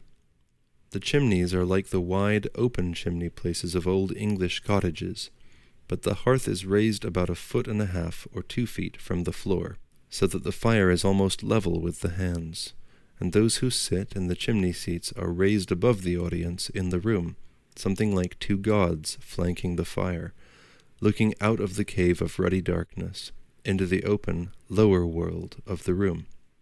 We asked for coffee with milk and rum. The stout landlord took a seat near us below. The comely young woman with the baby took the tin coffee pot that stood among the grey ashes, put in fresh coffee among the old bottoms, filled it with water, then pushed it more into the fire. The landlord turned to us with the usual naive, curious deference and the usual question. "You are Germans?" "English." "Ah, Inglesi." Then there is a new note of cordiality, or so I always imagine, and the rather rough, cattle-like men who are sitting with their wine around the table look up more amicably. They do not like being intruded upon. Only the landlord is always affable. "I have a son who speaks English," he says. "He is a handsome, courtly old man of the Falstaff sort." "Oh, he has been in America. And where is he now?" "He is at home. Oh, Nicoletta, where is the Giovan?" The comely young woman with the baby came in. "He is with the band," she said. The old landlord looked at her with pride. "This is my daughter-in-law," he said. She smiled readily to the signora. "And the baby?" we asked. "Mio figlio," cried the young woman in the strong, penetrating voice of these women, and she came forward to show the child to the signora. It was a bonny baby. The whole company was united in adoration and service of the bambino. There was a moment of suspension, when religious submission seemed to come over the inn-room. Then the signora began to talk, and it broke upon the Italian child reverence. "What is he called?" "Oscar," came the ringing note of pride. And the mother talked to the baby in dialect. All, men and women alike, felt themselves glorified by the presence of the child. At last the coffee in the tin coffee-pot was boiling and frothing out of the spout and lid. The milk in the little copper pan was also hot among the ashes, so we had our drink at last. The landlord was anxious for us to see Giovanni, his son. There was a village band performing up the street, in front of the house of a colonel who had come home wounded from Tripoli. Everybody in the village was wildly proud about the colonel and about the brass band, the music of which was execrable. We just looked into the street. The band of uncouth fellows was playing the same tune over and over again before a desolate, newish house. A crowd of desolate, forgotten villagers stood round in the cold upper air. It seemed altogether that the place was forgotten by God and man.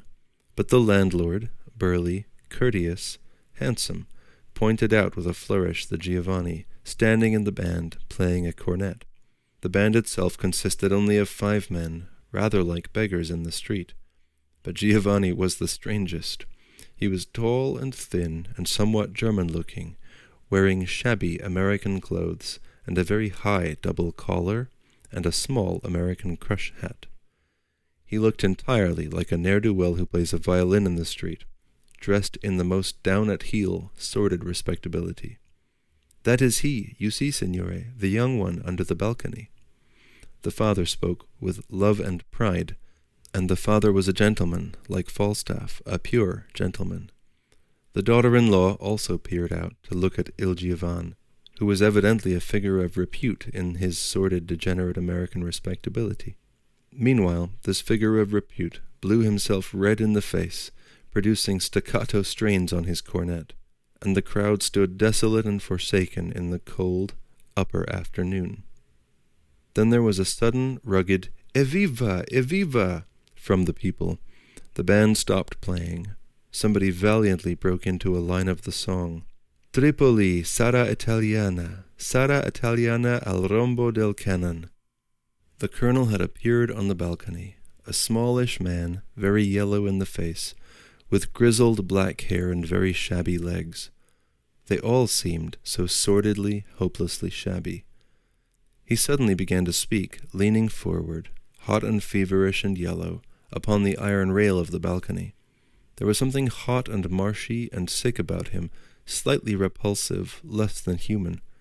He told his fellow villagers how he loved them, how when he lay uncovered on the sands of Tripoli, week after week, he had known they were watching him from the alpine height of the village. He could feel that where he was they were all looking. When the Arabs came rushing like things gone mad, and he had received his wound, he had known that in his own village, among his own dear ones, there was recovery. Love would heal the wounds. The home country was a lover who would heal all her sons' wounds with love. Among the grey, desolate crowd were sharp, rending "Bravos!" The people were in tears. The landlord at my side was repeating softly, abstractedly, "Carro, carro, ettore, carro, colonnello." And when it was finished, and the little colonel with shabby, humiliated legs was gone in, he turned to me and said, with challenge that almost frightened me, "Un bravo uomo." "Bravissimo," I said. Then we too went indoors. It was all somehow grey and hopeless and acrid, unendurable. The colonel, poor devil, we knew him afterwards, is now dead. It is strange that he is dead. There is something repulsive to me in the thought of his lying dead, such a humiliating, somehow degraded corpse. Death has no beauty in Italy, unless it be violent. The death of a man or woman through sickness is an occasion of horror, repulsive. They belong entirely to life. They are so limited to life, these people. Soon the Giovanni came home and took his cornet upstairs. Then he came to see us. He was an ingenious youth, sordidly shabby and dirty. His fair hair was long and uneven. His very high starched collar made one aware that his neck and ears were not clean. His American crimson tie was ugly. His clothes looked as if they had been kicking about on the floor for a year. Yet his blue eyes were warm, and his manner and speech very gentle. "You will speak English with us?" I said. "Oh," he said, smiling and shaking his head, "I could speak English very well, but it is 2 years that I don't speak it now, over 2 years now, so I don't speak it." "But you speak it very well." No, it is 2 years that I have not spoke, not a word. So you see, You have forgotten it? No, you haven't. It will quickly come back. If I hear it, when I go to America, then I shall. You will soon pick it up. Yes, I shall pick it up. The landlord, who had been watching with pride, now went away. The wife also went away, and we were left with the shy, gentle, dirty, and frowsily dressed Giovanni. He laughed in his sensitive, quick fashion. The women in America, when they came into the store, they said, "Where is John? Where is John?" Yes, they liked me. And he laughed again, glancing with vague, warm blue eyes, very shy, very coiled upon himself with sensitiveness. He had managed a store in America, in a smallish town. I glanced at his reddish, smooth, rather knuckly hands, and thin wrists in the frayed cuff. They were real shopman's hands. The landlord brought some special feast-day cake. So overjoyed he was to have his Giovanni speaking English with the Signoria. When we went away, we asked John to come down to our villa to see us. We scarcely expected him to turn up. Yet, one morning, he appeared, at about 9:30, just as we were finishing breakfast.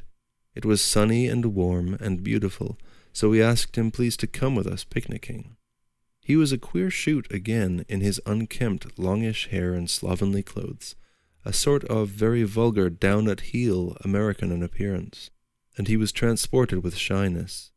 Yet ours was the world he had chosen as his own, so he took his place bravely and simply, a hanger-on. We climbed up the watercourse in the mountainside, up to a smooth little lawn under the olive trees, where daisies were flowering and gladioli were in bud. It was a tiny little lawn of grass in a level crevice, and sitting there we had the world below us, the lake, the distant island, the far-off, low Verona shore. Then John began to talk, and he talked continuously, like a foreigner, not saying the things he would have said in Italian, but following the suggestion and scope of his limited English. In the first place, he loved his father. It was my father, always. His father had a little shop as well as the inn in the village above, so John had had some education. He had been sent to Brescia and then to Verona to school, and there had taken his examinations to become a civil engineer.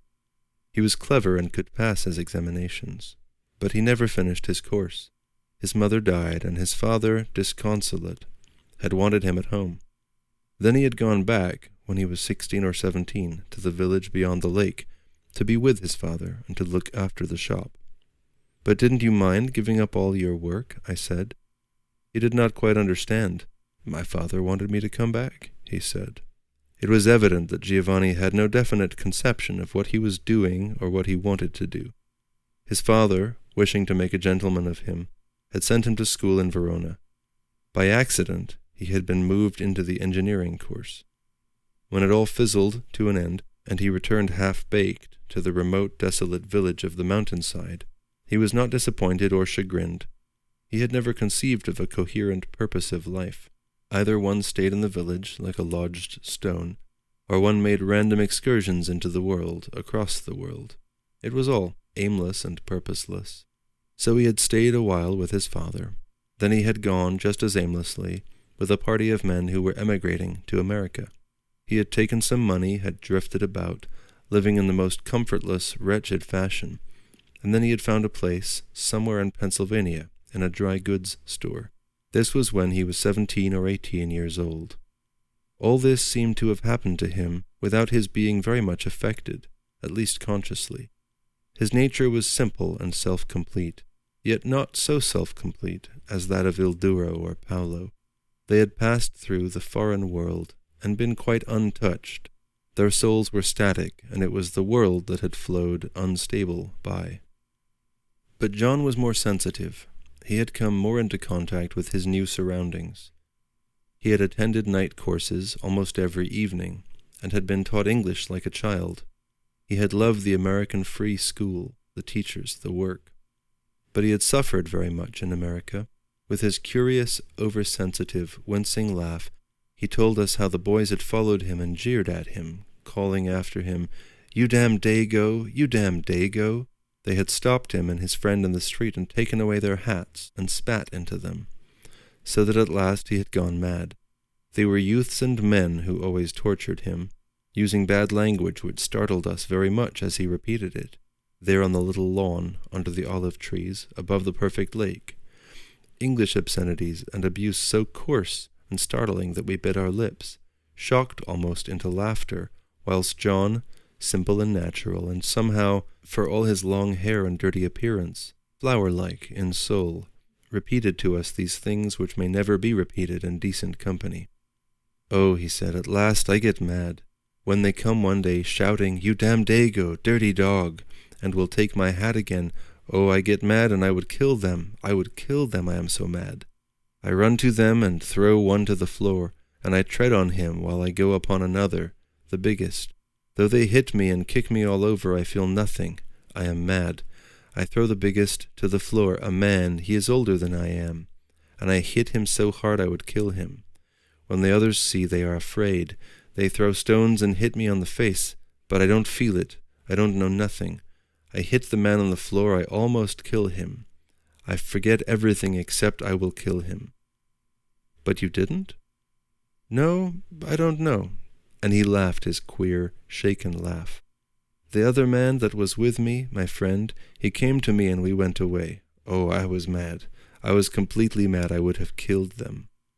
He was trembling slightly, and his eyes were dilated with a strange grayish-blue fire that was very painful and elemental. He looked beside himself, but he was by no means mad. We were shaken by the vivid, lambent excitement of the youth. We wished him to forget. We were shocked, too, in our souls to see the pure elemental flame shaken out of his gentle, sensitive nature. By his slight, crinkled laugh, we could see how much he had suffered.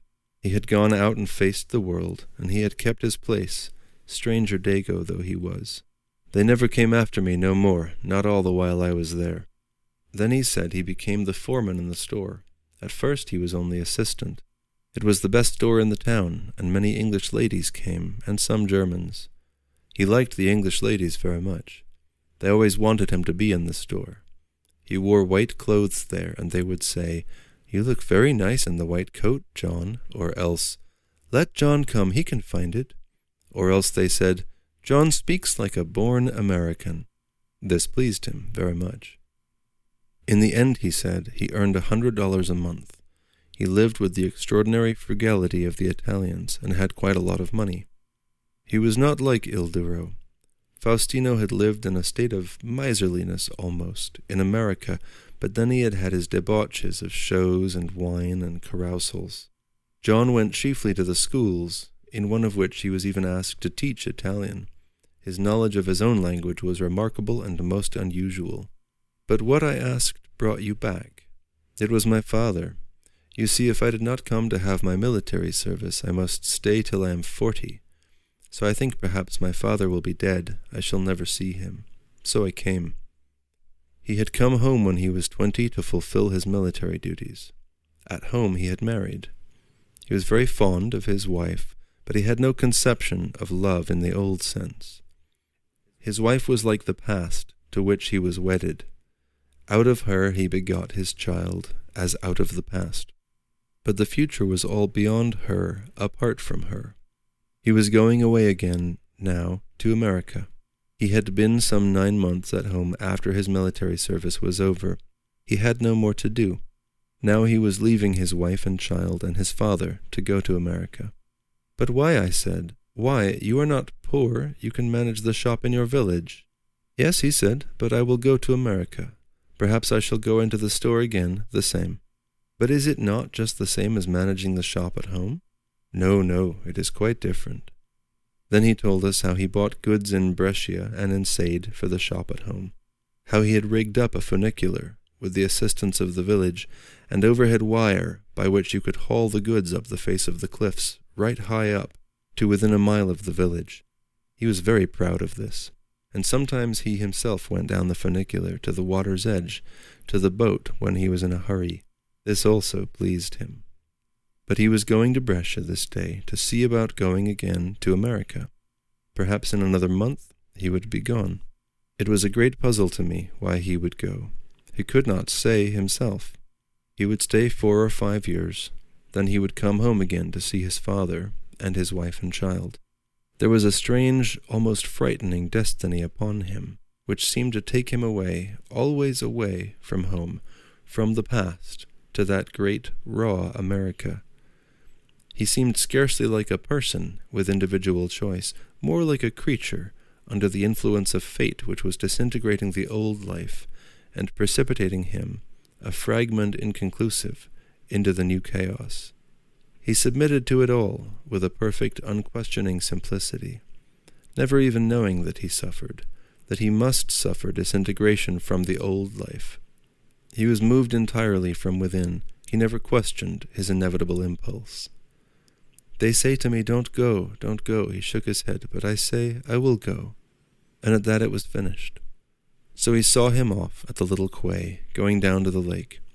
He would return at evening and be pulled up in his funicular basket, and in a month's time he would be standing on the same lake steamer going to America.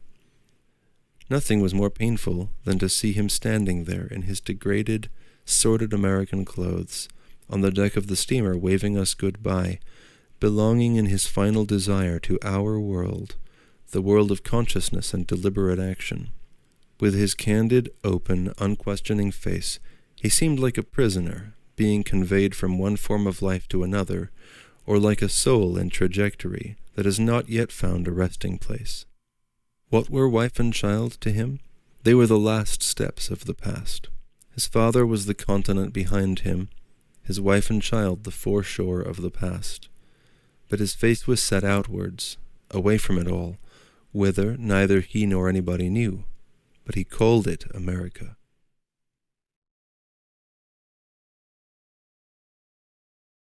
Italians in Exile. When I was in Constance, the weather was misty and enervating and depressing. It was no pleasure to travel on the big flat desolate lake. When I went from Constance, it was on a small steamer down the Rhine to Schaffhausen. That was beautiful.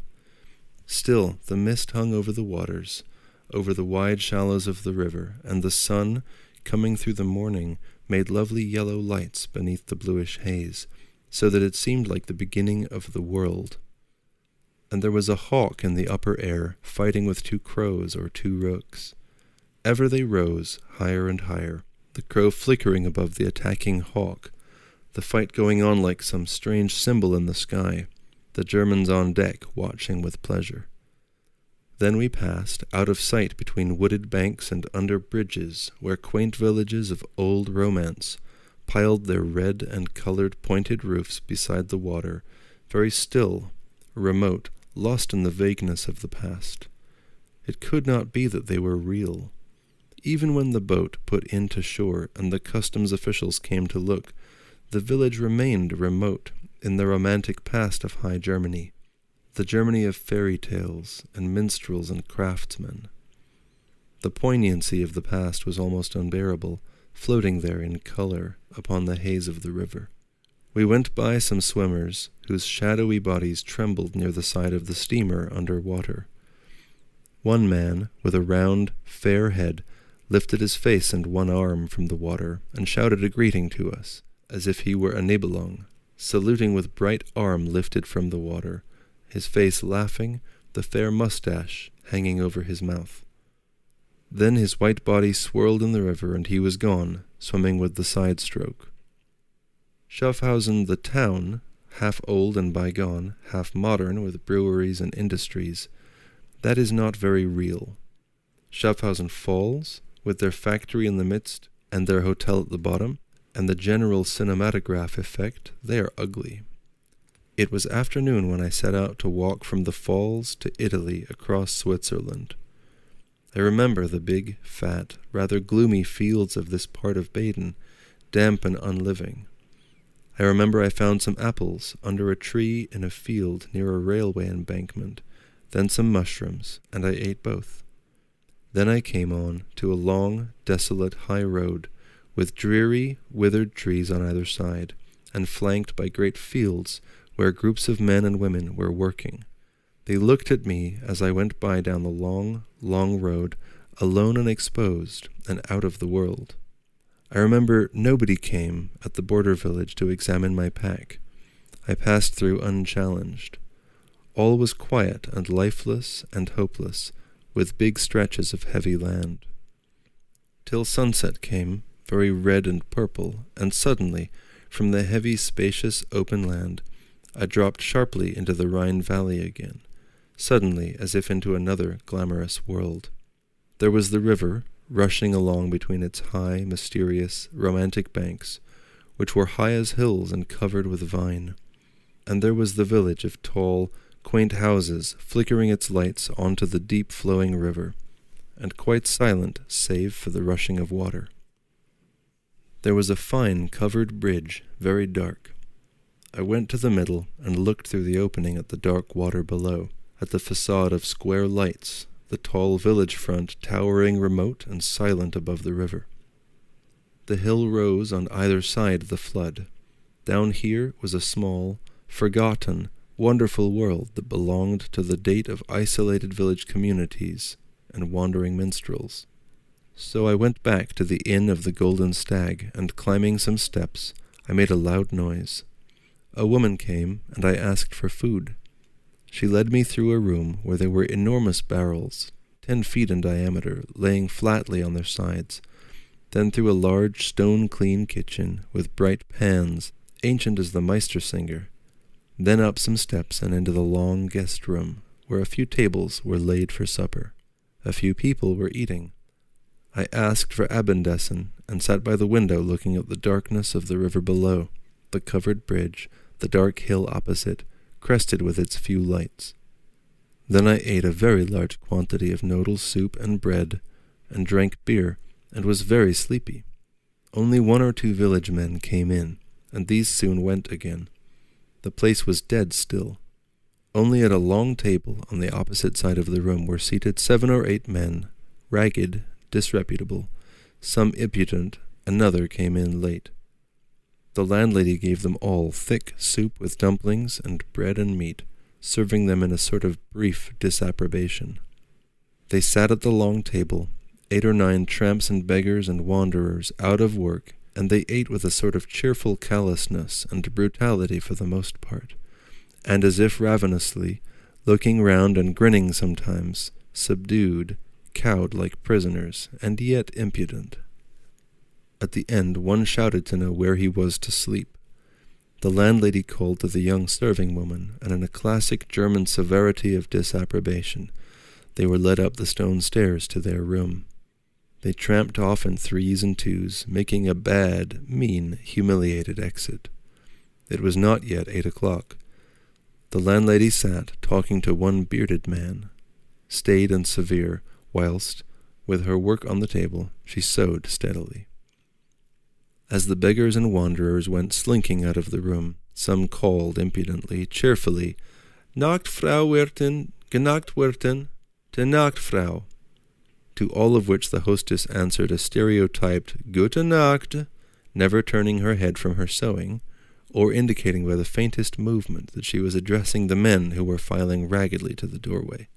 So the room was empty, save for the landlady and her sewing, the staid elderly villager to whom she was talking in the unbeautiful dialect, and the young serving woman who was clearing away the plates and basins of the tramps and beggars. Then the villager also went. "Gute Nacht, Frau Seidel," to the landlady, "Gute Nacht," at random, to me. So I looked at the newspaper. Then I asked the landlady for a cigarette, not knowing how else to begin. So she came to my table, and we talked. It pleased me to take upon myself a sort of romantic, wandering character. She said my German was schön. A little goes a long way. So I asked her who were the men who had sat at the long table. She became rather stiff and curt. "They are the men looking for work," she said, as if the subject were disagreeable. "But why do they come here, so many?" I asked. Then she told me that they were going out of the country. This was almost the last village of the border, that the relieving officer in each village was empowered to give every vagrant a ticket entitling the holder to an evening meal, bed, and bread in the morning at a certain inn. This was the inn for the vagrants coming to this village. The landlady received 4 pence per head, I believe it was, for each of these wanderers. Little enough, I said. Nothing, she replied. She did not like the subject at all. Only her respect for me made her answer. Bettler lumpen und taugenichtje, I said cheerfully. And men who are out of work and are going back to their own parish, she said stiffly. So we talked a little, and I too went to bed. Gute Nacht, Frau Wirtin. Gute Nacht, mein Herr. So I went up more and more stone stairs, attended by the young woman. It was a great, lofty, old, deserted house with many drab doors. At last, in the distant, topmost floor, I had my bedroom, with 2 beds and bare floor and scant furniture. I looked down at the river far below, at the covered bridge, at the far lights on the hill above, opposite. Strange to be here in this lost, forgotten place, sleeping under the roof with tramps and beggars. I debated whether they would steal my boots if I put them out, but I risked it. The door latch made a loud noise on the deserted landing. Everywhere felt abandoned, forgotten. I wondered where the 8 tramps and beggars were asleep. There was no way of securing the door, but somehow I felt that if I were destined to be robbed or murdered, it would not be by tramps and beggars. So I blew out the candle and lay under the big feather bed, listening to the running and whispering of the medieval Rhine. And when I waked up again, it was sunny. It was morning on the hill opposite, though the river deep below ran in shadow. The tramps and beggars were all gone. They must be cleared out by 7 o'clock in the morning. So I had the inn to myself, I and the landlady and the serving woman. Everywhere was very clean, full of the German morning energy and brightness, which is so different from the Latin morning. The Italians are dead and torpid first thing. The Germans are energetic and cheerful. It was cheerful in the sunny morning, looking down on the swift river, the covered picturesque bridge, the bank and the hill opposite. Then, down the curving road of the facing hill, Swiss cavalry came riding, men in blue uniforms.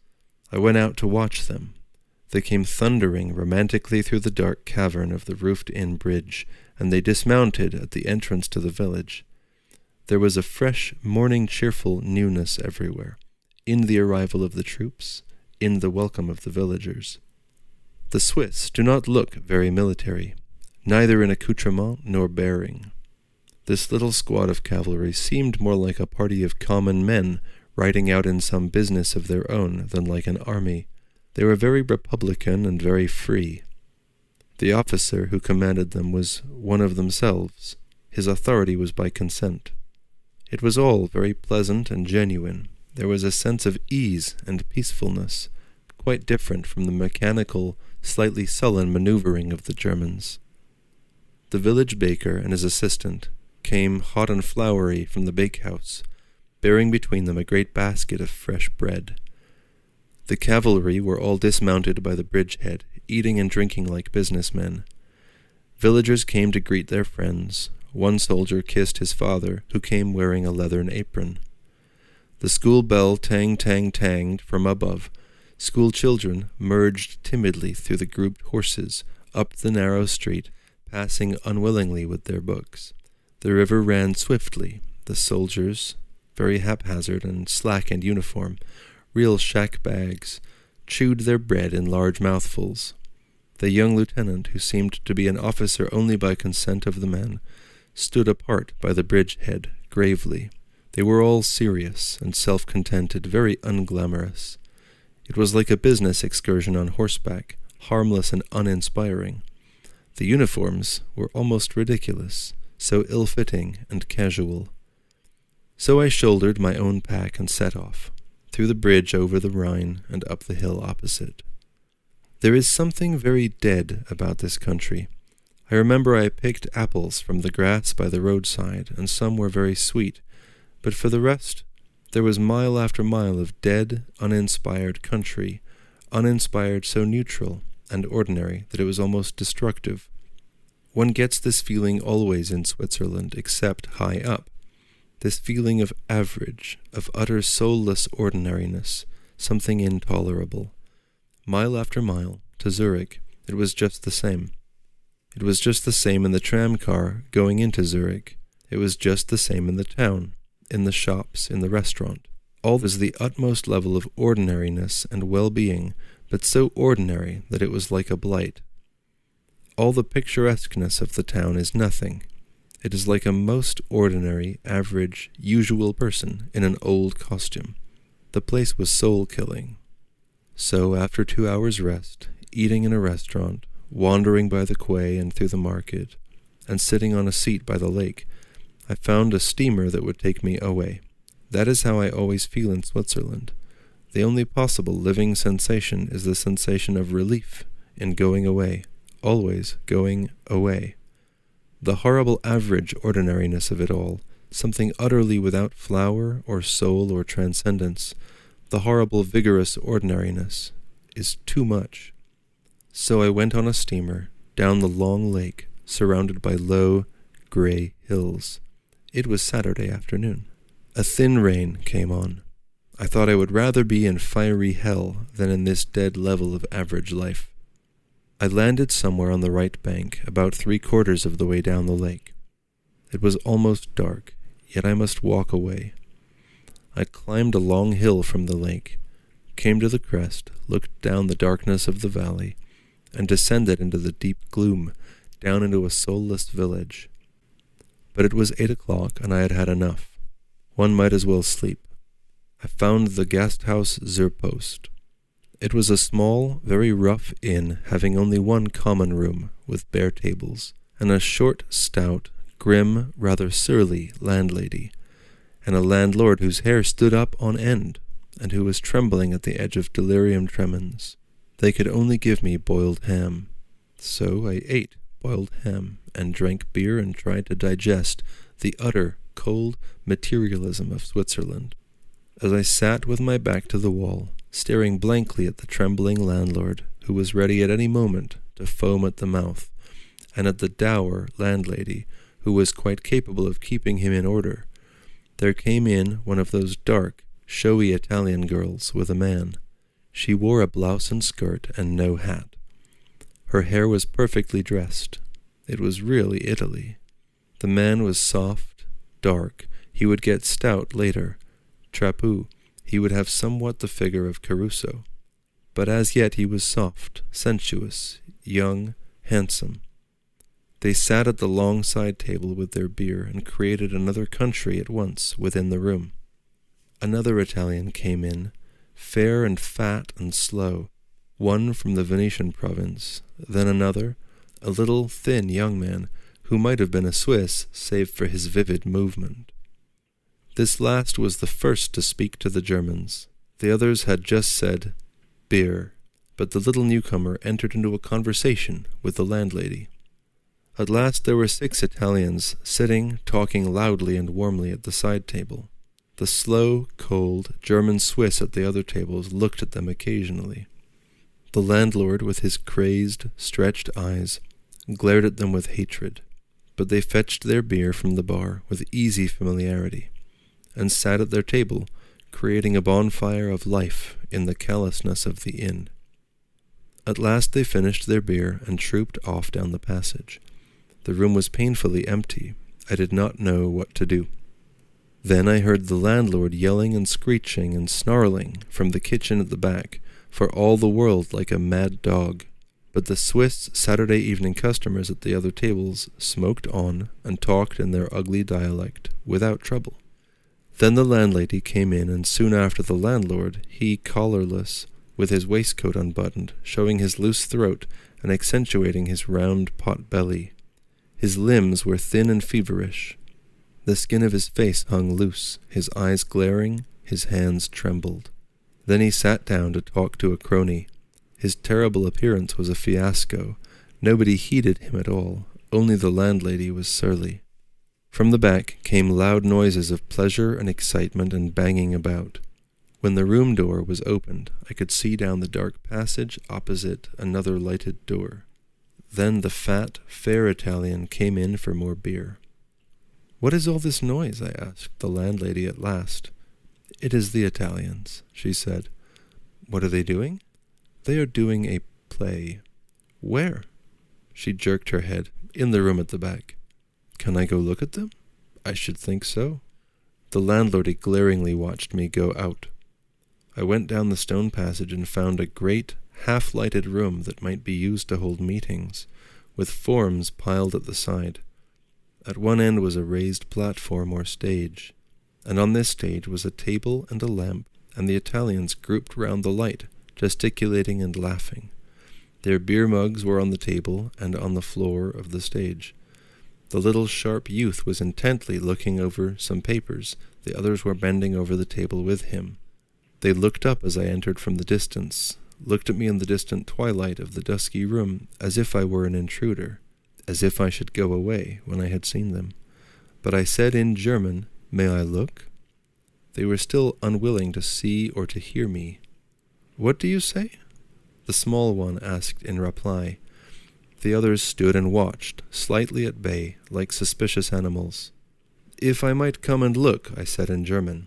Then, feeling very uncomfortable in Italian, "You are doing a drama," the landlady told me. The big empty room was behind me, dark. The little company of Italians stood above me in the light of the lamp which was on the table. They all watched with unseeing, unwilling looks. I was merely an intrusion. "We are only learning it," said the small youth. They wanted me to go away, but I wanted to stay. "May I listen?" I said. "I don't want to stay in there," and I indicated, with a movement of the head, the inn-room beyond. "Yes," said the young intelligent man, "but we are only reading our parts." They had all become more friendly to me. They accepted me. "You are a German?" asked one youth. "No, English." "English? But do you live in Switzerland?" "No, I am walking to Italy." "On foot?" They looked with wakened eyes. "Yes." So I told them about my journey. They were puzzled. They did not quite understand why I wanted to walk, but they were delighted with the idea of going to Lugano and Como and then to Milan. "Where do you come from?" I asked them. They were all from the villages between Verona and Venice. They had seen the Garda. I told them of my living there. "Those peasants of the mountains," they said at once.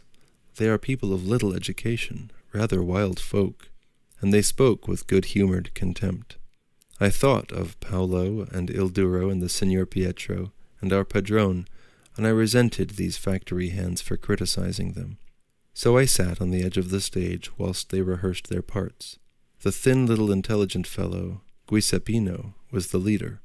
The others read their parts in the laborious, disjointed fashion of the peasant, who can only see one word at a time, and has then to put the words together afterwards to make sense. The play was an amateur melodrama, printed in little penny booklets for carnival production. This was only the second reading they have given it, and the handsome, dark fellow, who was roused in displaying himself before the girl, a hard, erect piece of callousness, laughed and flushed and stumbled, and understood nothing till it was transferred into him direct through Giuseppino. The fat, fair, slow man was more conscientious. He labored through his part. The other two men were in the background, more or less. The most confidential was the fat, fair, slow man, who was called Alberto. His part was not very important, so he could sit by me and talk to me. He said they were all workers in the factory, silk, I think it was, in the village. They were a whole colony of Italians, 30 or more families. They had all come at different times. Giuseppino had been the longest in the village.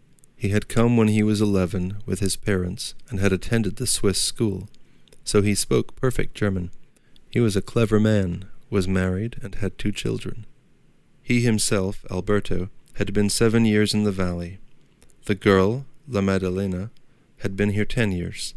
The dark man, Alfredo, who was flushed with excitement of her, had been in the village about 9 years. He alone of all men was not married.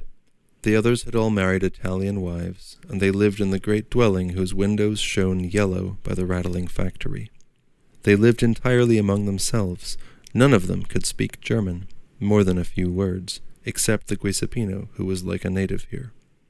It was very strange, being among these Italians exiled in Switzerland. Alfredo, the dark one, the unmarried, was in the old tradition. yet even he was curiously subject to a new purpose, as if there were some greater new will that included him, sensuous, mindless as he was. He seemed to give his consent to something beyond himself. In this he was different from Il Duro, in that he had put himself under the control of the outside conception. It was strange to watch them on the stage, the Italians all lambent, soft, warm, sensuous, yet moving subject around Giuseppino, who was always quiet, always ready, always impersonal. There was a look of purpose, almost of devotion on his face that singled him out, and made him seem the one stable, eternal being among them. They quarreled, and he let them quarrel up to a certain point. Then he called them back. He let them do as they liked, so long as they adhered more or less to the central purpose, so long as they got on in some measure with the play. All the while they were drinking beer and smoking cigarettes. The Alberto was barman. He went out continually with the glasses. The Maddalena had a small glass. In the lamplight of the stage, the little party read and smoked and practiced, exposed to the empty darkness of the big room.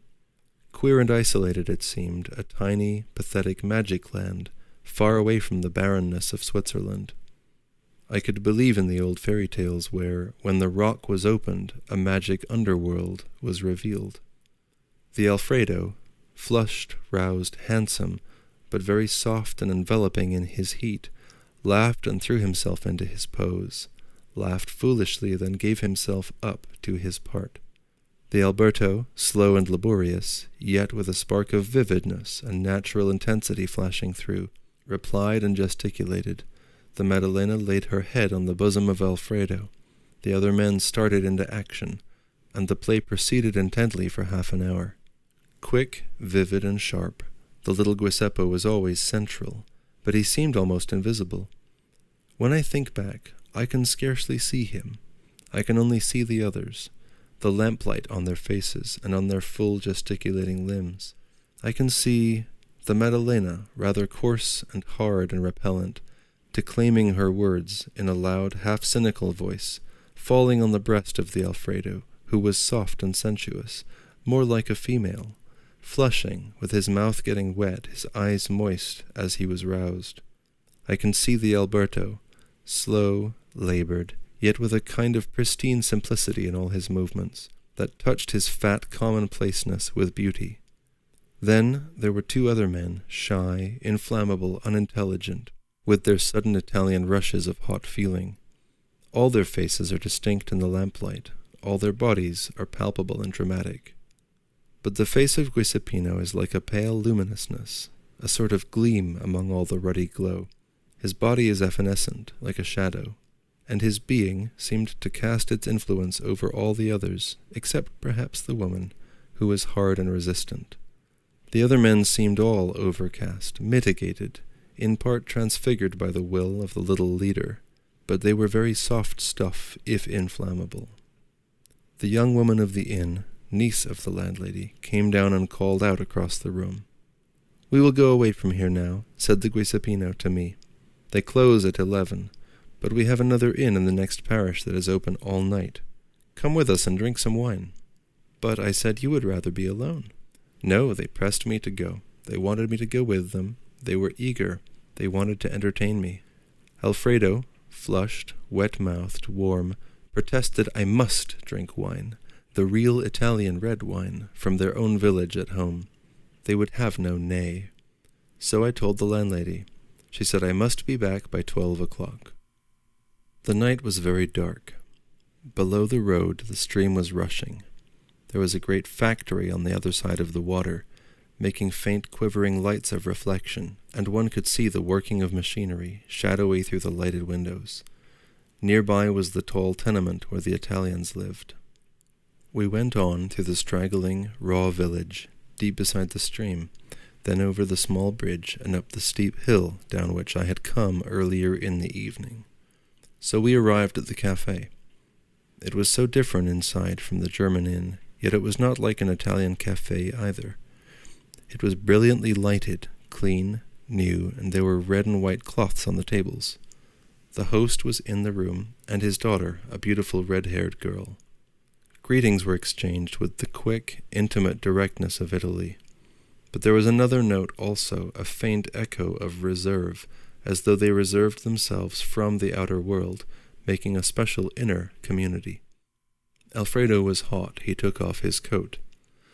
We all sat freely at a long table, whilst the red-haired girl brought a quart of red wine. At other tables men were playing cards, with the odd Neapolitan cards. They too were talking Italian. It was a warm, ruddy bit of Italian within the cold darkness of Switzerland. When you come to Italy, they said to me, salute it from us. Salute the sun and the earth, l'Italia. So we drank in salute of Italy. They sent their greeting by me. You know, in Italy there is the sun, said Alfredo to me, profoundly moved, wet-mouthed, tipsy. I was reminded of Enrico Percivali and his terrifying cry at the end of Ghosts. Il sole, il sole. So we talked for a while of Italy. They had a pained tenderness for it, sad, reserved. Why don't you want to go back? I said, pressing them to tell me definitely.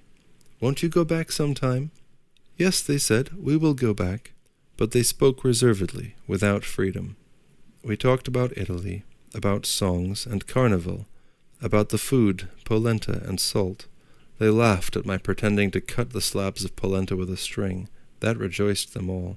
It took them back to the Italian mezzogiorno, the bells jangling in the campanile, the eating after the heavy work on the land. But they laughed with the slight pain and contempt and fondness which every man feels towards his past, when he has struggled away from that past, from the conditions which made it. They loved Italy passionately, but they would not go back. All their blood, all their senses were Italian, needed the Italian sky, the speech, the sensuous life. They could hardly live except through the senses. Their minds were not developed. Mentally they were children, lovable, naive, almost fragile children. But sensually they were men. Sensually they were accomplished. Yet a new tiny flower was struggling to open in them, the flower of a new spirit. The substratum of Italy has always been pagan, sensuous, the most potent symbol, the sexual symbol. The child is really a non-Christian symbol. It is the symbol of man's triumph of eternal life in procreation. The worship of the cross never really held good in Italy. The Christianity of Northern Europe has never had any place there. And now, when Northern Europe is turning back on its own Christianity, denying it all, the Italians are struggling with might and main against the sensuous spirit which still dominates them. When Northern Europe, whether it hates Nietzsche or not, is crying out for the Dionysic ecstasy, practicing on itself the Dionysic ecstasy, Southern Europe is breaking free from Dionysus, from the triumphal affirmation of life over death, immortality through procreation. I could see these sons of Italy would never go back. Men like Paolo and Il Duro broke away only to return. The dominance of the old form was too strong for them. Call it love of country or love of the village, campanilismo or what not, it was the dominance of the old pagan form, the old affirmation of immortality through procreation, as opposed to the Christian affirmation of immortality through self-death and social love. But John and these Italians in Switzerland were a generation younger, and they would not go back, at least not to the old Italy. Suffer as they might, and they did suffer, wincing in every nerve and every fiber from the cold material insentience of the northern countries and of America. Still, they would endure this for the sake of something else they wanted. They would suffer a death in the flesh, as John had suffered in fighting the street crowd, as these men suffered year after year, cramped in their black, gloomy, cold Swiss valley, working in the factory. But there would come a new spirit out of it. Even Alfredo was submitted to the new process. Though he belonged entirely by nature to the sort of Il Duro, he was purely sensuous and mindless. But under the influence of Giuseppino, he was thrown down, as fallow to the new spirit that would come. And then, when the others were all partially tipsy, the Giuseppino began to talk to me. In him was a steady flame, burning, burning, burning, a flame of the mind, of the spirit, something new and clear, something that held even the soft, sensuous Alfredo in submission, besides all the others who had some little development of the mind. "Sa, signore," said the Guisapino to me, quiet, almost invisible or inaudible, as it seemed, like a spirit addressing me. "L'uomo non ha patria." A man has no country. What has the Italian government to do with us? What does a government mean? It makes us work. It takes part of our wages away from us. It makes us soldiers, and what for? What is government for?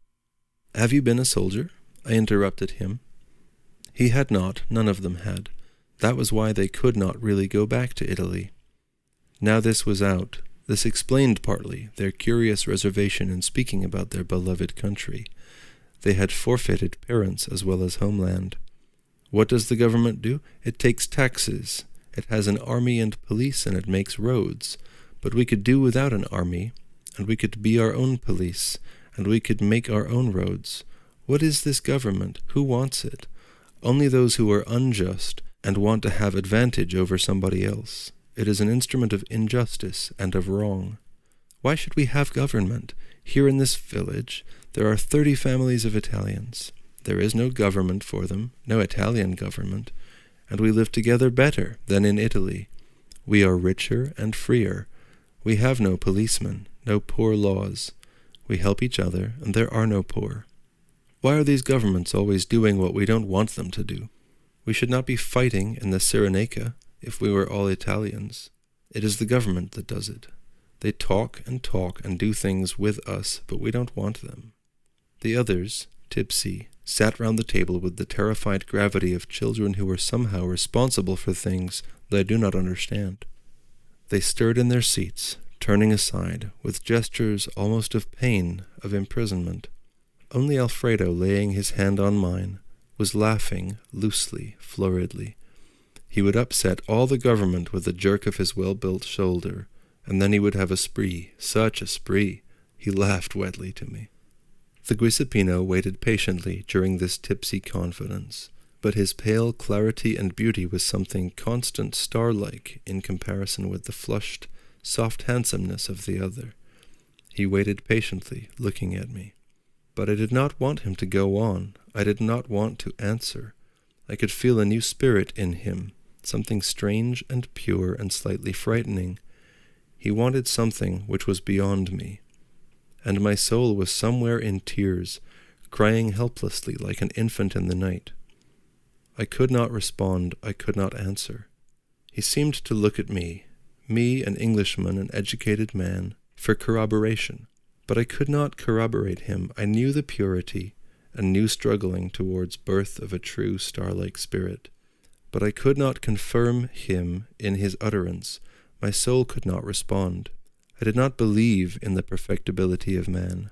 I did not believe in infinite harmony among men, and this was his star, this belief.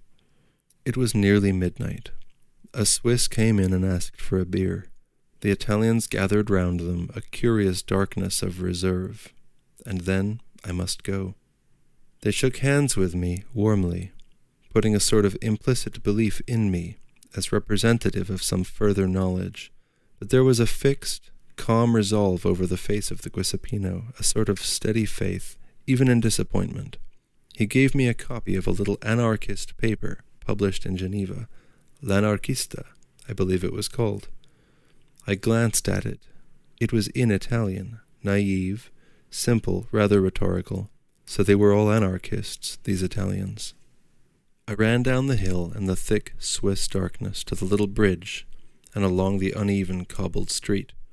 I did not want to think. I did not want to know.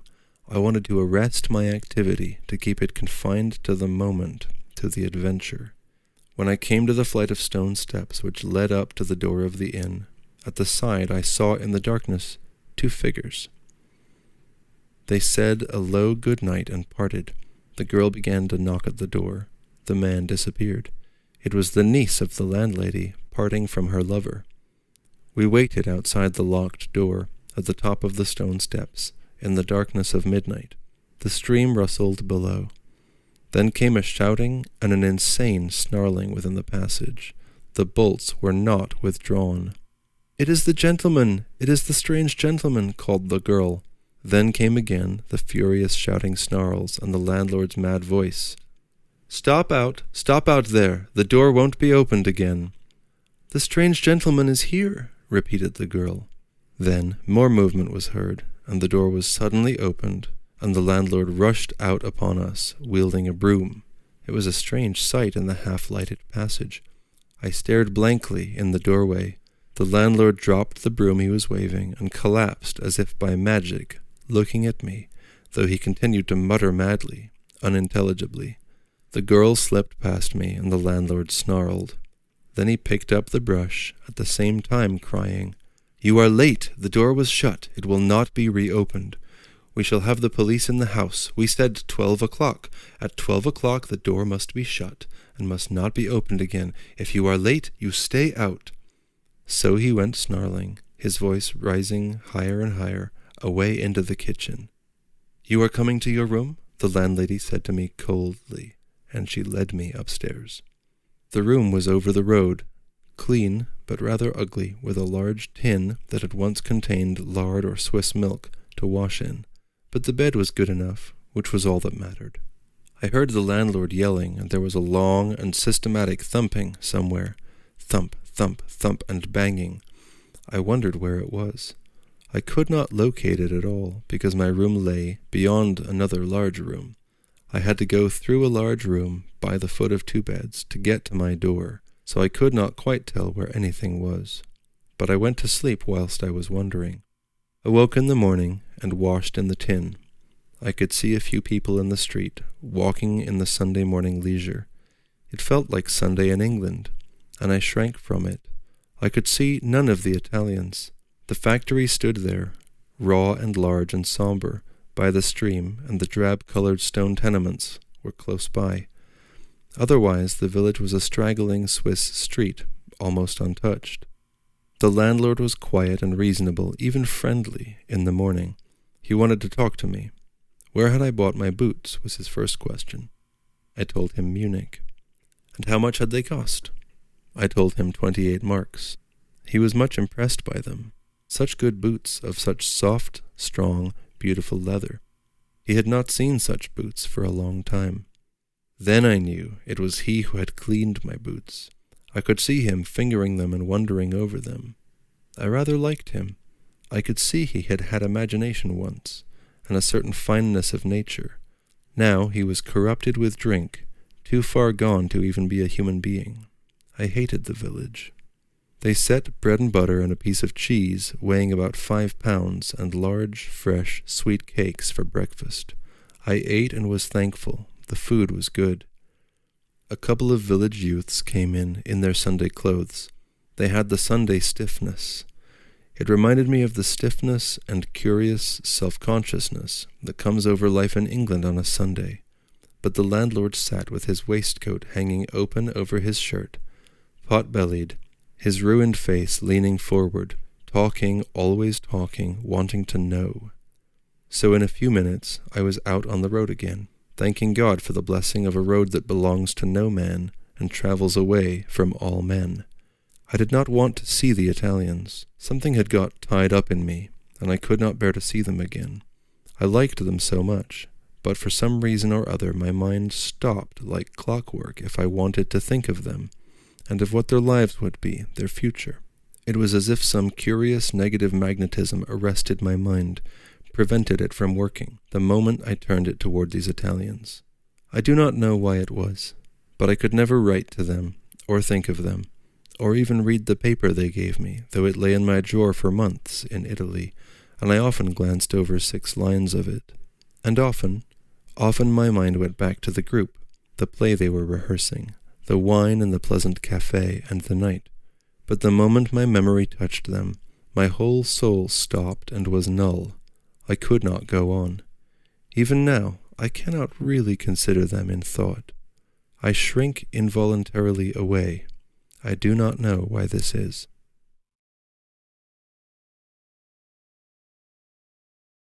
The Return Journey. When one walks, One must travel west or south. If one turns northward or eastward, it is like walking down a cul-de-sac to the blind end. So it has been since the Crusaders came home satiated, and the Renaissance saw the western sky as an archway into the future. So it is still. We must go westward and southwards. It is a sad and gloomy thing to travel even from Italy into France, but it is a joyful thing to walk south to Italy, south and west. It is so. And there is a certain exaltation in the thought of going west, even to Cornwall, to Ireland. It is as if the magnetic poles were southwest and northeast for our spirits, with the southwest under the sunset as the positive pole. So whilst I walk through Switzerland, though it is a valley of gloom and depression, a light seems to flash out under every footstep, with the joy of progression. It was Sunday morning when I left the valley where the Italians lived. I went quickly over the stream, heading for Lucerne. It was a good thing to be out of doors, with one's pack on one's back, climbing uphill. But the trees were thick by the roadside. I was not yet free. It was Sunday morning, very still. In 2 hours I was at the top of the hill, looking out over the intervening valley at the long lake of Zurich, spread there beyond with its girdle of low hills like a relief map. I could not bear to look at it. It was so small and unreal. I had a feeling as if it were false, a large relief map that I was looking down upon, and which I wanted to smash. It seemed to intervene between me and some reality. I could not believe that that was the real world. It was a figment, a fabrication, like a dull landscape painted on a wall to hide the real landscape. So I went on, over to the other side of the hill, and I looked out again. Again there were the smoky-looking hills, and the lake like a piece of looking-glass. But the hills were higher. That big one was the Rigi. I set off down the hill. There was fat agricultural land and several villages, and church was over. The church-goers were all coming home, men in black broadcloth and old chimney-pot silk hats, carrying their umbrellas, women in ugly dresses, carrying books and umbrellas. The streets were dotted with these black-clothed men and stiff women, all reduced to a Sunday nullity. I hated it. It reminded me of that which I knew in my boyhood, that stiff, null propriety which used to come over us, like a sort of deliberate and self-inflicted cramp on Sundays. I hated these elders in black broadcloth, with their neutral faces going home piously to their Sunday dinners. I hated the feeling of these villages, comfortable, well-to-do, clean and proper. And my boot was chafing 2 of my toes. That always happens. I'd come down to a wide, shallow valley bed, marshy, and as I sat binding my toes, 2 of the elders in black, with umbrellas under their arms, approached from the direction of the village. They made me so furious I had to hasten to fasten my boot, to hurry on again before they should come near me. I could not bear the way they walked and talked, so crambling and material and mealy-mouthed. Then it did actually begin to rain. I was just going down a short hill, so I sat under a bush and watched the trees drip. I was so glad to be there, homeless, without place or belonging, crouching under the leaves in the copse by the road, that I felt I had, like the meek, inherited the earth. Some men went by, with their coat collars turned up, and the rain making still blacker their black broadcloth shoulders. They did not see me. I was as safe and separate as a ghost. So I ate the remains of my food that I had bought in Zurich, and waited for the rain. Later, in the wet Sunday afternoon, I went on to the little lake, past many inert, neutral, material people, down an ugly road where trams ran. The blight of Sunday was almost intolerable near the town. So on I went, by the side of the steamy, reedy lake, walking the length of it. Then suddenly I went into a little villa by the water for tea. In Switzerland every house is a villa. But this villa was kept by 2 ladies and a delicate dog who must not get his feet wet. I was very happy there.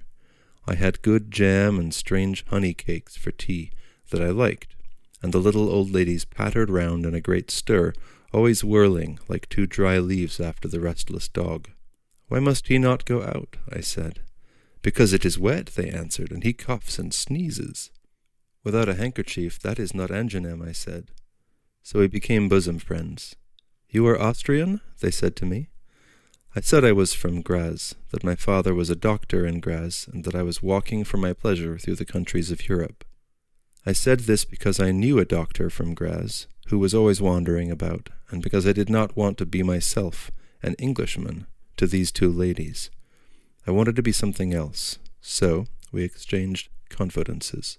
They told me in their queer, old, toothless fashion about their visitors, a man who used to fish all day, every day for 3 weeks, fish every hour of the day, though many a day he caught nothing at all. Still he fished from the boat, and so on, such trivialities. Then they told me of a third sister who had died, a third little old lady. One could feel the gap in the house. They cried, and I, being an Austrian from Graz, to my astonishment, felt my tears slip over onto the table. I also was sorry, and I would have kissed the little old ladies to comfort them. "Only in heaven it is warm, and it doesn't rain, and no one dies," I said, looking at the wet leaves. Then I went away. I would have stayed the night in this house. I wanted to, but I had developed my Austrian character too far.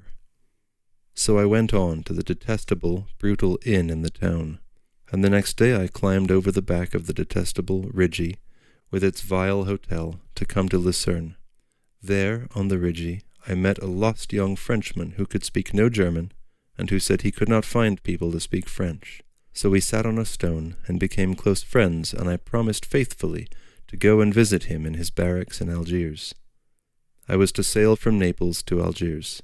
He wrote me the address on his card and told me he had friends in the regiment to whom I should be introduced, and we could have a good time if I would stay a week or two down there in Algiers. How much more real Algiers was than the rock of the Rigi where we sat, or the lake beneath, or the mountains beyond. Algiers is very real, though I have never seen it, and my friend is my friend forever, though I have lost his card and forgotten his name. He was a government clerk from Lyon, making this his first foreign tour before he began his military service. He showed me his circular excursion ticket. Then at last we parted, for he must get to the top of the Rigi, and I must get to the bottom.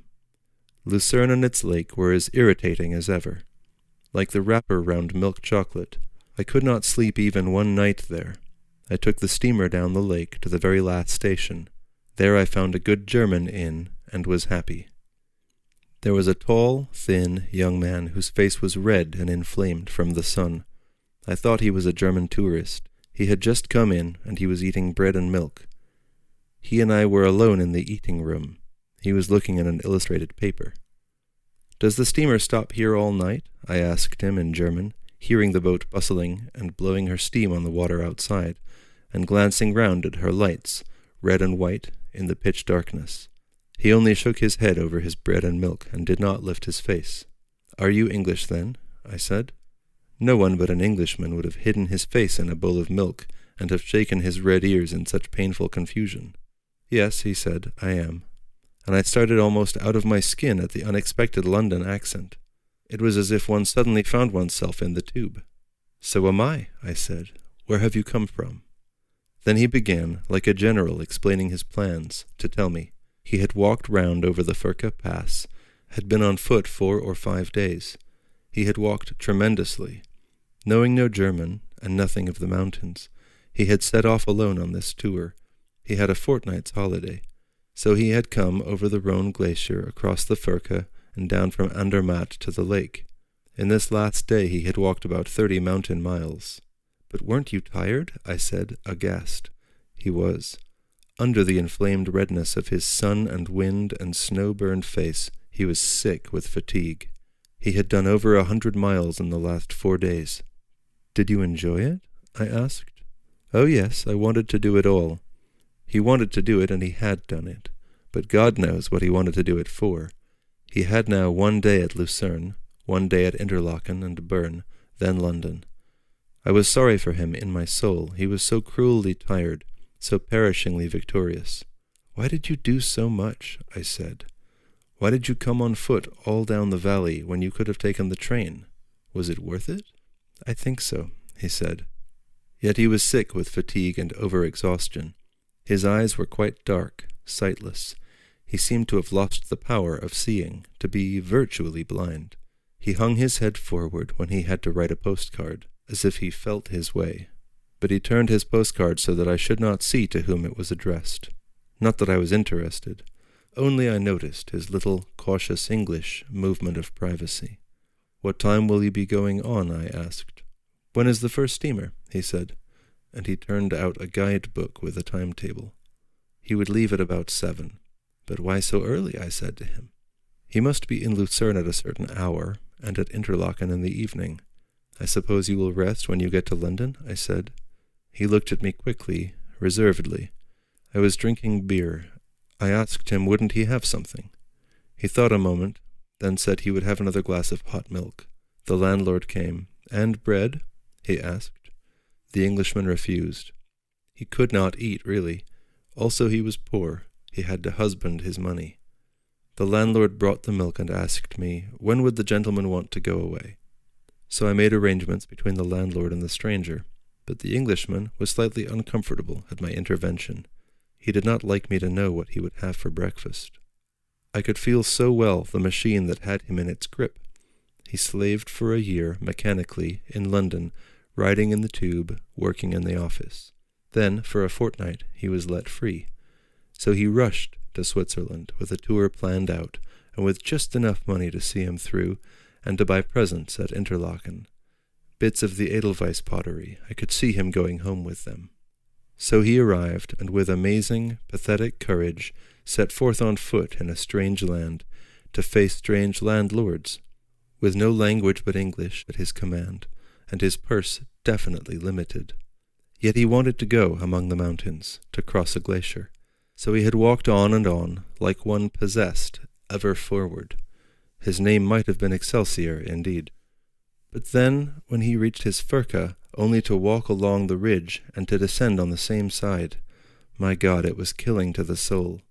And here he was, down again from the mountains, beginning his journey home again, steamer and train and steamer and train and tube, till he was back in the machine. It hadn't let him go, and he knew it.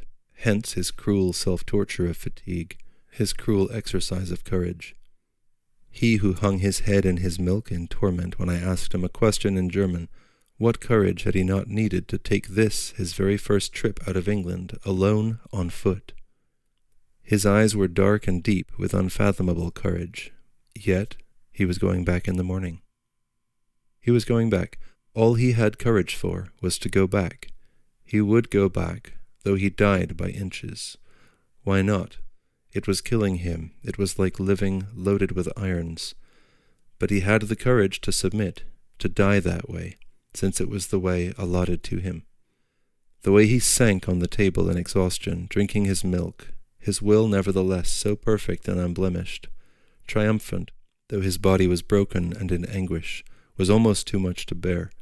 My heart was wrung for my countrymen, wrung till it bled. I could not bear to understand my countrymen, a man who worked for his living as I had worked, as nearly all my countrymen work. He would not give in. On his holiday he would walk, to fulfill his purpose, walk on. No matter how cruel the effort were, he would not rest. He would not relinquish his purpose nor abate his will, not by one jot or tittle. His body must pay whatever his will demanded, though it were torture. It all seemed to me so foolish, I was almost in tears. He went to bed. I walked by the dark lake and talked to the girl in the inn. She was a pleasant girl. It was a pleasant inn, a homely place. One could be happy there. In the morning it was sunny. The lake was blue. By night I should be nearly at the crest of my journey. I was glad. The Englishman had gone. I looked for his name in the book. It was written in a fair, clerky hand. He lived in Stratham. Suddenly I hated him. The dogged fool, to keep his nose on the grindstone like that. What was all his courage but the very tip-top of cowardice? What a vile nature, almost sadish, proud like the infamous Red Indians of being able to stand torture. The landlord came to talk to me.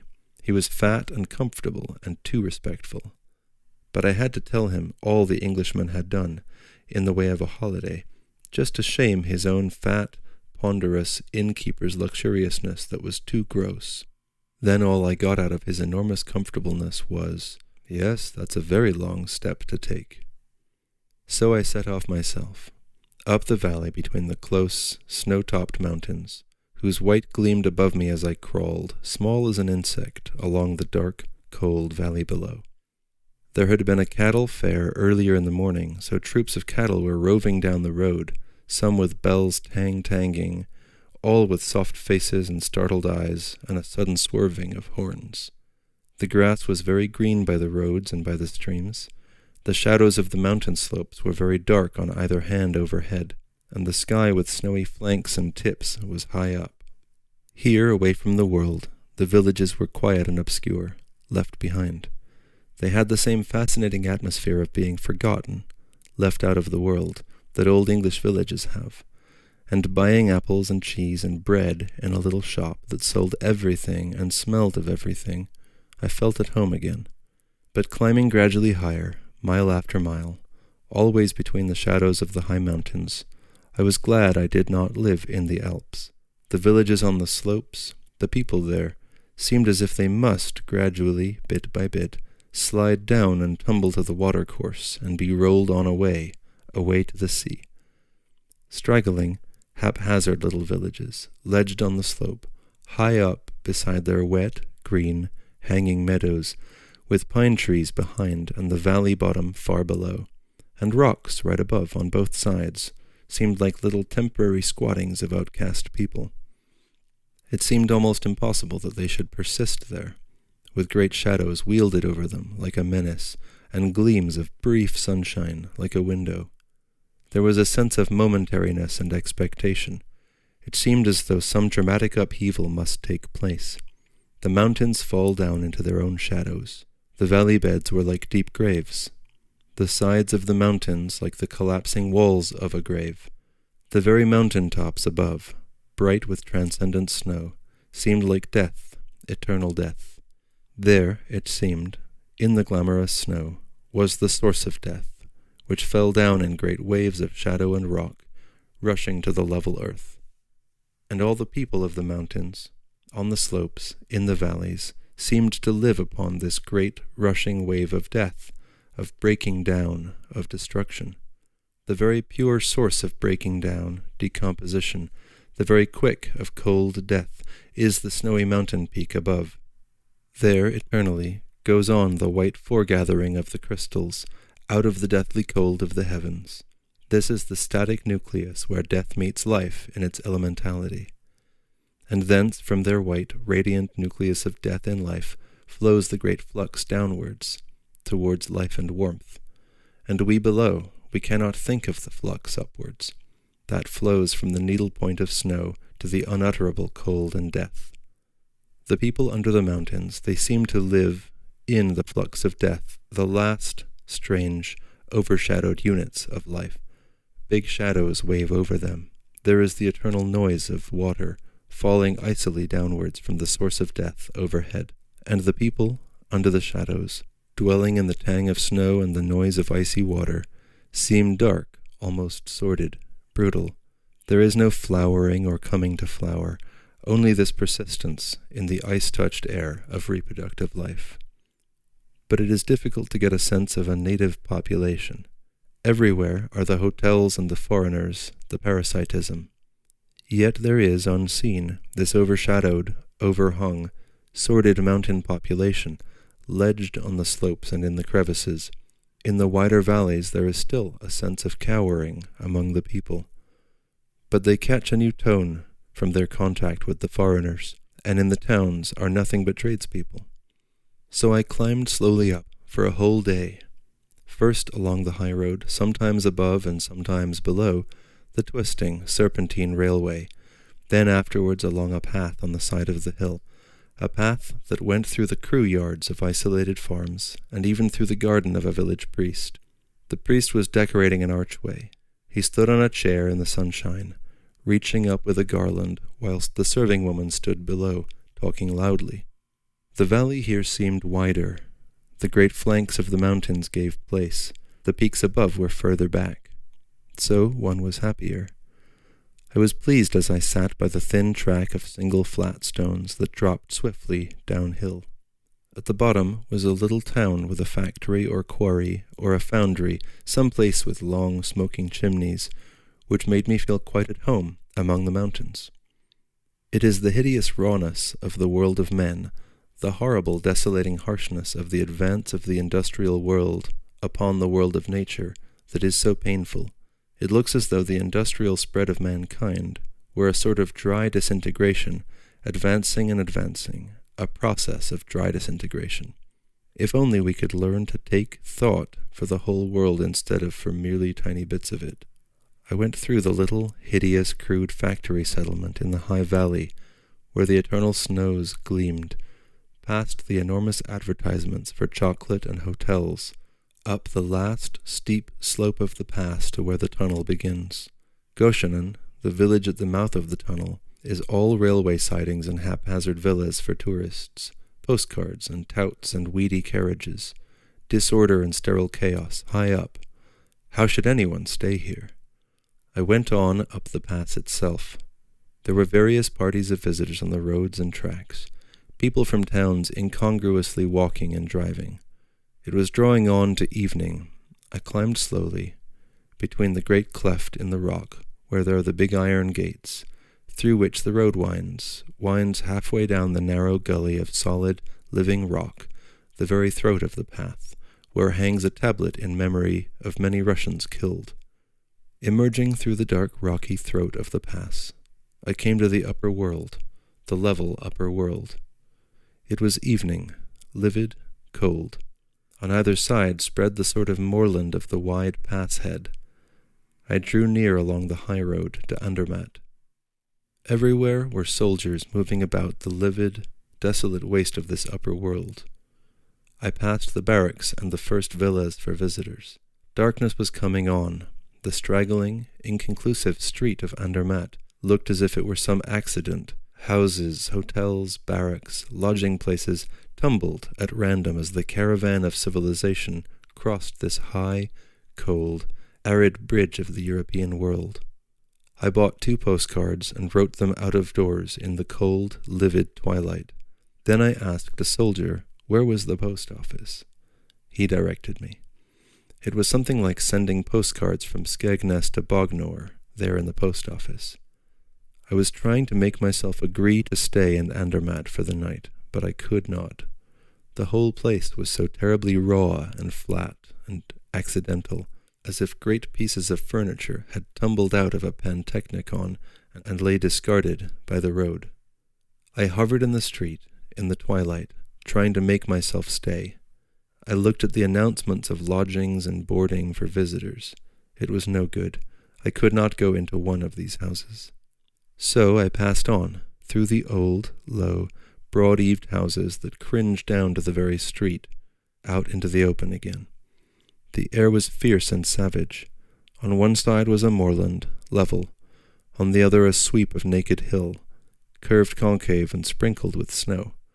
I could see how wonderful it would all be under 5 or 6 feet of winter snow, skiing and tobogganing at Christmas, but it needed the snow. In the summer, there is to be seen nothing but the winter's broken detritus. The twilight deepened, though there was still the strange, glassy translucency of the snow-lit air. A fragment of moon was in the sky. A carriage-load of French tourists passed me. There was the loud noise of water, as ever, something eternal and maddening in its sound, like the sound of time itself, rustling and rushing and wavering, but never for a second ceasing. The rushing of time that continues throughout eternity, this is the sound of the icy streams of Switzerland, something that mocks and destroys our warm being. So I came, in the early darkness, to the little village with the broken castle that stands forever frozen, at the point where the track parts, one way continuing along the ridge to the Furka Pass, the other swerving over the hill to the left, over to Gotthard. In this village I must stay. I saw a woman looking hastily, furtively from a doorway. I knew she was looking for visitors. I went on up the hilly street.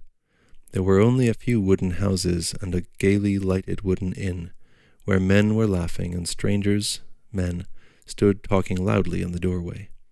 It was very difficult to go to a house this night. I did not want to approach any of them.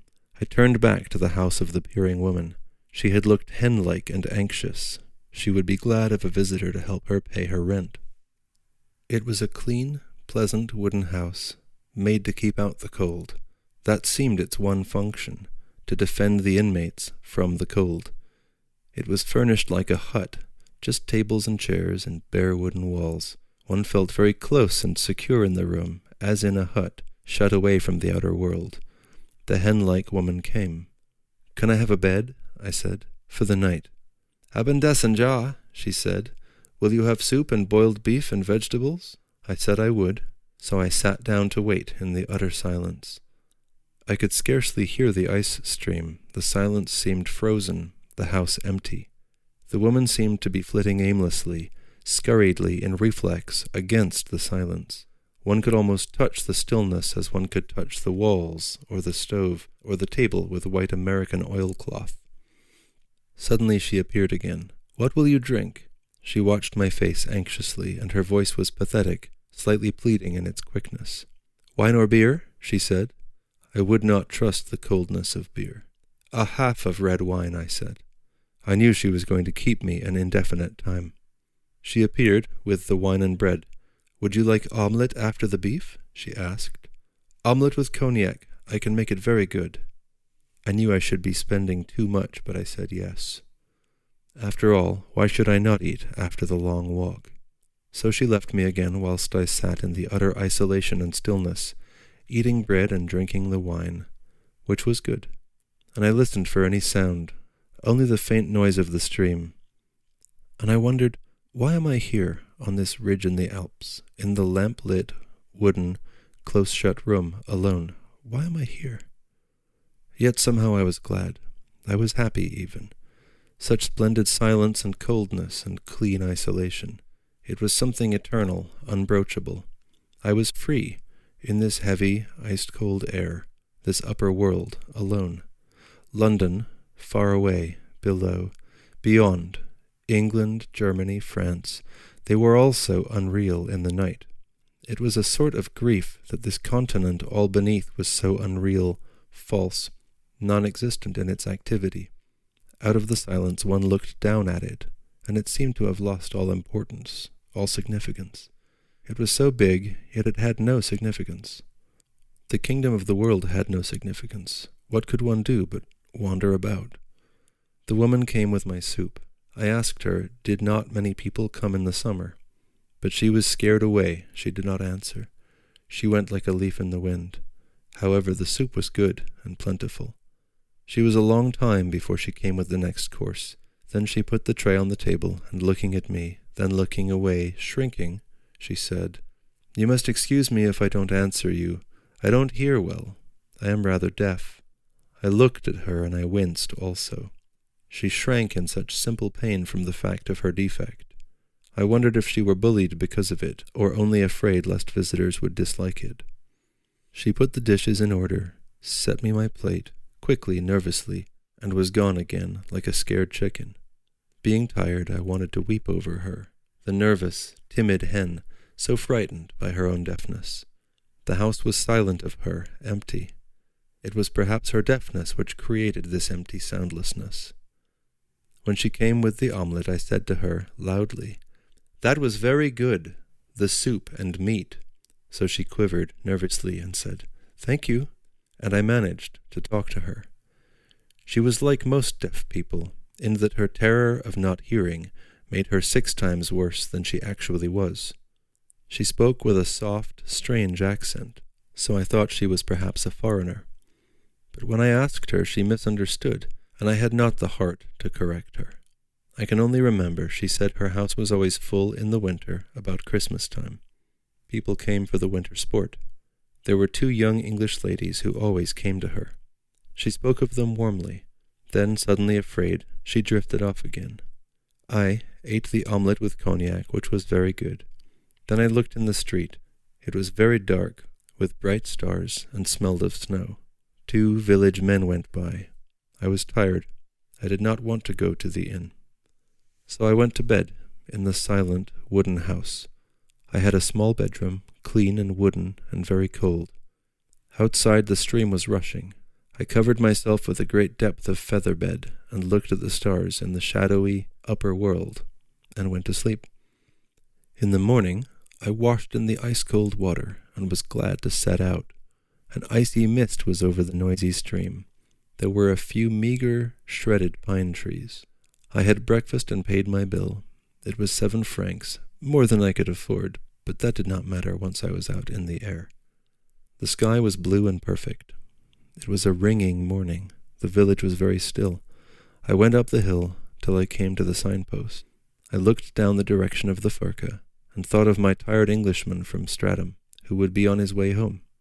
Thank God I need not go home. Never, perhaps. I turned up the track to the left to the Gotthard. Standing looking round at the mountain tops, at the village and the broken castle below me, at the scattered debris of Andermatt on the moor in the distance, I was jumping in my soul with delight. Should one ever go down to the lower world? Then I saw another figure striding along, a youth with knee breeches and alpine hat and braces over his shirt, walking manfully, his coat slung in his rucksack behind. I laughed and waited. He came my way. "Are you going over the Gotthard?" I said. "Yes," he replied. "Are you also?" "Yes," I said. "We will go together." So we set off, climbing a track up the heathy rocks. He was a pale, freckled town youth from Basel, 17 years old.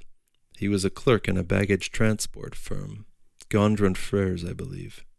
He had a week's holiday, in which time he was going to make a big, circular walk, something like the Englishman's.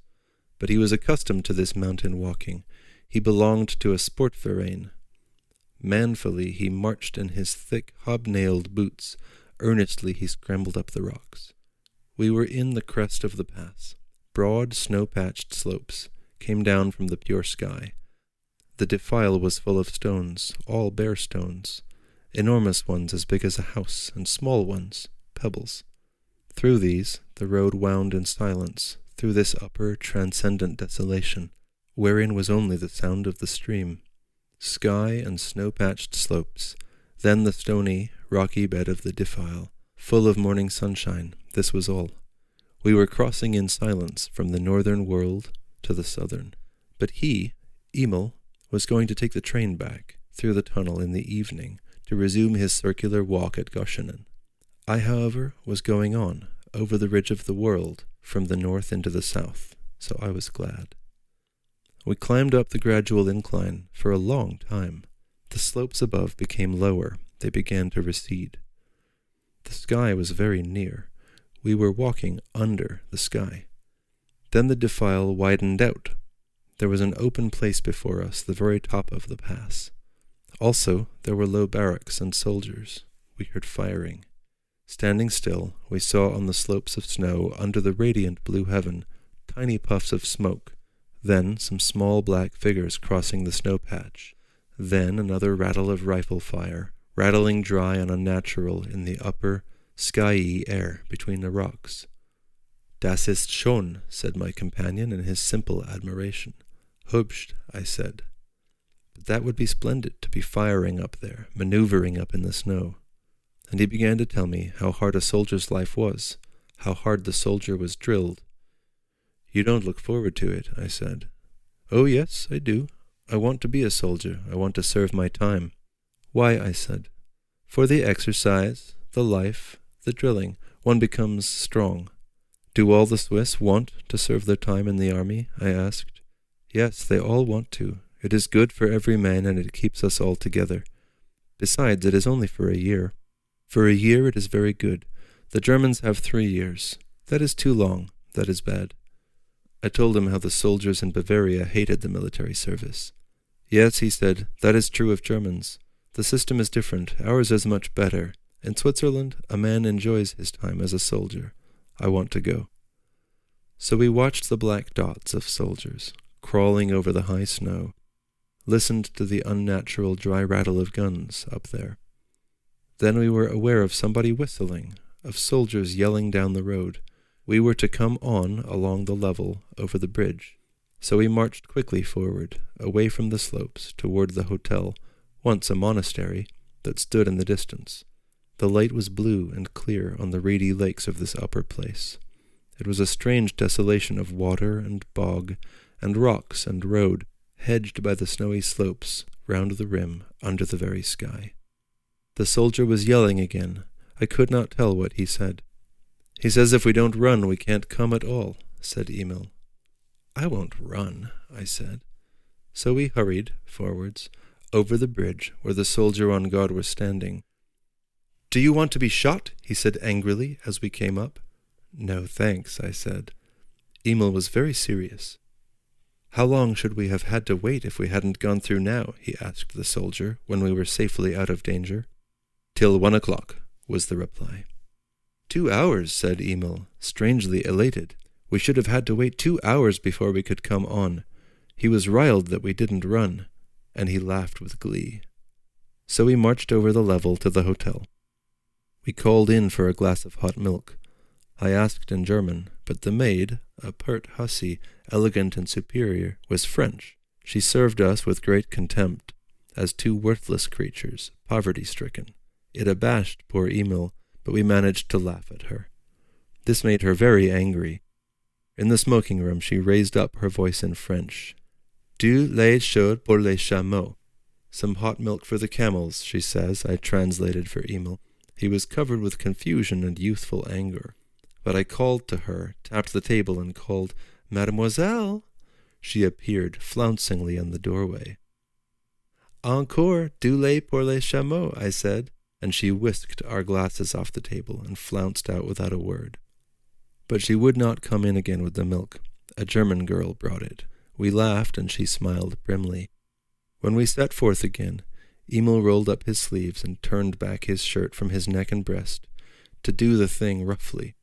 Besides, it was midday and the sun was hot, and with his bulky pack on his back, he suggested the camel of the French maid more than ever.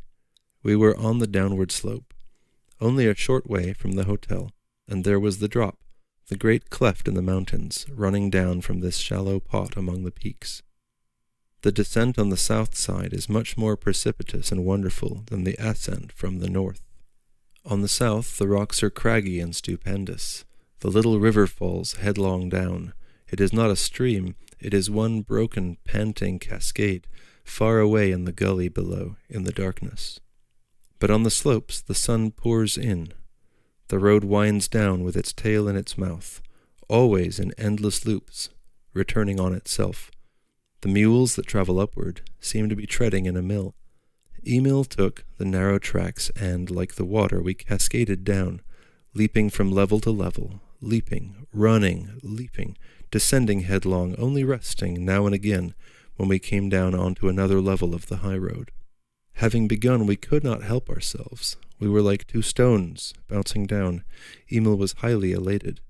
He waved his thin, bare, white arms as he leapt. His chest grew pink with the exercise. Now he felt he was doing something that became a member of his sportverein. Down we went, jumping, running, britching. It was wonderful on the south side, so sunny, with feathery trees and deep black shadows. It reminded me of Goethe, of the Romantic period. Kennst du das Land, wo die Zitronen blühen? So we went, tumbling down into the south, very swiftly, along with the tumbling stream, but it was very tiring. We went at a great pace down the gully between the sheer rocks. Trees grew in the ledges high over our heads, trees grew down below, and ever we descended, till gradually the gully opened, then opened into a wide valley head, and we saw Airolo away below us, the railway emerging from its hole, the whole valley like a cornucopia full of sunshine. Poor Emil was tired, more tired than I was, and his big boots had hurt his feet in the descent. So, having come to the open valley head, we went more gently. He had become rather quiet. The head of the valley had that half-tamed, ancient aspect that reminded me of the Romans. I could only expect the Roman legions to be encamped down there, and the white goats feeding on the bushes belonged to a Roman camp. But no, we saw again the barracks of the Swiss soldiery, and again we were in the midst of rifle fire and maneuvers. But we went evenly, tired now, and hungry. We had nothing to eat. It is strange how different the sun-dried, ancient, southern slopes of the world are from the northern slopes. It is as if the god Pan really had his home among these sun-bleached stones and tough, sun-dark trees. And one knows it all in one's blood. It is pure, sun-dried memory. So I was content coming down into Airolo. We found the streets were Italian, the houses sunny outside and dark within, like Italy. There were laurels in the road. Poor Emil was a foreigner all at once. He rolled down his shirt sleeves and fastened his shirt neck, put on his coat and collar, and became a foreigner in his soul, pale and strange. I saw a shop with vegetables and grapes, a real Italian shop, a dark cave. Quanta costa l'uva were my first words in the south. 60 al chilo, said the girl, and it was as pleasant as a drink of wine, the Italian. So Emil and I ate the sweet black grapes as we went to the station. He was very poor. He went into the third-class restaurant at the station. He ordered beer and bread and sausage. I ordered soup and boiled beef and vegetables. They brought me a great quantity, so, whilst the girl was serving coffee with rum to the men at the bar, I took another spoon and knife and fork and plates for Emil, and we had 2 dinners from my one. When the girl, she was a woman of 35, came back, she looked at us sharply. I smiled at her, coaxingly, so she gave a small, kindly smile in reply. "Ja desis resent," said Emil, sotto voce, exulting. He was very shy, but we were curiously happy in that railway restaurant. Then we sat very still on the platform and waited for the train. It was like Italy, pleasant and social, to wait in the railway station, all the world easy and warm in its activity, with the sun shining. I decided to take a franc's worth of train journey, so I chose my station. It was 1 franc 20, third class. Then my train came, and Emil and I parted, he waving to me till I was out of sight. I was sorry he had to go back. He did so want to venture forth. So I slid for 12 miles or more, sleepily, down the Ticino valley, sitting opposite 2 fat priests in their feminine black. When I got out at my station, I felt for the first time ill at ease. Why was I getting out at this wayside place, onto the great raw high road? I did not know, but I set off walking. It was nearly tea time. Nothing in the world is more ghastly than these Italian roads, new, mechanical, belonging to a machine life. The old roads are wonderful, skillfully aiming their way, but these new great roads are desolating, more desolating than all the ruins in the world. I walked on, down the Ticino valley towards Bellinzona. The valley was perhaps beautiful, I don't know. I can only remember the road. It was broad and new, and it ran very often beside the railway.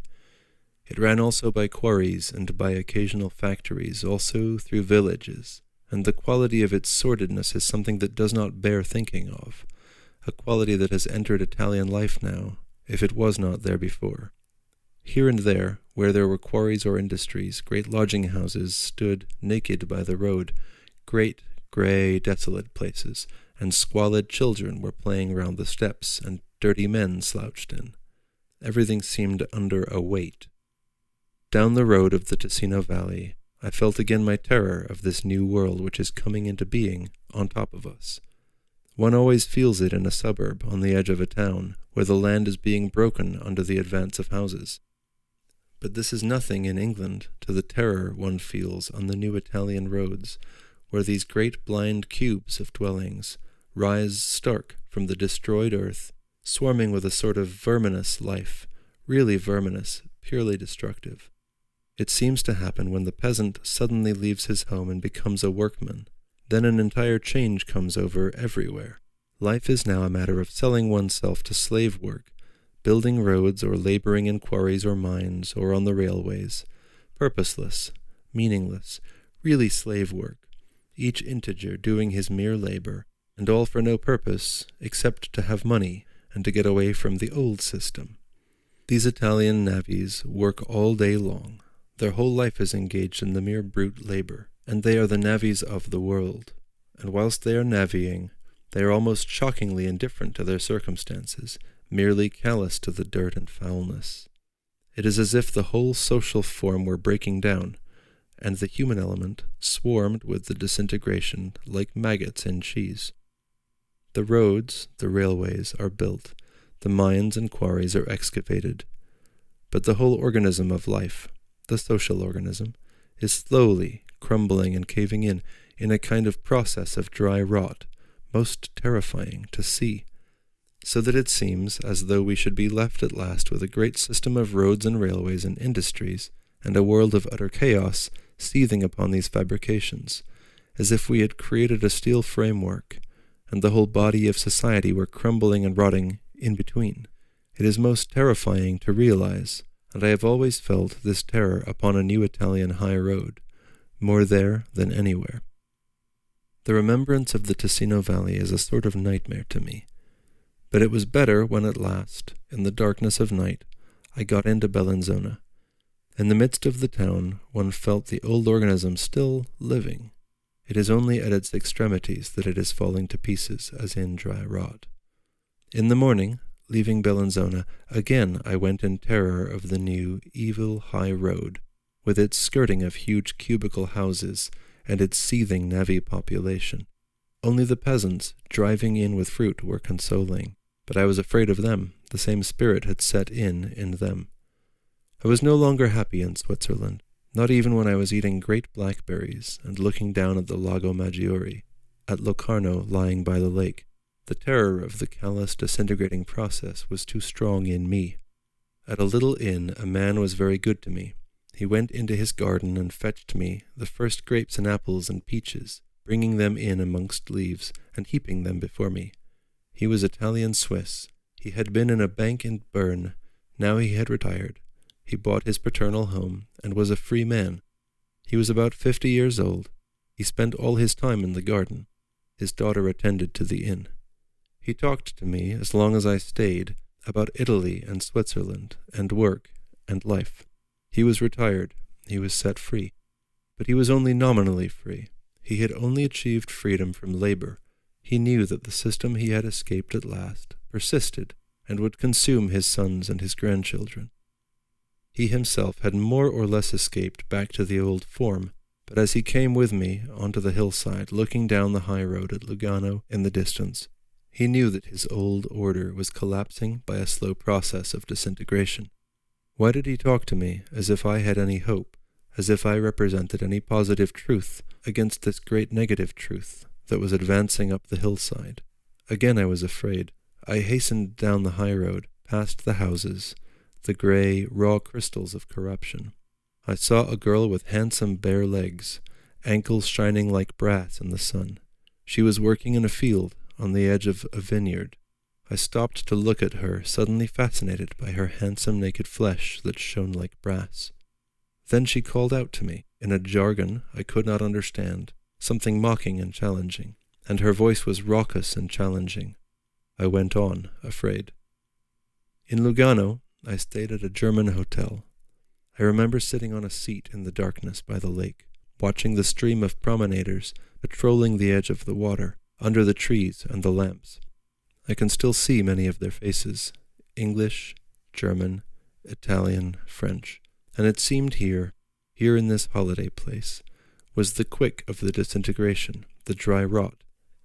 In this dry, friable flux of people backwards and forwards on the edge of the lake, men and women from the big hotels, in evening dress, curiously sinister, and ordinary visitors, and tourists, and workmen, youths, men of the town, laughing, jeering.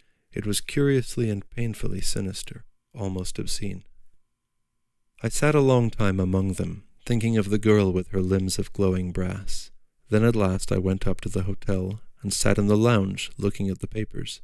It was the same here as down below, though not so intense, the feeling of horror. So I went to bed. The hotel was on the edge of a steep declivity. I wondered why the whole hills did not slide down in some great natural catastrophe. In the morning I walked along the side of the lake of Lugano, to where I could take a steamer to ferry me down to the end. The lake is not beautiful, only picturesque. I liked most to think of the Romans coming to it. So I steamed down to the lower end of the water. When I landed and went along by a sort of railway, I saw a group of men. Suddenly they began to whoop and shout. They were hanging on to an immense pale bullock, which was slung up to be shod, and it was lunging and kicking with terrible energy. It was strange to see that mass of pale, soft-looking flesh working with such violent frenzy, convulsed with violent, active frenzy, whilst men and women hung on to it with ropes, hung on and weighed it down. But again it scattered some of them in its terrible convulsion.